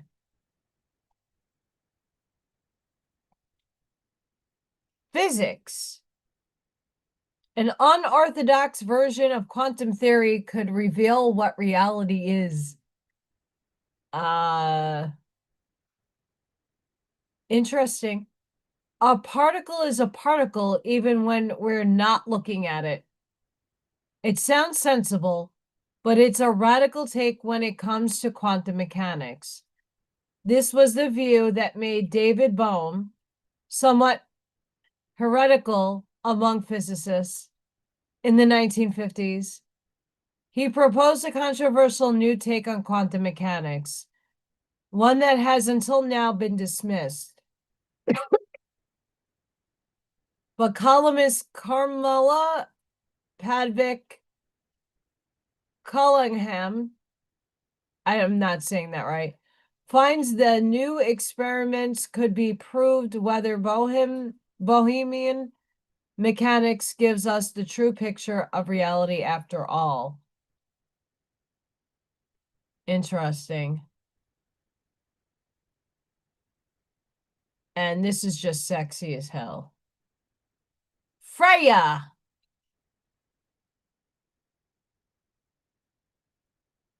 Kitties.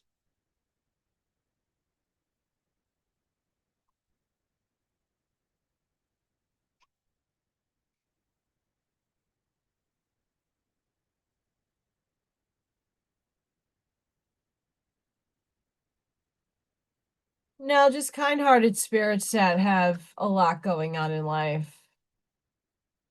Just beautiful people in the chat. Including yourself, Mars.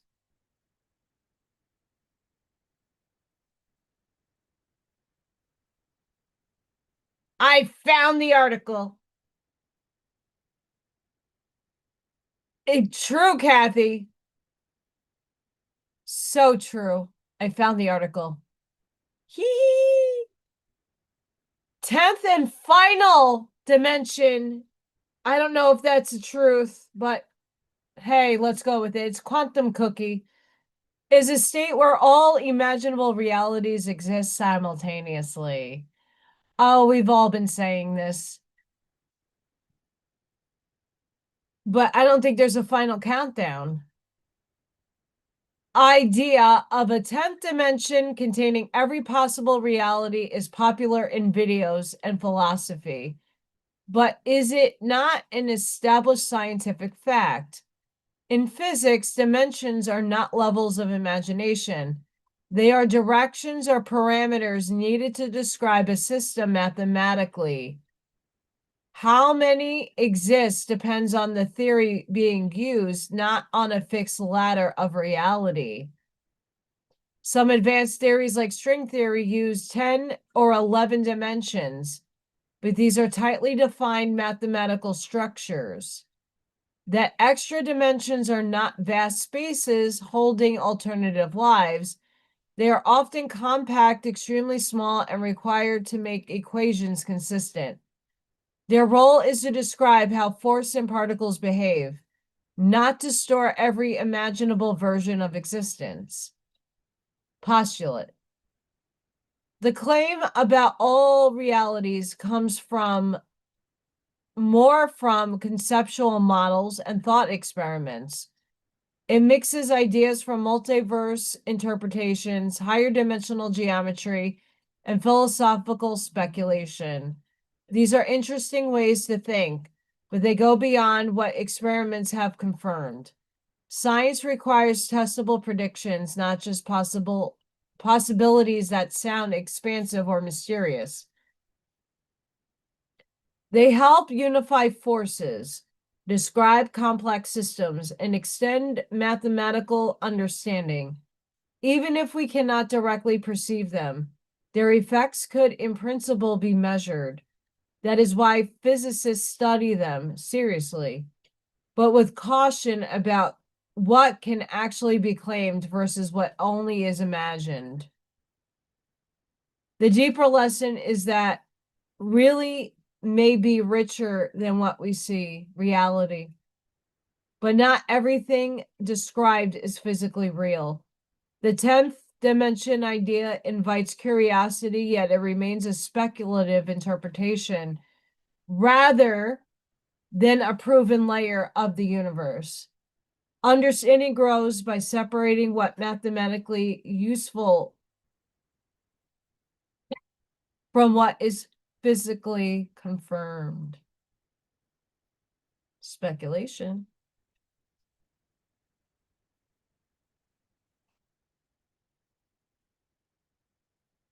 You got that right, Mars.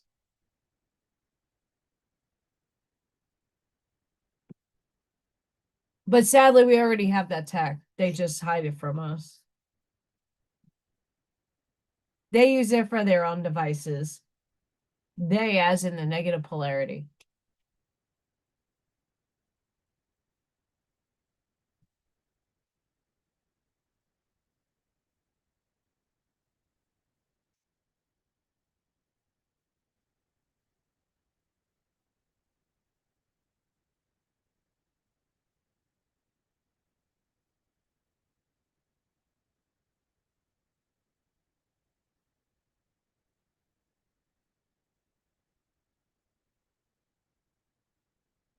It is. Um, Interestingly enough, 2 states down, there have been a lot of earthquakes in Indiana.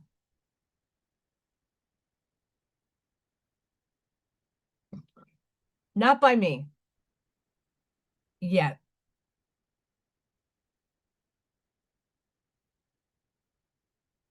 They're flushing out the tunnels. They're flushing out the tunnels. Yay, yay, yay, yay, yay. And there's a lot of FBI, feds, and operations going on up here. I see them cars everywhere.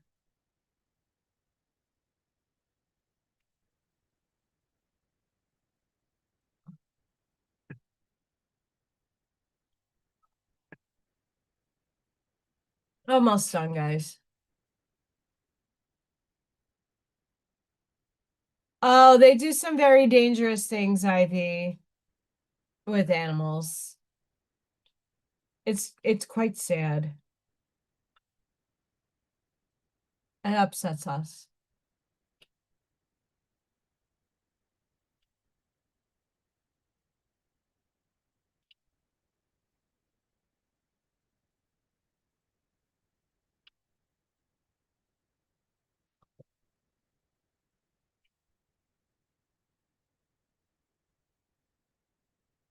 I thought I had a sneeze coming on. Sorry.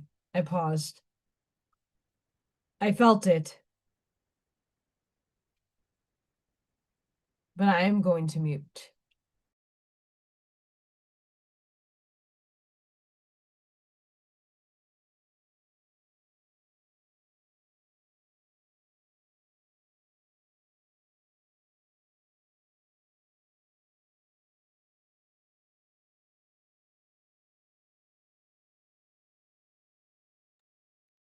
Thank you, Sparky.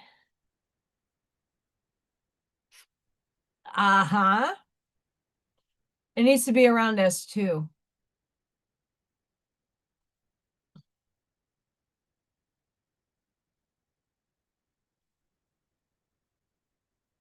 Trust me, Brooklyn does not sleep. There's no sleep in Brooklyn. I can tell you that.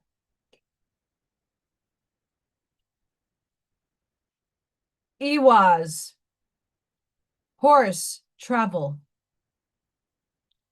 Travel or change of residence, as well as loyalty, trust, and teamwork, are the dominant themes for this rune, which is associated with the horse, a sacred animal in many ancient cultures.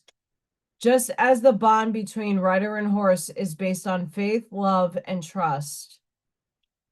This rune card reminds you of the importance of these qualities for the key relationships in your life.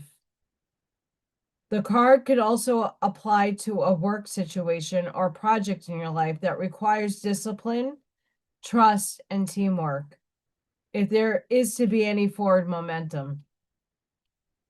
If you want success, you need to dedicate yourself wholeheartedly. There are no half measures.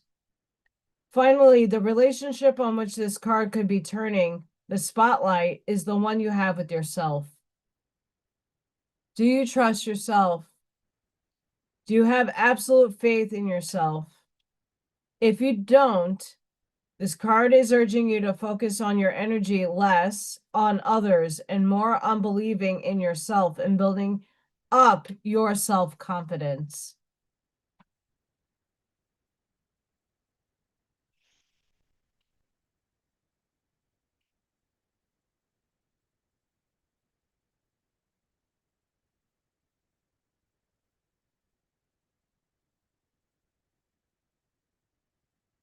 I'm going to speculate, Mars, that it's a potentiality because of David Wilcock's passing, and that a lot of people right now are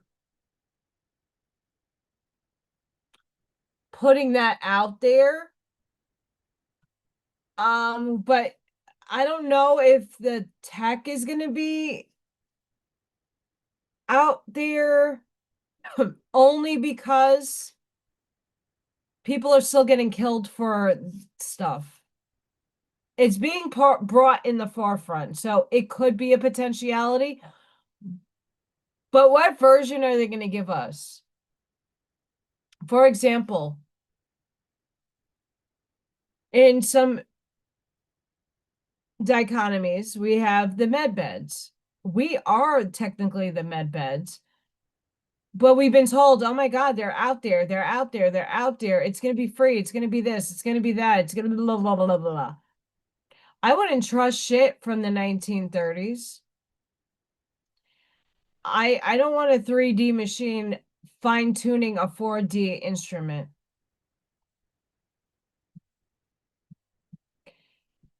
If it's based on frequency and sound, why can't we just go into the pyramids for free? Oh, that's right. It's still based off of this.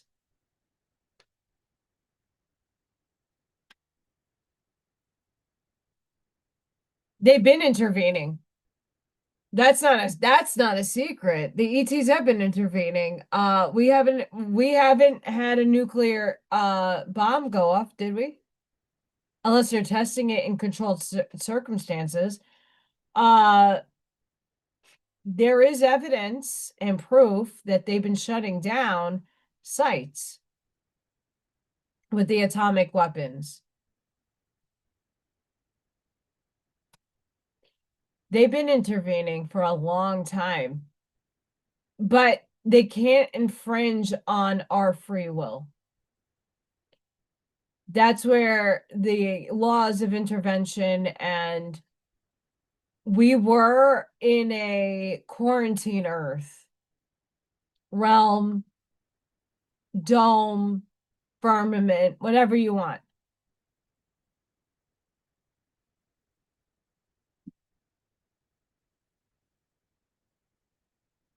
Most of us know this tech exists. What a lot of people are going to find out if they disclose this is that our own governments, our very own governments, have the tech already. They have anti-gravity. They have propulsion systems that they've been using. And sure, we can all speculate that this stuff is or isn't real. There's copyrights and patents for this stuff. If you go looking in the library of what is copyrighted and what's a patent out there, you will find a lot of the technologies already existent.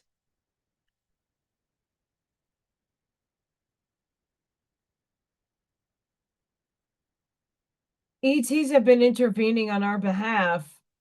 Valiant Thor is another perfect example that these aliens have, well, extraterrestrial, have been coming here and trying to give us the right methodology. But once again, are we falling for another Granada Treaty?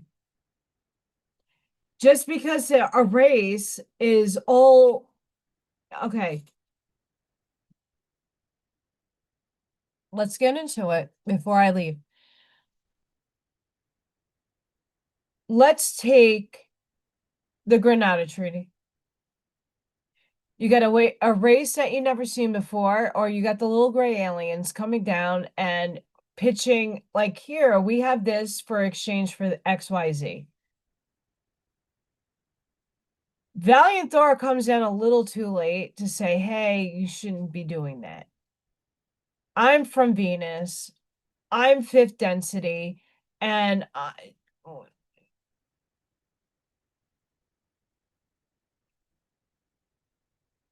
hell yeah, we are them. That's the point, Wendy. We are them. Star seeds are extraterrestrials.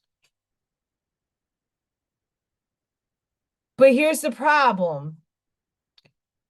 We're in this conundrum again.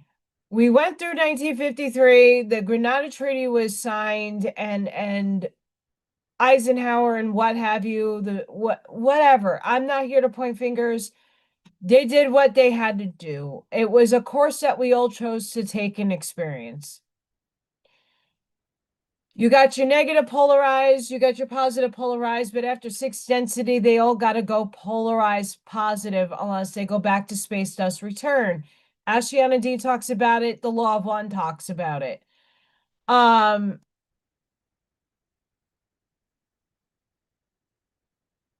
of these aliens are us in future form. Time collapses on itself, so the version of you that's over there is collapsing on this version right here.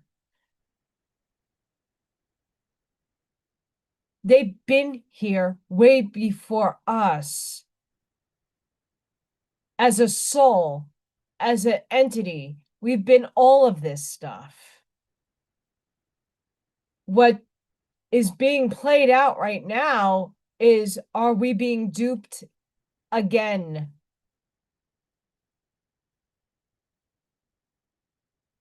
And that's a question that we're going to all find out together now, aren't we?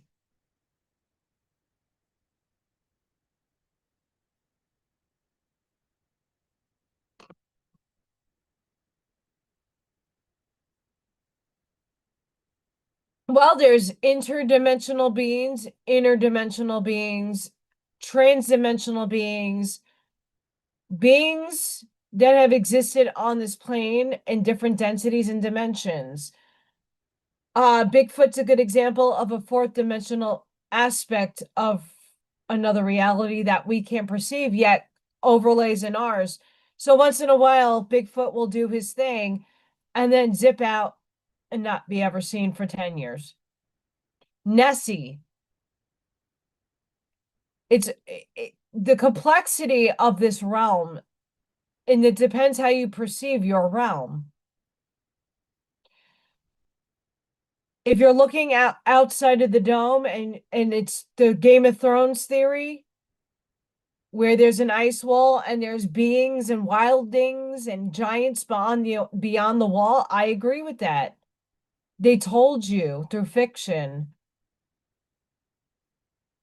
Are there beings that are coming in and breaking in our quarantine? Sure. Law of One talks about it. But it depends on what density, dimension, and perspective you're talking from. It's not as simple as saying 3D. They have to densify themselves for us to see them. We have to raise our vibrations high enough to be able to interact with them. It's this game that is played and it's annoying.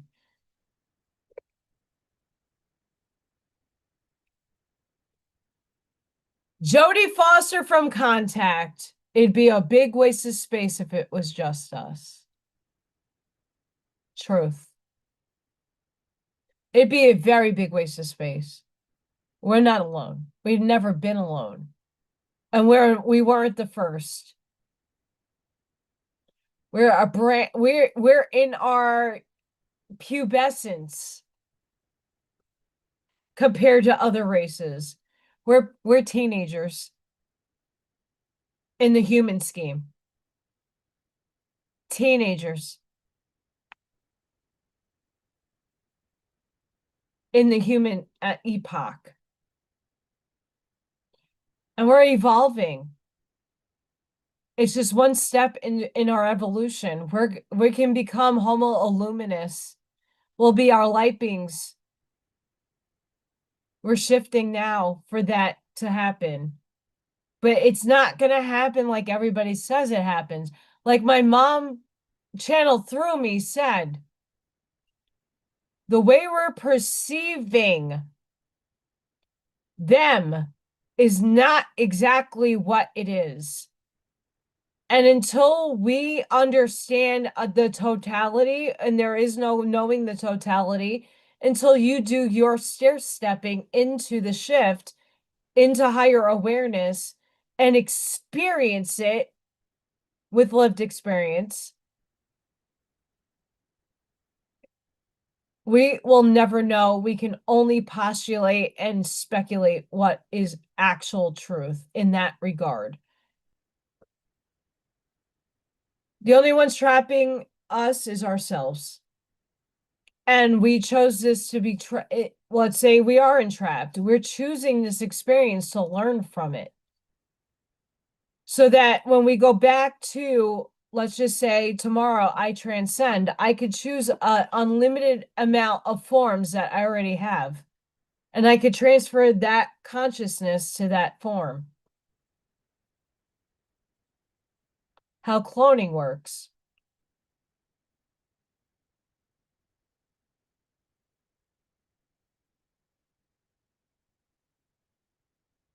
The far-fetched 20 and back programs. It's not far-fetched. When you get cloned, they take a portion of your soul essence and fragmentize it and put it in the clone. So it's still you, but not in the vehicle. Unaltered carbon. Altered Carbon. Good Netflix series.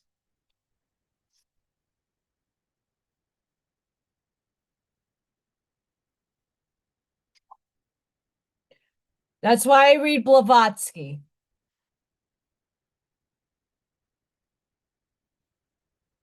The Curtises have spoken about the different facets. Zerubbabel will tell you in Job about the Pleiades and Orion. How the hell do they know the names? And if they're accurate? It's what we give labels to. We give the names. Is it accurate? I don't know.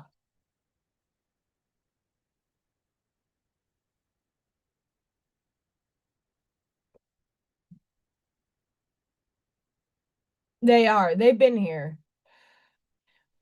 We are all offshoots of extraterrestrials in many facets. We have 21 variants of we have a reptilian brain. Where did that come from?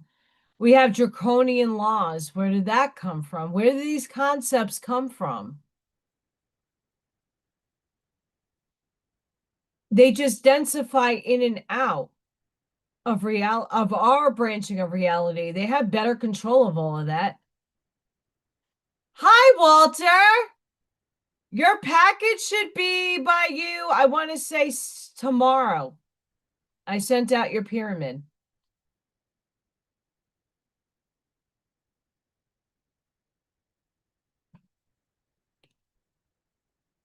There's always going to be a version of Earth that's third density, and we're moving on up. We're already, I feel, already in fourth density.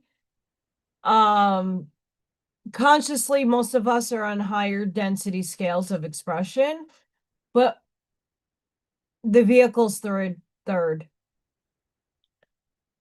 And until humanity can kumbaya together and accept that everybody has a different perspective and come to agreement that we need to do better on this planet and stop perverting it and being in our lower animal form, we can evolve. And we are evolving slowly, very slowly.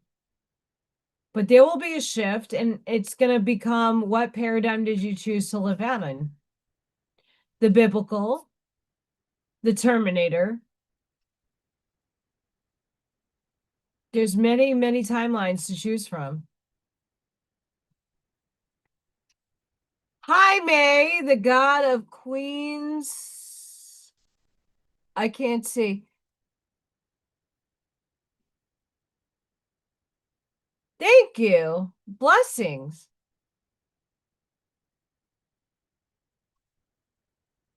I know, I'm excited. Email me and let me know when you get it. The same for you, Mr. Scott. Yours should be there Monday. And Greg and Lisa's Kindle should get there Saturday. I don't know.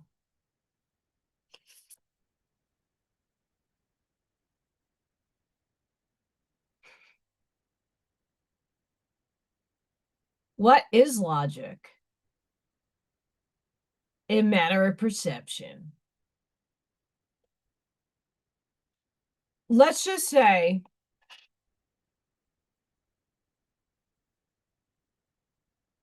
we all perceive and have our lived. One thing I could say collectively, if we all could have something to agree in. Hi, D. That we all experience, we all have feelings. Our perception of our lived experience is going to be unique and only to you. You're the one experiencing it. My perception of my reality and how I feel about it, the way I feel love, the way I define love is unique and only to me.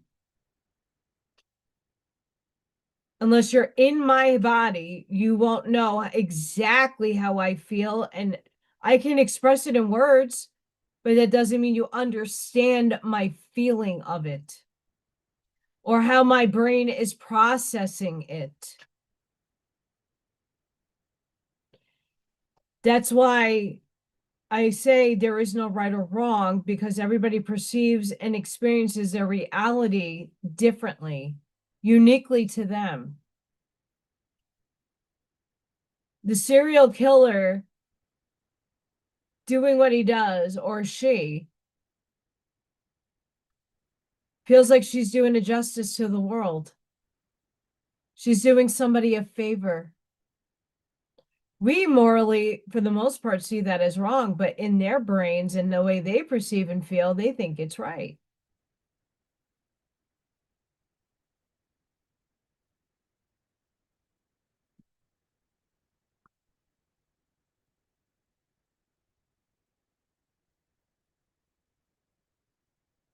Well, let's just say I'm AllyKat because my name's short. My nickname, Allison, is Allie. And my last name is literally Cats. So AllyKat, short. My World of Warcraft name, if you were ever playing with me, is Corpse AllyKat or Corpse Cat. Corpse.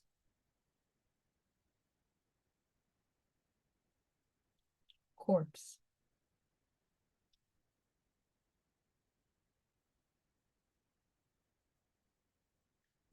But AllyKat is literally my nickname because it is my name, pretty much. Pretty much. And 211 is just the number that angels have given me. As I was in Walmart the other day, looking for certain things, I was looking for a comforter, and Target did not have comforters that were cheap or in the color scheme that fit my bed or my room. And I went to Walmart to see if they had anything, and the guy at the checkout counter had still reserved 211.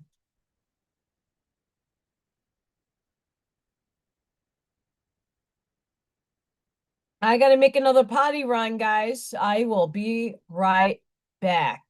Talks amongst yourselves, love each other, heal each other, and we'll get into the last card. Ah!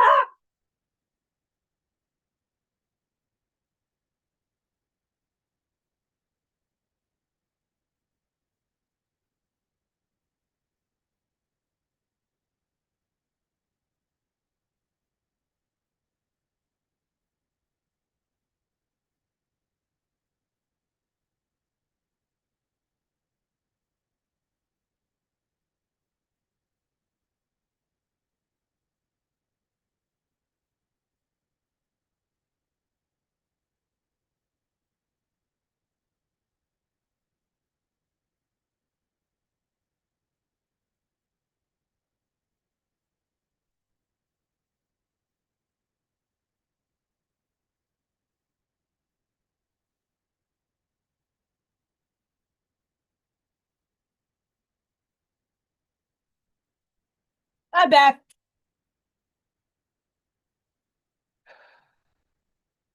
Boop-a-doop.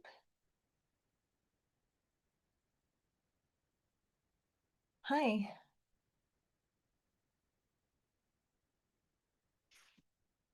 Chicken! Buck buck. Wake up.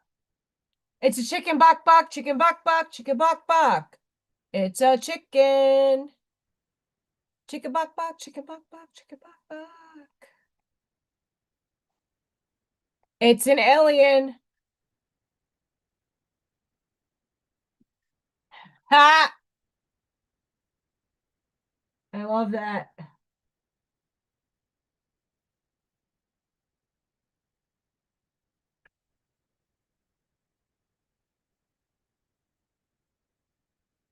Before I pull the last card, it is getting late. And I've been up since 5 and on little sleep, getting my second wave here. I got a lot of things going on tomorrow. I got to do a course, get some stuff done with it. But I was called to pull an oracle card. This is from Arnie, Layton. My links will be in the description of this video, this live, after the live uploads. Yeah.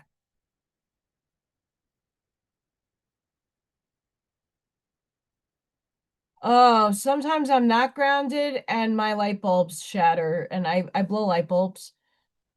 I do that a lot.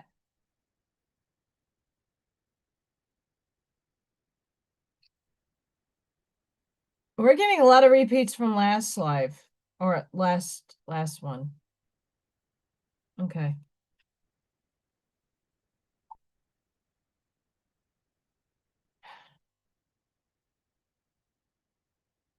Angel number 331. Strong beliefs, growing through lessons, harmonizing spiritually and in balance. The universe is telling you deserve a partner who resonates with your soul. Have faith and trust. I think Spirit is trying to tell me something personally here.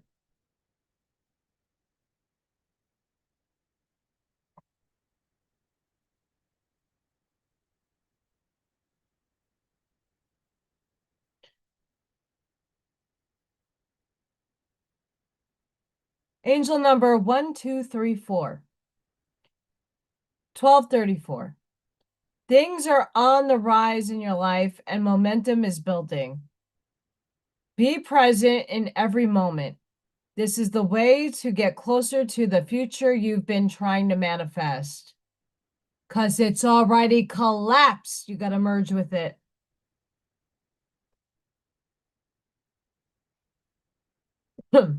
Angel number 1122. 1122. Balance and alignment. No need to look back with regret. You are in the perfect moment and the perfect opportunity to have deeper unions with yourself and with loved ones. Angel number 888. Abundance, prosperity, and financial success. Material and financial gains are coming your way from good karma.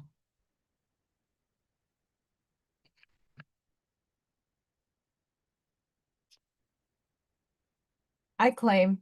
I hope you guys claim.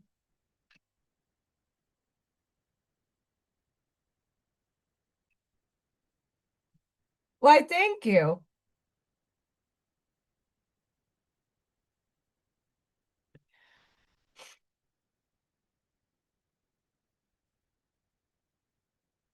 And for everybody that watches my shorts, I am trying to call in Little Thor so bad. No idea what happened to my baby. Seriously. I'm sad, but Freya did not come and bomb tonight. I tried calling her earlier. Nope. Nopers. Oh, this is that water I was talking about. It's really good. And that's coming from a very picky person.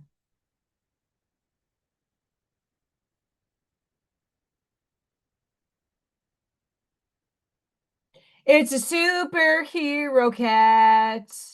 It's Little Thor and Freya and Baby P coming to the rescue, saving the universe from all the evildoers. That's what's happening on ChatGPT. I tell you what, look at Freya with Batty and chicken.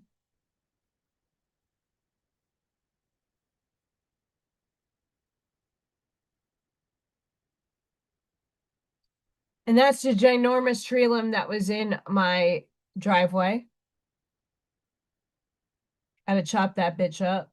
And they didn't take all my tree limbs. They did not. I love this meme. When someone asks you to explain the things you do, but you know there's no way they will understand. I'm sorry, no offense, but you're a very earthly being. And we're talking about space magic.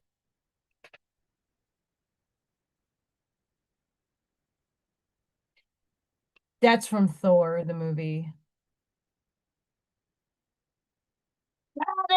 Daddy!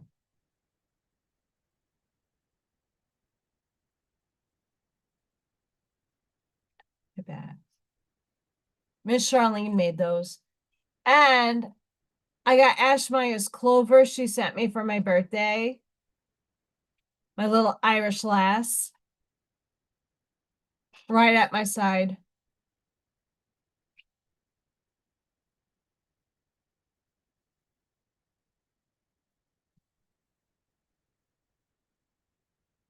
The Oracle of Chaldea. I don't think I pulled this for you guys yet. Continue on your healing journey with enthusiasm, but without forcing things to happen more quickly than feels natural. Sometimes the body will be ready to let go while the mind is still holding on. At other times, the mind may need to be patient as the body processes an experience. Trust in your own timing and rhythm. There's no need to be impatient or to judge yourself. You are summoning the spiritual fortitude to tackle an issue which has previously held you back. When the time is right, the healing shall happen more easily than if you tried to push forward prematurely. Things are going to work out. Be positive.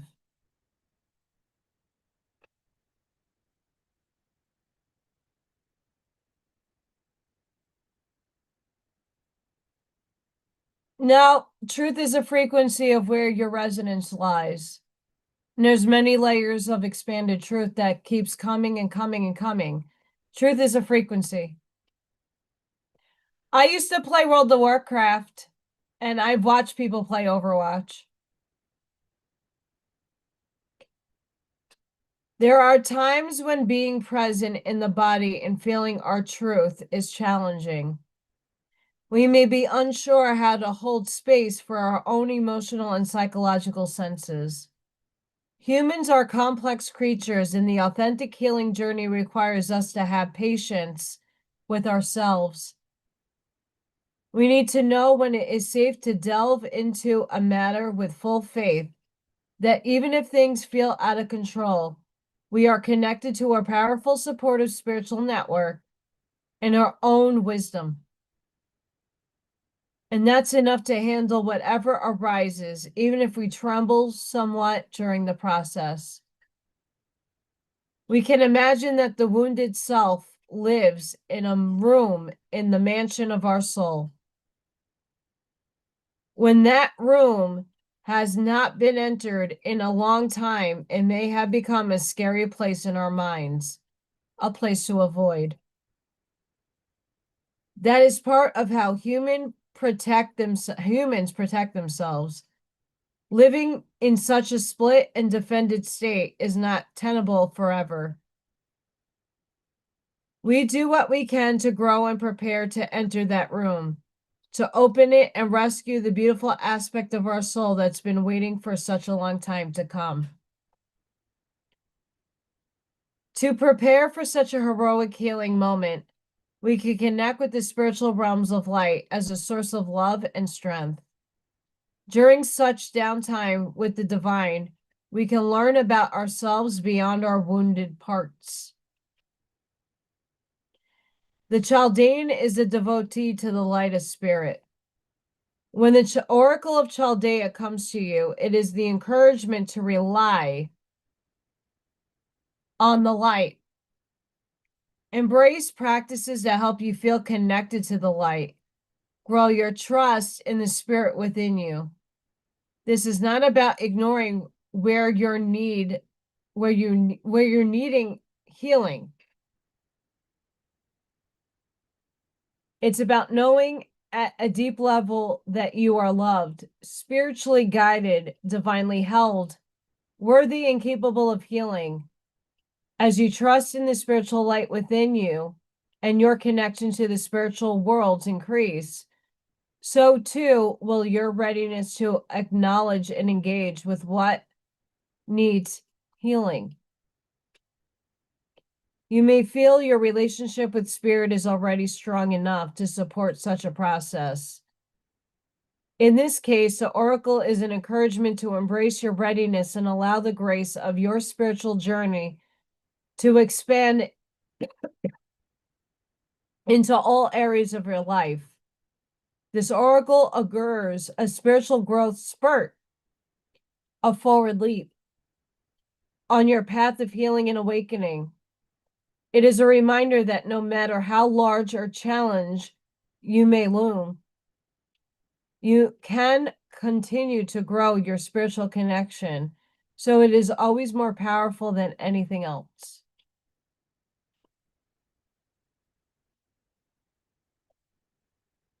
I would love more caffeine.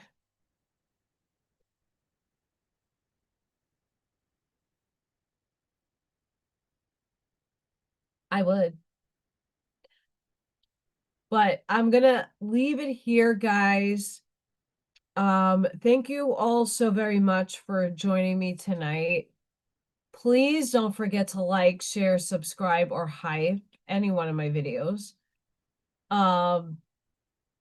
I will be live on Tuesday. Channel members, you're getting your Oracle card reading. I do an hour-plus long Oracle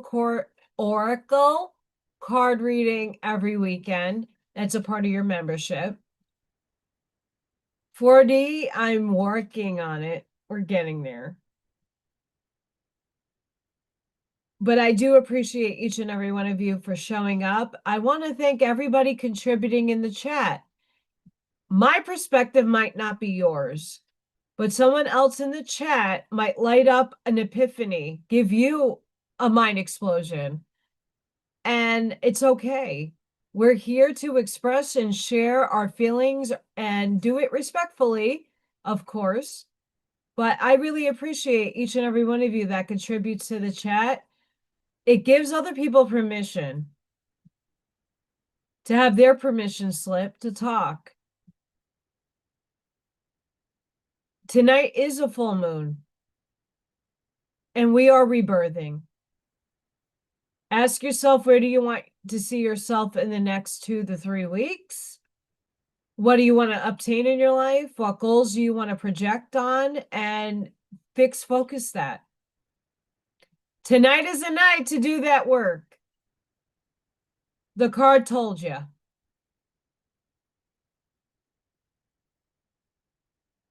Please keep in mind that we're all here for each other. We love you. We're sending our prayers and our love to the people that need it the most. Be weather aware. I will be starting a new book. I'm so excited. And I just can't hide it. And work and love yourself. Work on yourself. Sending each and every one of you love, light, compassion, grace, shielding, and protective energy. Please go within. Be the shoulders. Be the lighthouses. See your truths respectfully and spread them wide. Light that path forward. I hope to see you all live again on Tuesday, where we will be crafting. I got to finish this farming. E-I-E-I-O. Because I got an event at the end of the month, and I am probably going to do way more art to sell than my pyramids. And I'm excited. I will be at the Maryville Library May 30th. It's a Saturday from, I don't remember the time. I will find that out. I do upload. Hi, the big meanie. I do upload other readings and stuff, but I go live Tuesdays and Fridays for the most part. So come check me out. I talk about a lot of this stuff too on Craft and Sip. I'm just crafting and sipping on my coffee. But we all talk about this. I share stuff. Hi, the big meanie. And I do post a lot of books and interesting things. I'm also on TikTok. I'm on social media. Go find me. The links after this live, I will put all the information in the link section. Beautiful people to follow as well are in those links. It's not just my information. I like to share and care. I'm a care bear at times. But I really appreciate each and every one of you for showing up tonight. You guys mean a lot to me. You guys are family to me because I barely have any. So thank you so much. Have a blessed and beautiful night wherever you are in the world. Please be safe, be seen, spread your light like the GPS signal that you are. And I'll see you on the next one, everybody. Don't forget to ring the bell icon so you know when I'm uploading. You know when I go live. I don't obsessively do it. One video a day for the most part. Can't beat that.